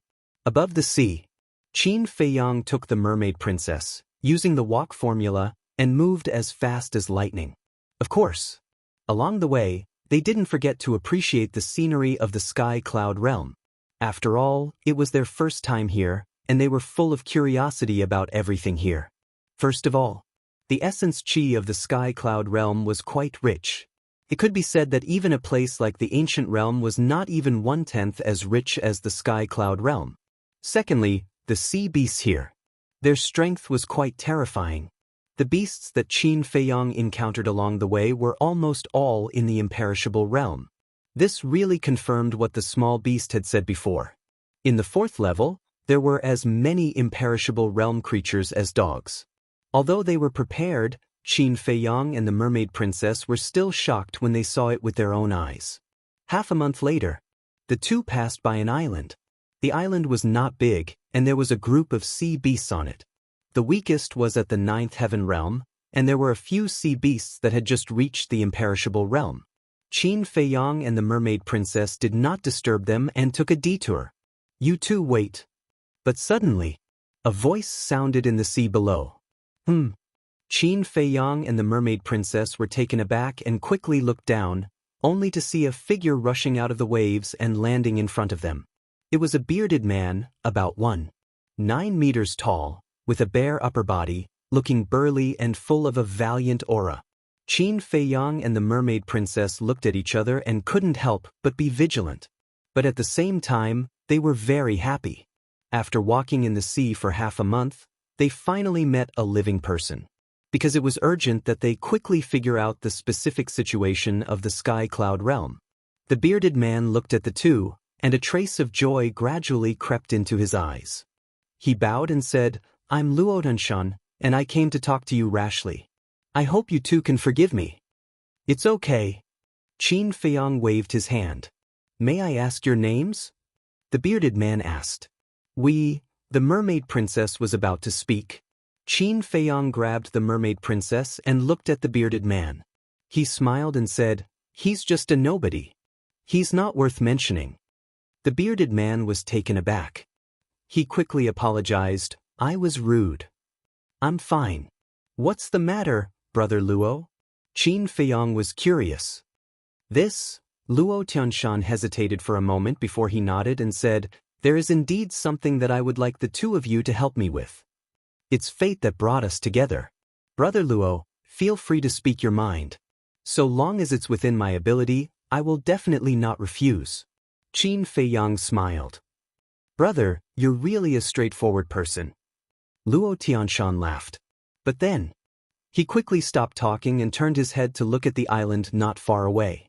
He said in a low voice, "Gentlemen, this is not the place to talk. Please follow me." After saying that, he flew to the left. Qin Feiyang and Luo Tianshan looked at each other and couldn't help but look at the island. That was the island that they took a detour to. And just now, Luo Tianshan's laughter clearly indicated that he was afraid of something. And the thing that he was afraid of was on the island. But on this island, other than the sea beasts, there didn't seem to be anything else. Could it be, what was on the island that made this person envious? "Brother!" Luo Tianshan couldn't help but call out in a low voice when he saw that Qin Feiyang and Luo Tianshan didn't follow. "Yes." Qin Feiyang quickly responded and said to the mermaid princess, "We're new here. Be careful, especially my name. Don't let it slip." "You suspect that they're old Hai's men?" the mermaid princess secretly said. "Whether they are or not, it's always good to be cautious." Qin Feiyang said. Even if they weren't, they couldn't expose it, because this sea area had been blocked by Old Hai's forces. If he said his name and Luo Tianshan leaked it, it would bring trouble. The mermaid princess responded. Immediately, the two flew toward Luo Tianshan. Luo Tianshan didn't ask anything else and flew straight ahead with the two. Brother Luo, where are we going?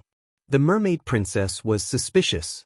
Luo Tianshan pointed ahead and said with a smile, there's an island ahead. Let's go there and talk. So far? The mermaid princess was stunned. Madam, you don't know about this. I think Brother Luo must have companions, and they are now on the island that Brother Luo mentioned. Qin Feiyang said with a smile. Luo Tianshan was slightly stunned and looked at Qin Feiyang in surprise. Brother, how do you know? The mermaid princess also looked at Qin Feiyang in surprise. Of course, she knew about Qin Feiyang. She had never seen Luo Tianshan before, so how did she know that he had companions? It's very simple. If it's just to chat, there's no need to go so far. Because we can communicate through voice transmission. Qin Feiyang smiled faintly. Luo Tianshan was stunned for a while before he came back to his senses. He gave a thumbs up and said with admiration, Brother, you're a smart guy. You flatter me.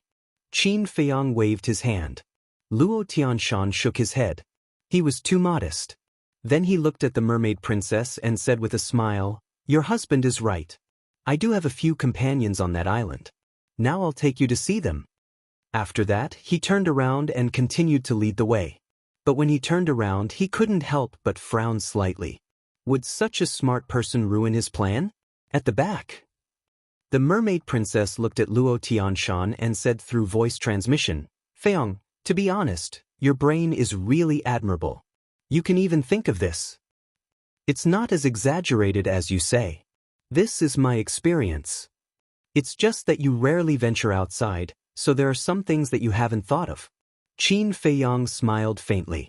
The mermaid princess said, Then I'll always follow you and explore the heavenly cloud mountain? Aren't you always following me now? Qin Feiyang looked at the mermaid princess suspiciously. What I mean is, I don't want to stay in the black tortoise world. I want to stay by your side. The mermaid princess said. Is there a difference? Qin Feiyang was stunned and said, If you stay in the black tortoise world, you'll still be by my side.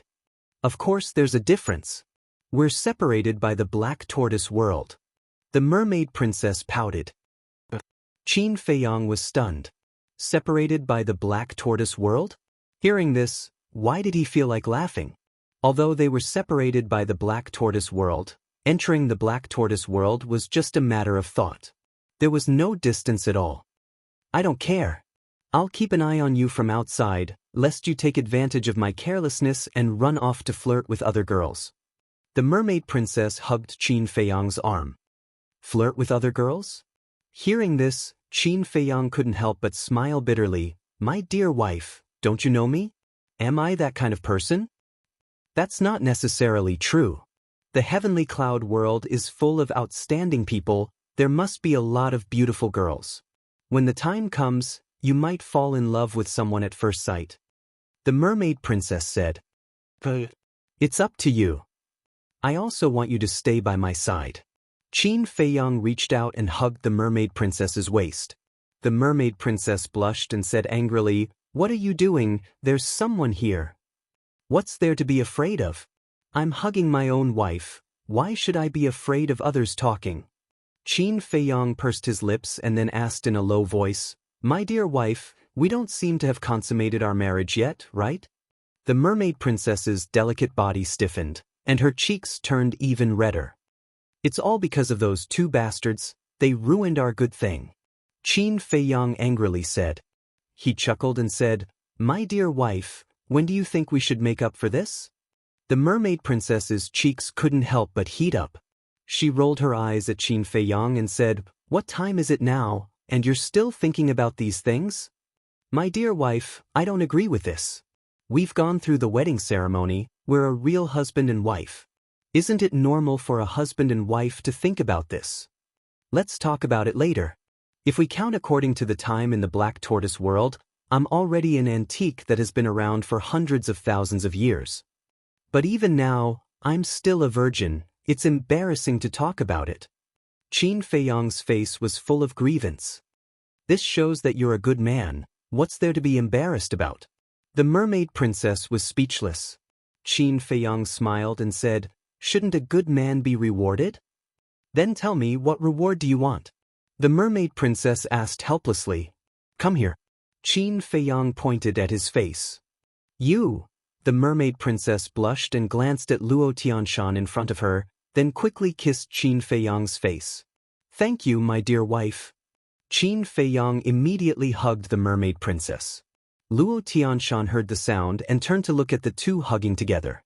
He chuckled and said, You two are really a married couple. He thought that the two were already an old married couple.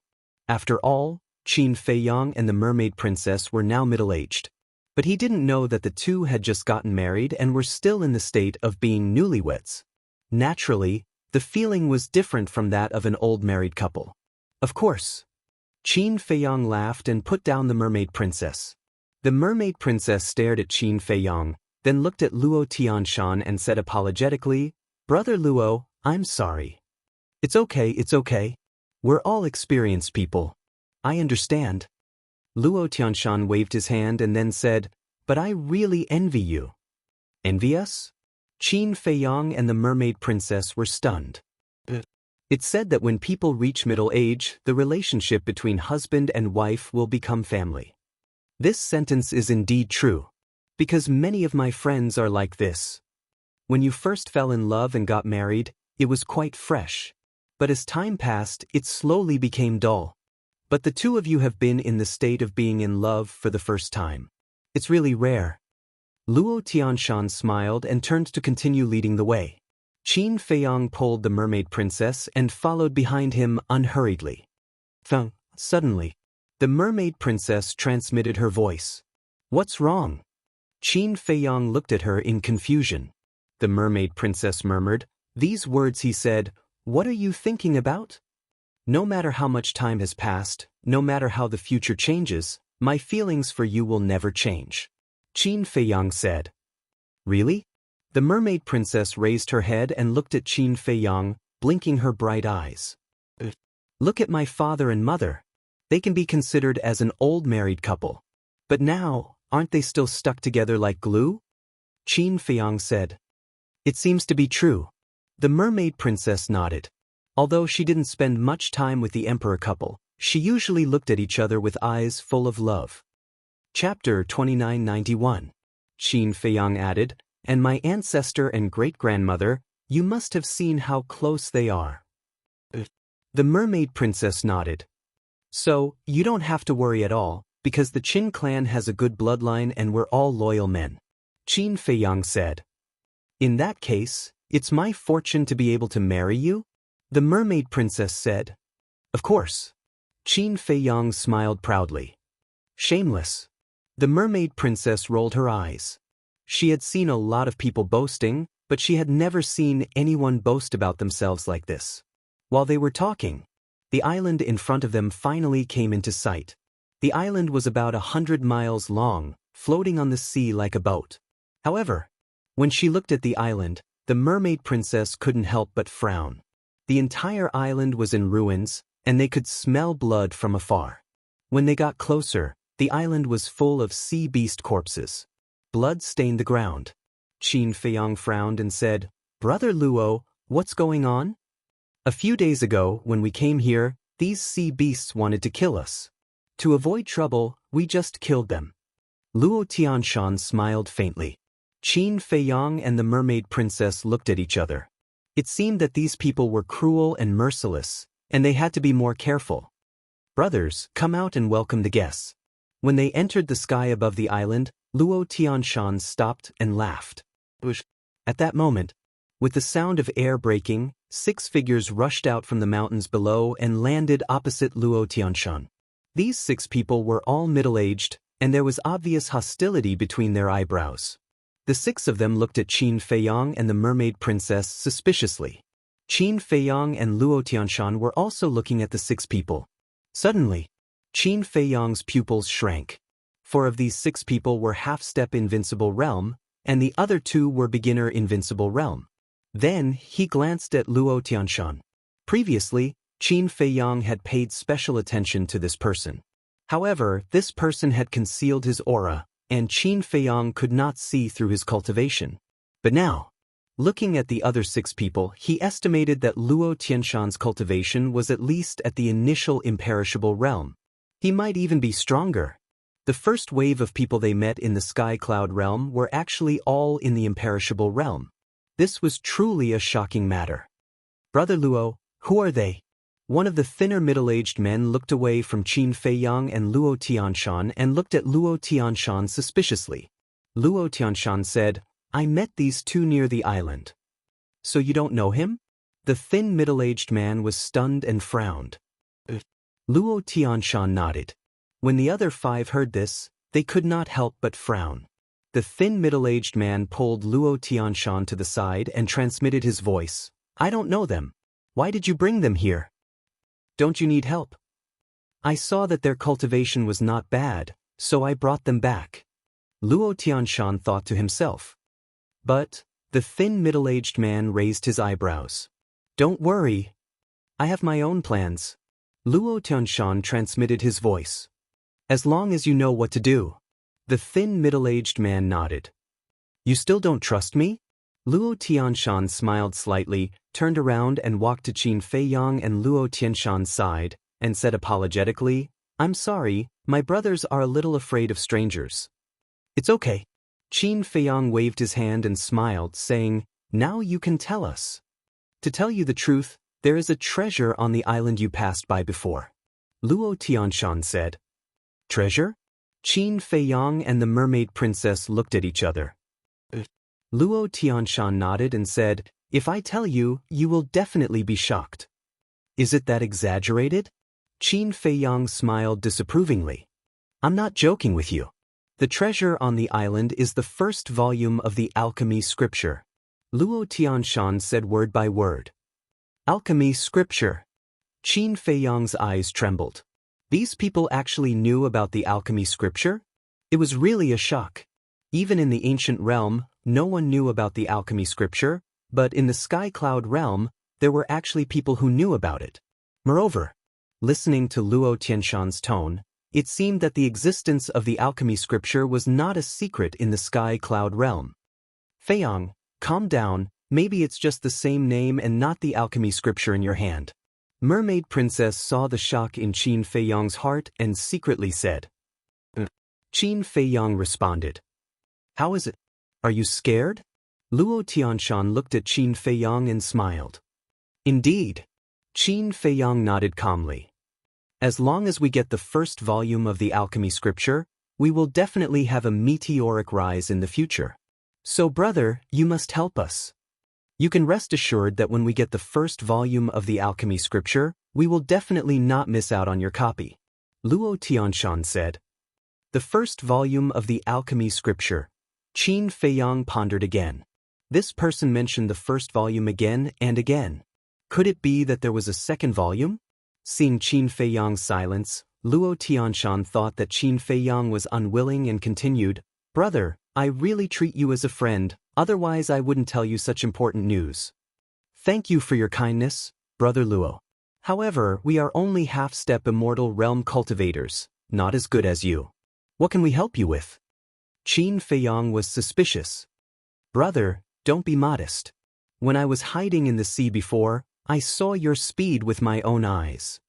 If I'm not wrong, the footwork you used at that time should be a heaven-defying divine art. Luo Tianshan smiled. Heaven-defying divine art. The 6 people next to him heard this and looked at Qin Feiyang with a trace of surprise in their eyes. Qin Feiyang's eyes flashed and he said with a smile, Brother Luo is really insightful. That's right. At that time, he had activated the Xing character art. Luo Tianshan said, with this heaven-defying divine art, even I can't catch up with you, so it will definitely be of great help. Qin Feiyang pondered for a while and nodded. Okay, I'll help you. To be honest, he was quite interested in this so-called pill scripture. Was it the same thing as the pill scripture in his hand? Thank you, brother. Luo Tianshan was wild with joy, then he looked at the other 6 and said, Brothers, are you ready? We're waiting for your order. One of them sneered. Luo Tianshan nodded and looked at Qin Feiyang, saying, Brother, I can't explain the details in a short time. When we arrive, follow my orders. No problem. Qin Feiyang nodded. Then let's go. Luo Tianshan waved his hand, and the group immediately flew toward the island. Brother, don't you have a heaven-defying divine art? Why don't you show it to us? A thin middle-aged man suddenly looked at Qin Feiyang and said, Sure. Qin Feiyang nodded, rolled up everyone, and stepped on the walk formula, breaking through the air like lightning.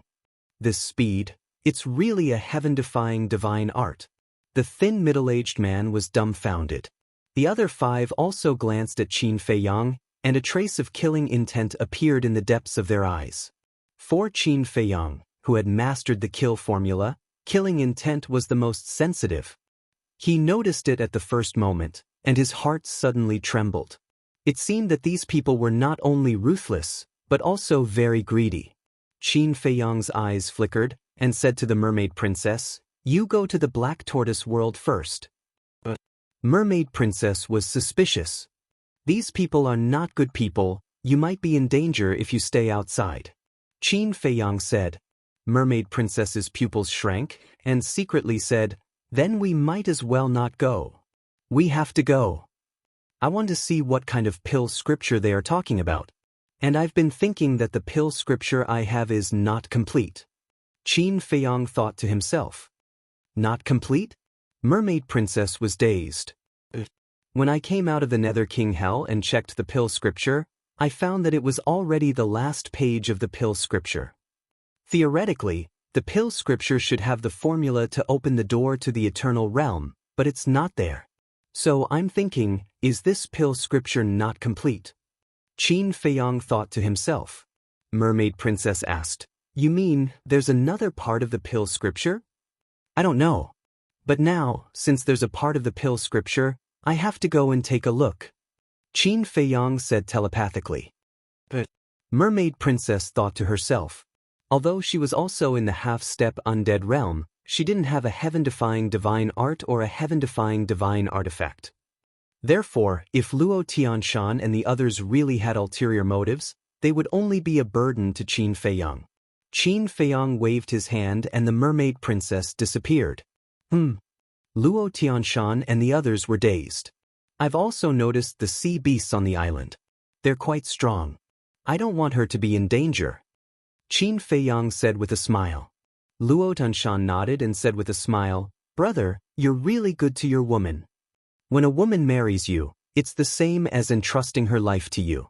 You have to protect her, don't you? Qin Feiyang said. I'm impressed. Luo Tianshan clasped his hands. The thin middle-aged man's eyes flashed and he said telepathically, Brother Luo, he has a divine space item.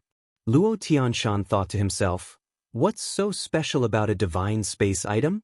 I'm interested in his divine art. We have the same idea. The thin middle-aged man said telepathically. Ha! Luo Tianshan smiled and then fell silent. If they knew that the place the Mermaid Princess went to wasn't a divine space item, but an independent world, they wouldn't be so disdainful. However, even if Qin Feiyang told them the truth, they might not believe him. After all, it was incredible to have an independent world. Soon, they returned to the island again. The sea beasts on the island didn't move. Some closed their eyes and took a nap. Some lay on the ground and basked in the sun. Brother, the sea beasts on the island aren't as simple as they seem. Luo Tianshan said solemnly. What do you mean? Qin Feiyang was suspicious. There's a beast king at the initial imperishable stage hidden on the island. It's very strong. The morning before yesterday, we were about to charge in, but we almost died in its hands. So, we can't be careless. The best thing is to leave as soon as you get the pill scripture. You have a divine art. It can't catch up. Luo Tianshan said in a low voice. Understood. Qin Feiyang nodded. He didn't care about a sea beast at the initial imperishable stage. After all, even ancestral Graygon and other experts at the greater imperishable stage were no match for him. However, he still had to hold back in front of these people. Chapter 2992. Go! Following Luo Tianshan's order, a group of people immediately rushed into the sky above the island. Immediately, loud beastly roars rang out one after another. You again! A sea beast at the initial stage of the imperishable realm suddenly roared and rushed toward Qin Feiyang and the others like a torrent. Get lost! Luo Dunshan snorted and stepped out, his aura rolling out. A wave of divine power also appeared and roared. Initial stage of the imperishable realm. Qin Feiyang's pupils shrank. This person's cultivation was indeed not simple. Boom! The two waves of divine power collided, and the void suddenly twisted. There was no suspense at all between the initial immortal level and the small immortal level. Along with a miserable shriek, the sea beast was sent flying. Blood gushed out as it smashed into the deep sea. After Luo Dunshan sent the sea beast flying, he pointed at a mountain in the middle of the island and said, "Brother, do you see that?" Qin Feiyang looked up and asked, "Is the first volume of the alchemy scripture there?" "There's a cave halfway up the mountain. It's a cave left behind by a predecessor, and the first volume of the alchemy scripture is there. You must be quick," Luo Dunshan said. "Understood." Qin Feiyang nodded and used the walk formula to rush toward the mountain. Roar! At this moment, with a series of roars, the sea beasts below rushed up and pounced toward Qin Feiyang. Help! Luo Tianshan roared. Boom! The seven of them moved together, their auras erupting and divine power surging as they charged toward the sea beasts. The void was instantly soaked in blood. Qin Feiyang didn't stop at all, because the speed of these sea beasts couldn't stop him at all. He was like a ghost, constantly dodging the obstructions of the sea beasts and smoothly arriving at the mountain peak. His divine sense appeared and shrouded the mountain. In the blink of an eye, he found the cave abode. The cave was halfway up the mountain and was only 500 or 600 meters away from the ground below. "Human, you're courting death." Two more sea beasts pounced towards Qin Feiyang with overflowing hostility. These two sea beasts were as large as mountains, and they were both in the initial imperishable realm. "I have no intention of harming you. I just want to take the things inside.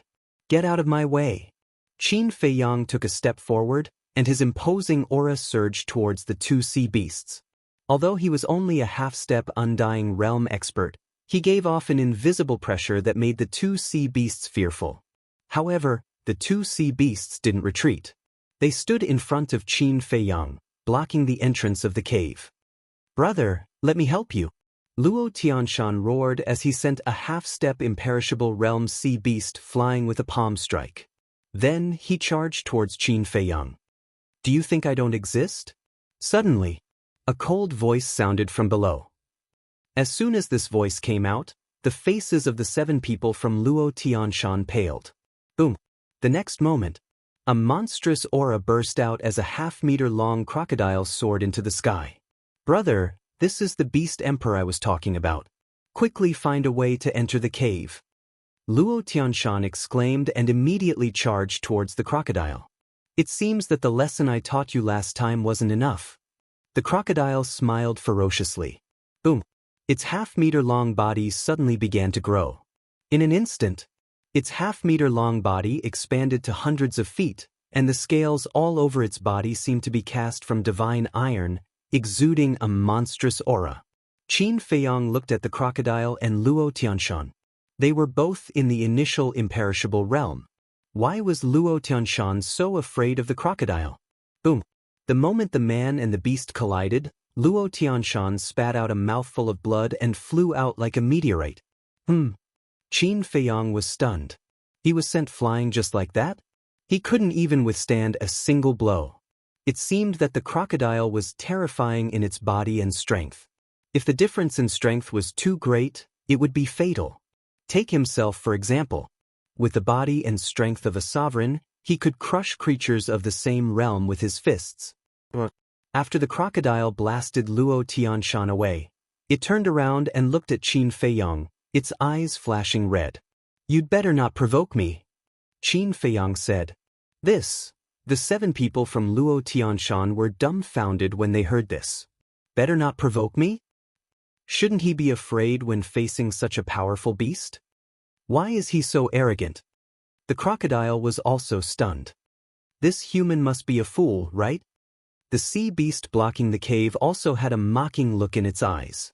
However, at this moment, Qin Feiyong took advantage of their carelessness to use the movement formula and rushed into the cave at lightning speed. "You're courting death." The crocodile flew into a rage and charged towards the cave. "Stop it!" Luo Tianshan roared. The 7 of them immediately pounced forward. Inside the cave, Qin Feiyong scanned the surroundings. The cave was not big, only about 100 feet in size. There were weeds growing inside, which was enough to show that no one had lived here for a long time. There was only a stone bed and a rotten futon in the entire cave. There was a pile of rotten bones on the futon. Qin Feiyong walked closer to take a look. The bones had been there for God knows how long, but they turned into powder when he touched them. Qin Feiyong looked at the fingers of the bones and saw that there was an interspatial ring on them. "Could the first volume of the pill mantra be in here?" Qin Feiyong muttered. "Sorry." Looking at the bones, Qin Feiyong reached out and took off the interspatial ring. However, at this moment, he suddenly felt a chill in his heart. "There's danger." Qin Feiyong grabbed the interspatial ring and retreated without hesitation. At the same time, a blood-red divine light swept out from the rotten futon and went straight to Qin Feiyong. Qin Feiyong looked and found that it was a blood-red scorpion. It was not big, only about the size of an adult's thumb. However, the aura it emitted was more terrifying than that of the alligator and Luo Tianshan. "Boy, you've got guts. How dare you touch my things?" The little scorpion stopped in the void and stared at Qin Feiyong like a poisonous snake. "This is yours." Qin Feiyong frowned. Judging from its aura, this little scorpion should be at the profound undead stage. Great accomplishment imperishable realm experts were not much of a threat to him. "This immortal's cave is mine. You said that the things here don't belong to me, then whose are they?" The little scorpion smiled. Qin Feiyong's eyes flashed. It seemed that the sea beasts outside did not care about the interspatial ring, but the little scorpion. In other words, the real Beast King was not the alligator, but the little scorpion. "This cave is yours?" "I don't think so. There's a pile of bones here, and they're obviously human." "You're just a turtledove occupying a magpie's nest," Qin Feiyong said. "Even so, shouldn't there be a first-come, first-served rule?" The little scorpion stared at him, its eyes emitting a blood-red light. Qin Feiyong frowned and then said, "Well, let's not fight and solve it in a peaceful way. Tell me about it." The little scorpion was slightly stunned and looked at Qin Feiyong playfully. A half-step undead stage cultivator wanted to talk about peace with it? "Are you kidding me?" "But since I'm bored, I'll play with you." Qin Feiyong said, "Let me see if there's anything I want in the interspatial ring. If there's nothing, I'll return it to you immediately." "What if there is?" the little scorpion asked. Qin Feiyong said, "If there is, I'm willing to exchange treasures of the same value with you." "Is that so? It seems that you have a lot of treasures on you." The little scorpion looked at Qin Feiyong playfully. Qin Feiyong said, "I'm already very polite. I advise you not to push your luck." "Huh," the little scorpion laughed and said, "Okay, as long as you can take out the things in the interspatial ring, I'll give it to you." Qin Feiyong was stunned and looked down at the interspatial ring. What did it mean? It suddenly became so generous. Suddenly, a trace of surprise appeared on his face. He didn't notice it before, but this interspatial ring seemed to have a sealed aura. At that moment, Qin Feiyong released his divine sense and indeed sensed the existence of the seal. "Ha!" the little scorpion sneered. "You already knew that this interspatial ring had a seal?" Qin Feiyong frowned. "Of course. Also, I tried to break the seal inside, but I couldn't. So I just left it here. Otherwise, do you think you have a share?" The little scorpion's eyes were full of disdain. Qin Feiyong raised his eyebrows. If even the little scorpion couldn't break the seal, then he definitely couldn't do anything. However, he couldn't do anything, but it didn't mean that others couldn't do anything. One had to know that the two ancestors were supreme experts of the perfected indestructible stage, even stronger than the little scorpion. Moreover, since there was a seal, it meant that there must be a treasure in this interspatial ring. Otherwise, why would the owner of this white bone leave a seal before he died? Hurry up. I'm waiting for you to break the seal. The little scorpion urged. The teasing in its eyes became even more intense. Qin Feiyang finally understood that even if he broke the seal, the little scorpion wouldn't let him go. In that case, Qin Feiyang's eyes flashed. He activated the concealment technique, turned around and rushed out of the cave house without looking back. Where is he? The little scorpion was slightly stunned and glanced around, its eyes full of doubts. Outside. As soon as Qin Feiyang went out, he saw Fierce Crocodile and a group of sea beasts outside the cave house. As for the 7 people of Luo Tianshan, they were all lying on the ground below.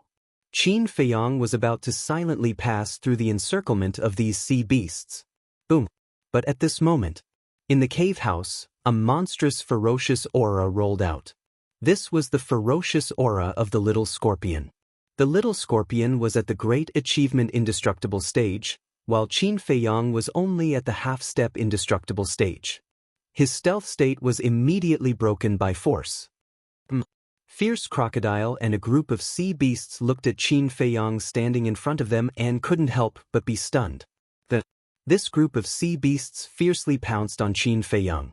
Qin Feiyang smiled faintly, his figure flashed again and again, but in the blink of an eye, he calmly escaped the encirclement. What kind of speed is this? Fierce Crocodile looked at Qin Feiyang in astonishment. Brother, take us away quickly. When the 7 people of Luo Tianshan saw Qin Feiyang appear, they were wild with joy and immediately roared. Qin Feiyang swooped down and swept towards the 6 people. Kill it for me. The little scorpion swept past, staring at Qin Feiyang and roaring. Boom! Immediately, the group of sea beasts came back to their senses and chased after Qin Feiyang crazily. Why is there another scorpion? Looking at the little scorpion, Luo Tianshan and the others were stunned. It is the Beast King on this island. Qin Feiyang rushed to the side of the 7 people and swept them up. Then, using the walk formula, he left without looking back. Chapter 2993. Run. Even if you run to the end of the world, I won't let you go. Brothers, chase. The little scorpion roared. Boom. Its body also grew rapidly. In less than an instant, a few 100 feet tall Zhu Xie appeared, its ferocious aura shocking the world. Greater Undead Stage. Luo Tianshan and the others turned to look at Zhu Xie, their faces pale. The skinny middle-aged man looked at Qin Feiyang and asked, Brother, it's hiding in that cave? We were almost ambushed by it. Qin Feiyang nodded. Hearing this, the 7 of them couldn't help but feel scared. Fortunately, they didn't have the ability to break into the cave, otherwise, they would have become the sea beast's food. Luo Tianshan said in admiration, Brother, you're really strong. Even a greater undead stage sea beast can't hurt you. You flatter me. I'm just being careful. Qin Feiyang waved his hand. Luo Tianshan asked suspiciously, Then how did you become invisible? It's a divine art. It can only be used once a day. Qin Feiyang said. I see. No wonder you could escape from the cave. The 7 of them nodded in understanding. The skinny middle-aged man glanced at Qin Feiyang and said, Brother Luo, when should we do it? Don't rush. Zhu Xie is still chasing us. If we kill him now, it won't do us any good. Luo Tianshan thought. The skinny middle-aged man couldn't help but look at the sea beasts that were chasing them. Indeed, without this person, they wouldn't have been able to escape Zhu Xie's pursuit. Because Zhu Xie's cultivation had far surpassed theirs. But this person was different. This person had the heavenly god art. Even if Zhu Xie was at the greater undead stage, he wouldn't be able to catch up to them. As expected, even if Zhu Xie used a supreme-level auxiliary divine art, his speed couldn't be compared to Qin Feiyang's. Soon, they had left Zhu Xie far behind. Let's do it. The skinny middle-aged man couldn't wait any longer.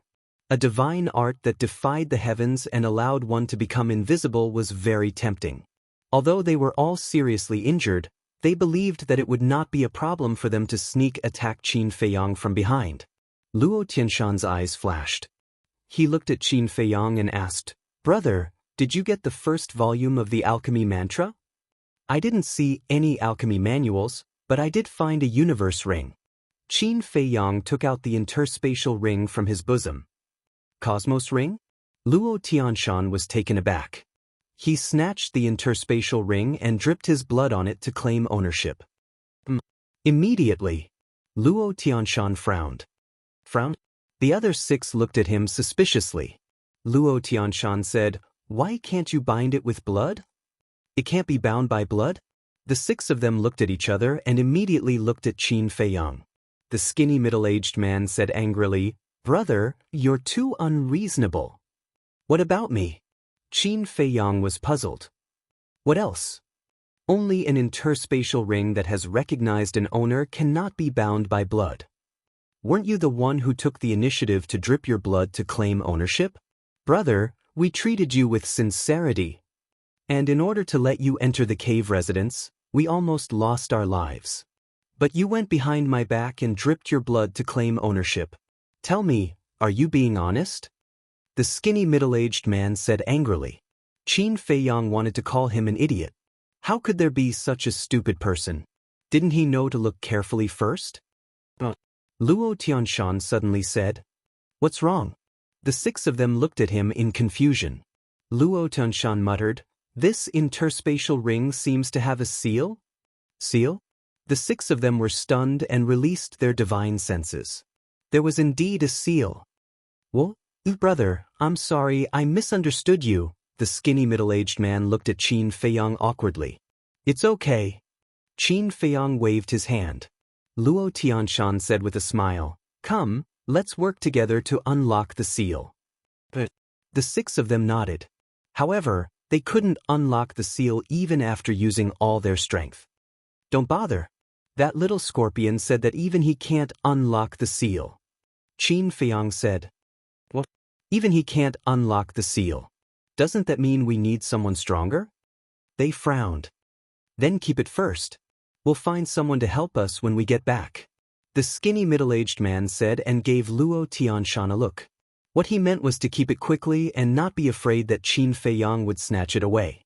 Luo Tianshan looked at Qin Feiyang and said with a smile, "Brother, let me keep it for now. You don't have a problem with that, right? I'm just helping." Qin Feiyang smiled slightly.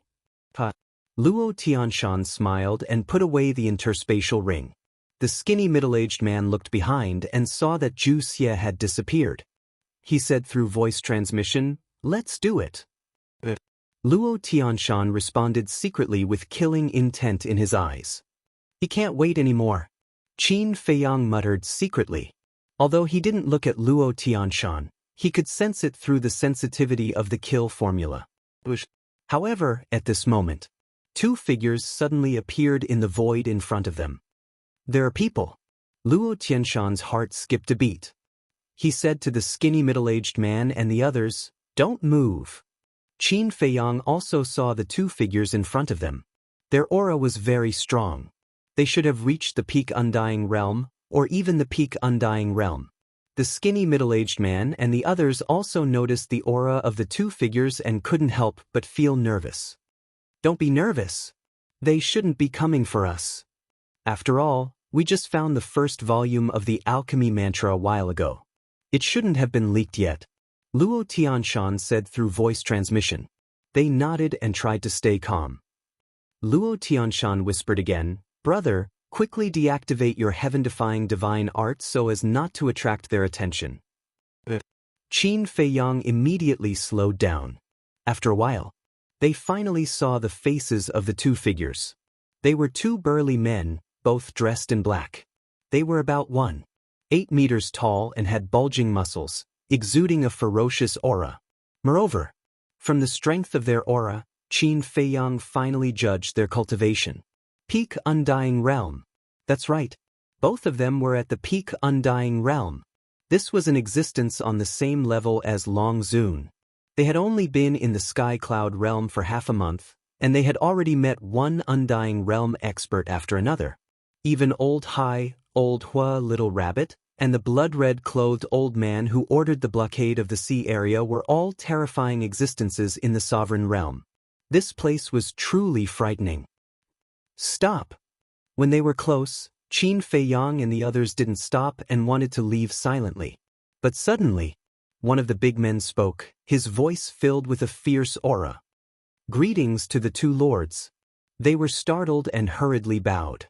The two big men sized them up and asked, "Where did you get these clothes?" Luo Tianshan sighed. "Not long ago, we were attacked by a group of sea beasts and almost lost our lives." One of the big men asked, "Then have you seen a man and a woman?"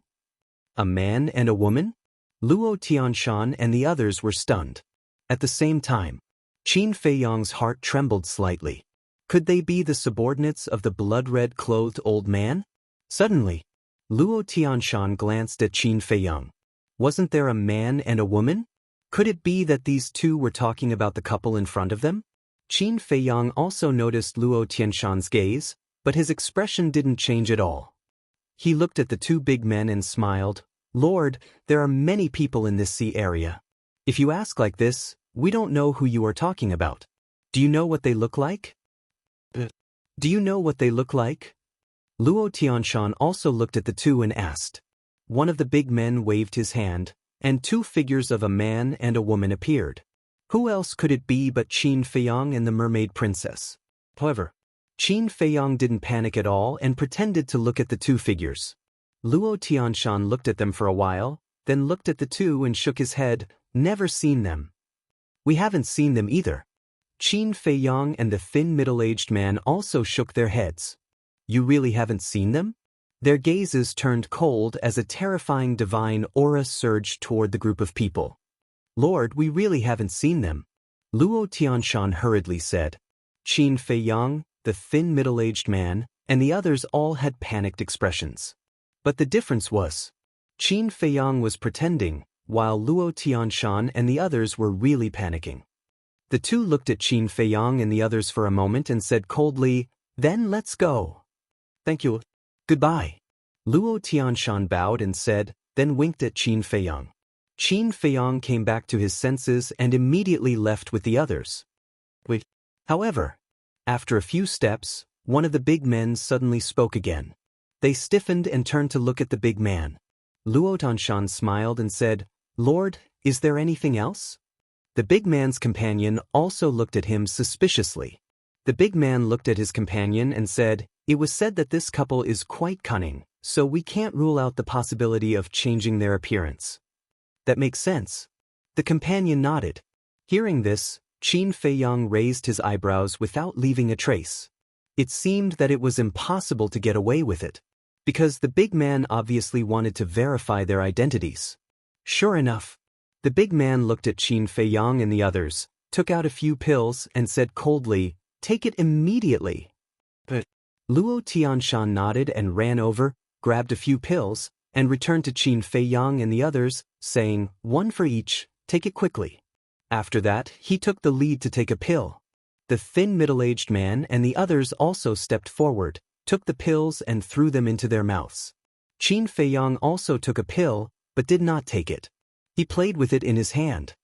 "What are you doing? Take it quickly," Luo Tianshan urged.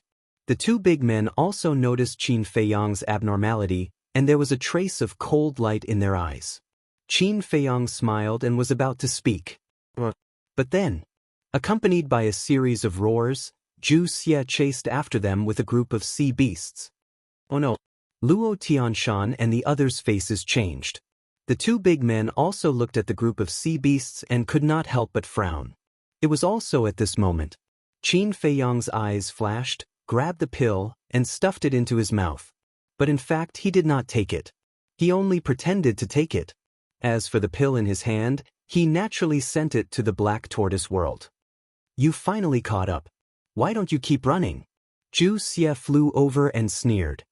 "Shut up," the two big men shouted, and their pressure shrouded over. Zhu Xie looked at the two, but his expression was not nervous at all. He sneered, "You have accomplices." Chapter 2994. Looking at Zhu Xie's attitude, Qin Feiyang was quite surprised. Facing two peak imperishable realm masters, he was not afraid at all? Where did his confidence come from? The two men couldn't help but frown. "Why do you look so pissed? Is it because of this emperor's attitude that you've lost face?" He. Your cultivations are indeed stronger than mine, but do you know who my boss is? Zhu Xie sneered. The two men looked at him expressionlessly. My boss is the Beast Emperor of this area, known as the Sea Lion Emperor. Zhu Xie smiled proudly. Sea Lion Emperor. Luo Tianshan and the others' eyes trembled. Who is the Sea Lion Emperor? Qin Feiyang secretly asked suspiciously. What? You don't even know the Sea Lion Emperor? Luo Tianshan and the others looked at him in astonishment. Qin Feiyang said, This is my first time in this sea area. You don't even know the Sea Lion Emperor, and you dare to break in. I really admire you. Luo Tianshan looked at Qin Feiyang speechlessly and explained with a sound transmission. This Sea Lion Emperor is the Beast Emperor of this sea region within 100 million miles. As for its strength, no one knows how strong it is. Sea Lion Emperor, Qin Feiyang murmured. This Zhu Xie, I guess at best, is a small follower of the Sea Lion Emperor. Luo Tianshan said again. How do you know? Qin Feiyang was suspicious. Because this Sea Lion Emperor has a large number of beast kings under his command. These beast kings, the strongest has reached the peak imperishable realm. Luo Tianshan said.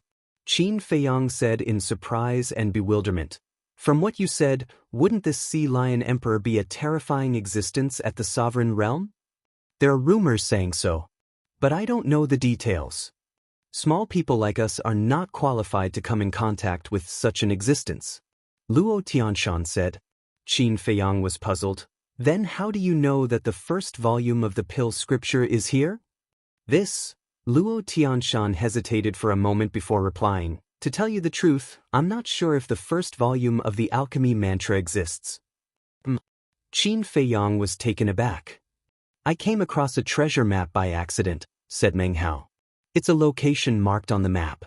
It says that an important person once passed away here with the first volume of the Alchemy Codex. Luo Tianshan said, So you're saying that you found this place by following the treasure map? Qin Feiyang said, Yes. Luo Tianshan nodded. Qin Feiyang was speechless. He thought it was true, but he didn't expect it to be just a guess. At this moment, Zhu Xie looked at the two burly men and said proudly, How is it? Are you scared? One of the big men snorted coldly and took out a token from his bosom. That token was about half the size of an adult's palm. It was completely red as if it was dyed in blood, and there was the word, blood, carved on it. This is, when Zhu Xie saw the blood-red token, his pupils suddenly shrank. The alligator and other sea beasts behind him were also shocked. What's going on? Qin Feiyang and the others were surprised. Because the two burly men had their backs facing them, they didn't see the blood-red token and didn't understand what was going on. If you dare to be noisy again, not to mention small fish like you, we won't even let the Sea Lion King go. The burly man said gloomily. Zhu Xie's body trembled and he no longer dared to be arrogant. He was as obedient as a little lamb. It's really strange. Looking at Zhu Xie's abnormal behavior, Qin Feiyang and the others were surprised. What was it that made Zhu Xie so scared? And this burly man's tone was too arrogant. He wouldn't even let the Sea Lion King go? The two burly men glanced at the sea beasts and turned to look at Qin Feiyang and the others again. This is... The few of them finally saw the blood-red token in the burly man's hand. Luo Tianshan and the others also changed color. Looking at the expressions of Luo Tianshan and the others, Qin Feiyang was even more puzzled and secretly said, Brother Luo, what is this? Why are you so scared? Brother, you don't even know this? Are you still from our sky cloud realm? Luo Tianshan transmitted his voice. Qin Feiyang's heart trembled. Could it be that the existence of this token was something that everyone in the sky cloud realm knew? In that case, would Luo Tianshan doubt his identity? However, Luo Tianshan seemed to be shocked and didn't think much about it. He secretly said, This is the blood token. Blood token? Qin Feiyang was taken aback. Do you know what the blood token represents? That is the blood hall. The blood hall is the most terrifying force in the Western continent. They are everywhere, like ghosts. None of those who have been targeted by them have been able to survive. This blood token is the identity token of a blood hall member. They are actually from the blood hall. Who are the man and woman I saw just now? They actually made the people from the blood hall come to find them personally? Luo Tianshan's heart was terrified to the extreme. Blood hall, Qin Feiyang muttered. He finally figured out the force that Old Hai and the others were from. The burly man holding the blood token in his hand asked, "Have you all taken it?" Luo Tianshan and the others nodded repeatedly. "What about you?" The burly man looked at Qin Feiyang. "I've taken it too," Qin Feiyang said. "I didn't see it." The burly man took out another pill and threw it to Qin Feiyang. "Take it." Qin Feiyang caught the pill and raised his eyebrows slightly. "Hurry up, don't waste our time," the burly man urged. Qin Feiyang suddenly sighed. Everyone looked at him suspiciously. Qin Feiyang looked up at the two burly men, shook his head and sighed. "I thought I could get away with it, but I didn't expect the people from the blood hall to be so cautious." "What do you mean?" Luo Tianshan looked at Qin Feiyang suspiciously. When the two burly men heard this, they were slightly stunned at first, but then they stared at Qin Feiyang in surprise. Qin Feiyang waved his hand, and the pill in his hand entered his mouth. His appearance began to change immediately. Soon, his true appearance was restored. "What's going on?" Luo Tianshan and the others looked at each other. Wasn't this the person the blood hall was looking for? "You're really cunning. However, no matter how cunning you are, you can't escape the pursuit of our blood hall." The two burly men looked at all this with a trace of ridicule on their faces. "Sir, this has nothing to do with us. We don't know him at all." Luo Tianshan came back to his senses and hurriedly looked at the two burly men and said, "Of course you don't know him because he just entered the sky cloud realm not long ago." The burly man sneered. "Just entered the sky cloud realm not long ago?" Luo Tianshan was taken aback. "I'm not from the sky cloud realm, so I don't know anything about the blood hall or the sea lion emperor you mentioned," Qin Feiyang said lightly.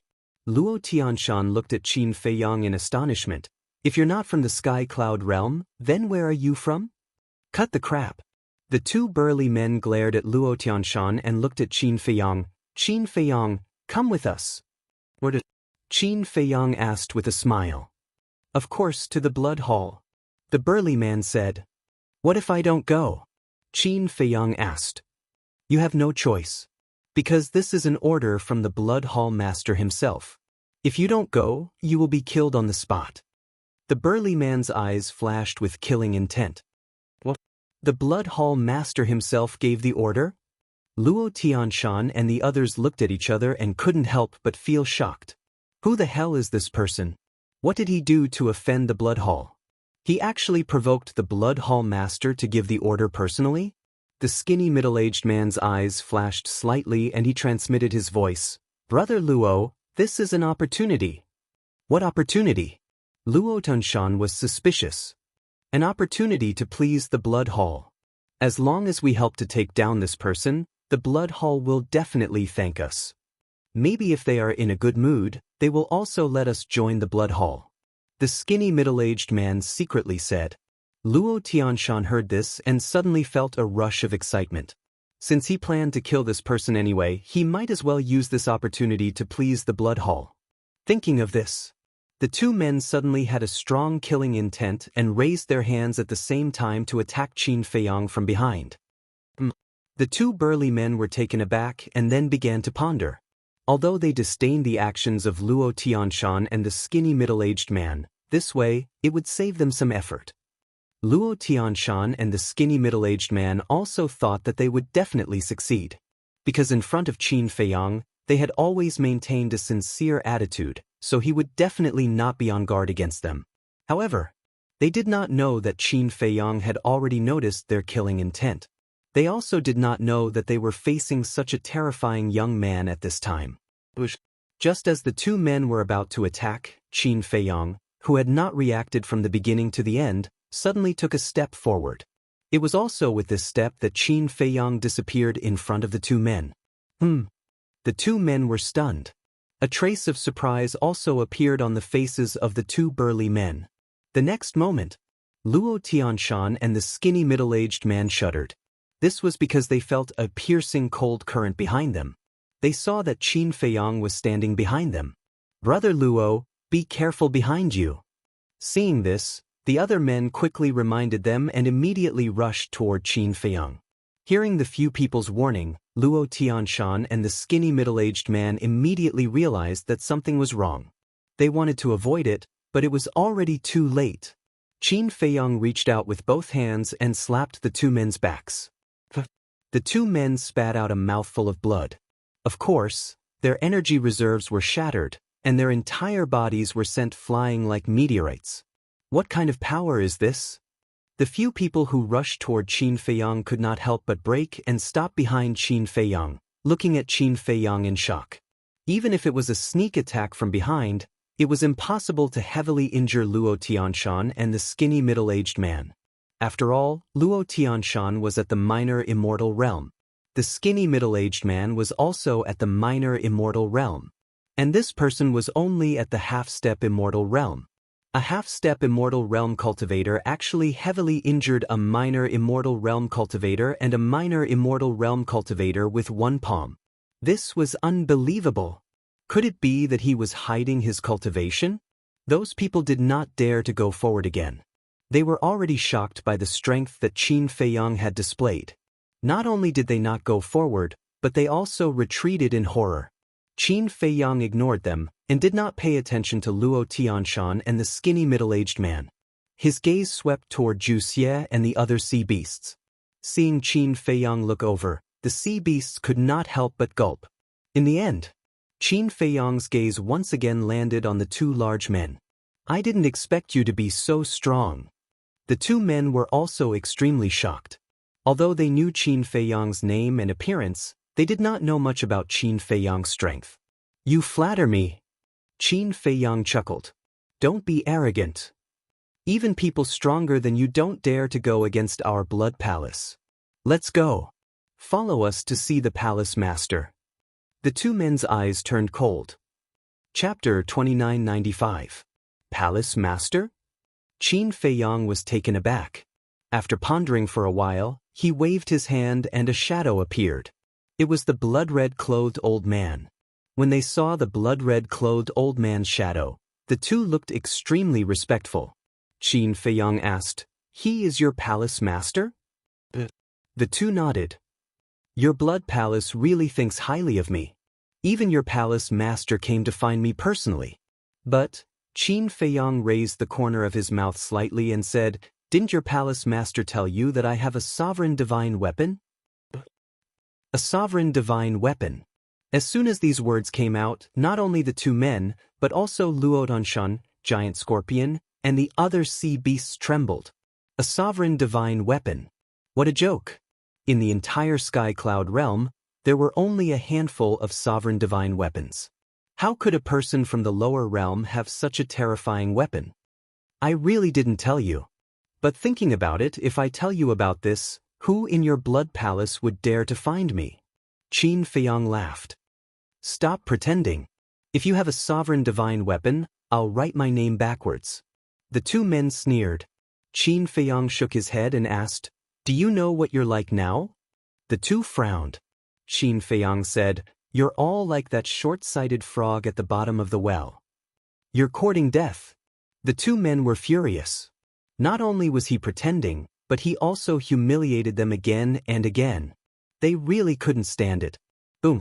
The two men's aura erupted and turned into an invisible torrent, roaring at Qin Feiyang. "You're the ones courting death." Qin Feiyang's eyes were also filled with killing intent.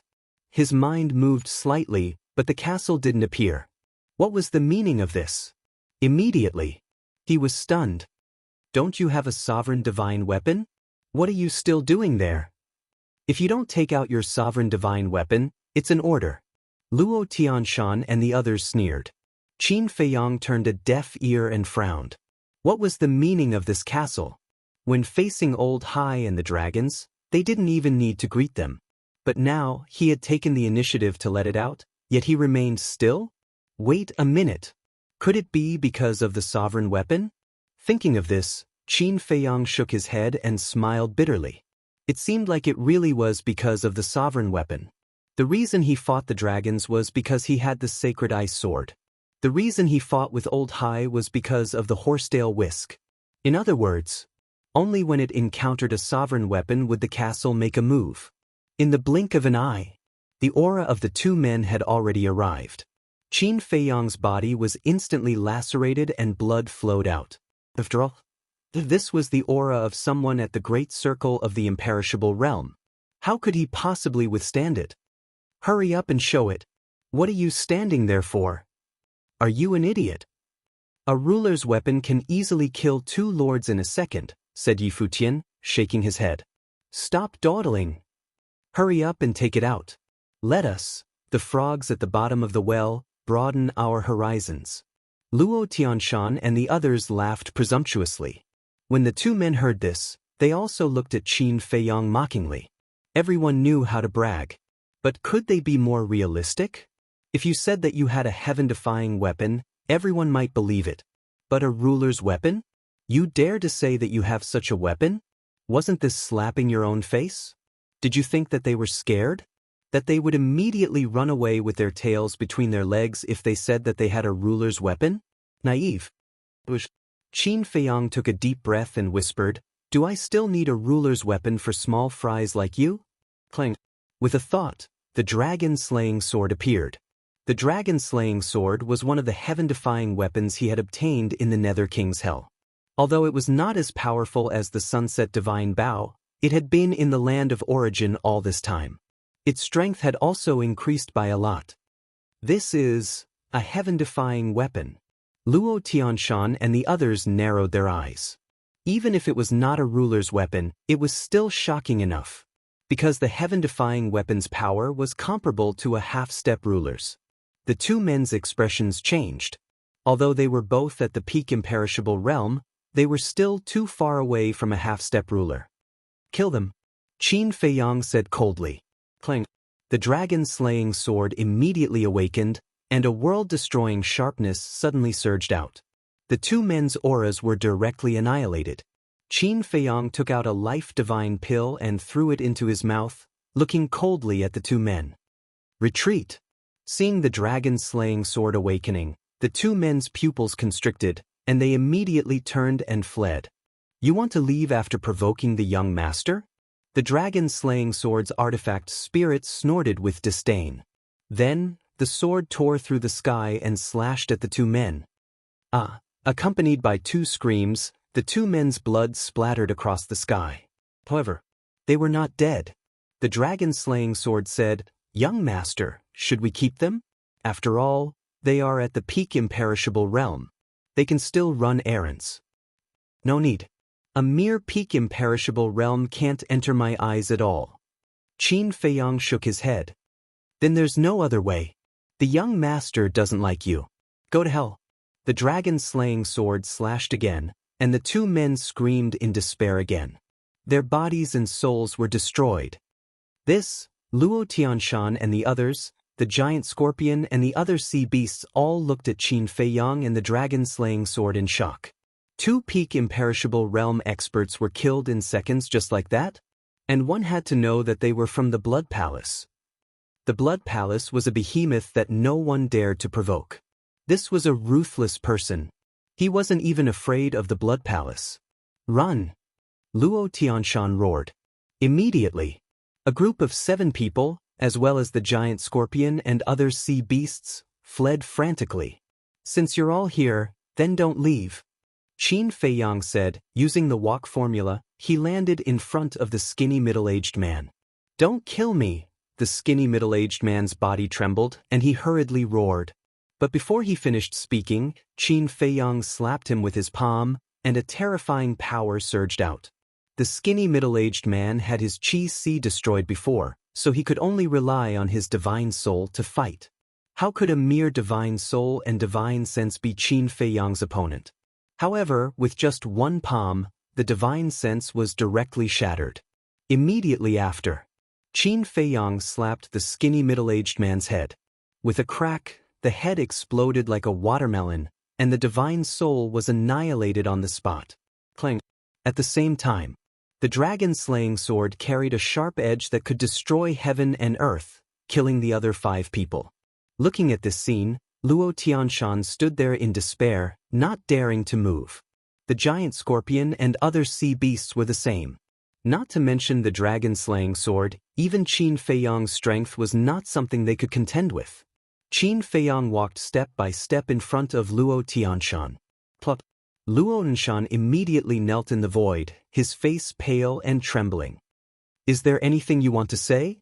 Qin Feiyang said indifferently. Luo Tianshan stammered and panicked. Qin Feiyang said, "Do you think I don't know that you guys have been trying to sneak attack me from behind?" "You know?" Luo Tianshan looked at Qin Feiyang in a daze. Qin Feiyang nodded. Luo Tianshan said in surprise, "Since you know, then why didn't you strike first?" Qin Feiyang said, "Because I didn't put you guys in my eyes at all. You guys can do whatever you want." Hearing this, Luo Tianshan couldn't help but smile bitterly. He thought that it was flawless, but he didn't know that the other party had already noticed it. What a joke! Jumping around under the other party's nose was simply a clown. Luo Tianshan sighed and closed his eyes to wait for death. Qin Feiyang waved his hand, and a puppet imprint appeared, and said, "Don't resist, maybe I'll spare your life." "What is this?" Luo Tianshan opened his eyes and stared at the puppet imprint in surprise. Qin Feiyang didn't answer.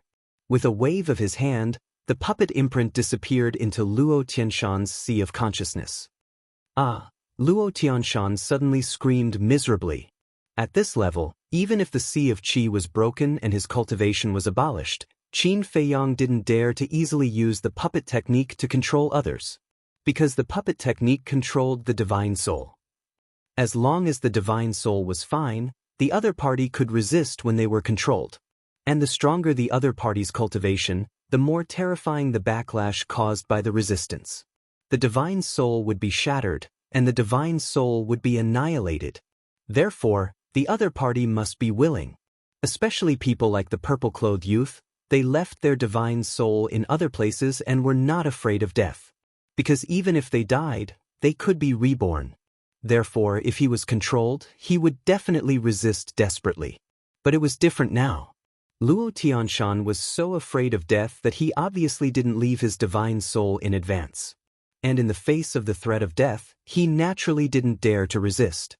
The most important thing was, Qin Feiyang said that if he didn't resist, he might still keep his life. So in Luo Tianshan's view, this was a glimmer of hope. If there was hope for survival, then of course he had to cooperate, even if it was only 1 in 10,000.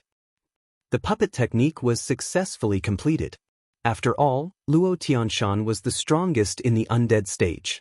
Although Qin Feiyang didn't say it explicitly, he already knew that this was a kind of control-type divine art. Qin Feiyang looked at the giant scorpion and the other sea beasts. A group of sea beasts gathered together and looked at Qin Feiyang with fear and trepidation. The giant scorpion trembled and said, "Let me tell you, this emperor's boss is the Sea Lion Emperor." And then? Qin Feiyang asked faintly. The giant scorpion said, "If you dare to touch this emperor, my boss will not let you go." Qin Feiyang smiled and was silent for a long time, then said, "Tell the Sea Lion Emperor, tell the sea beasts in this sea area not to find trouble with me, otherwise you will have to bear the consequences." "You want to let me go?" The giant scorpion was stunned. "You don't want to leave, do you?" Qin Feiyang said indifferently. "Think about it." The giant scorpion nodded. "Then get out of here," Qin Feiyang shouted. The giant scorpion immediately trembled and ran away with the alligator and the other sea beasts. "Kid, you have guts. But don't be complacent too early, this sea area is our territory. If you want to walk out alive, let me tell you, it's difficult." When it was about to disappear, the giant scorpion shouted. Qin Feiyang was taken aback, shook his head and said, "I regret not killing it." What it said does make sense. After all, this is their territory. If you can avoid provoking them, try not to.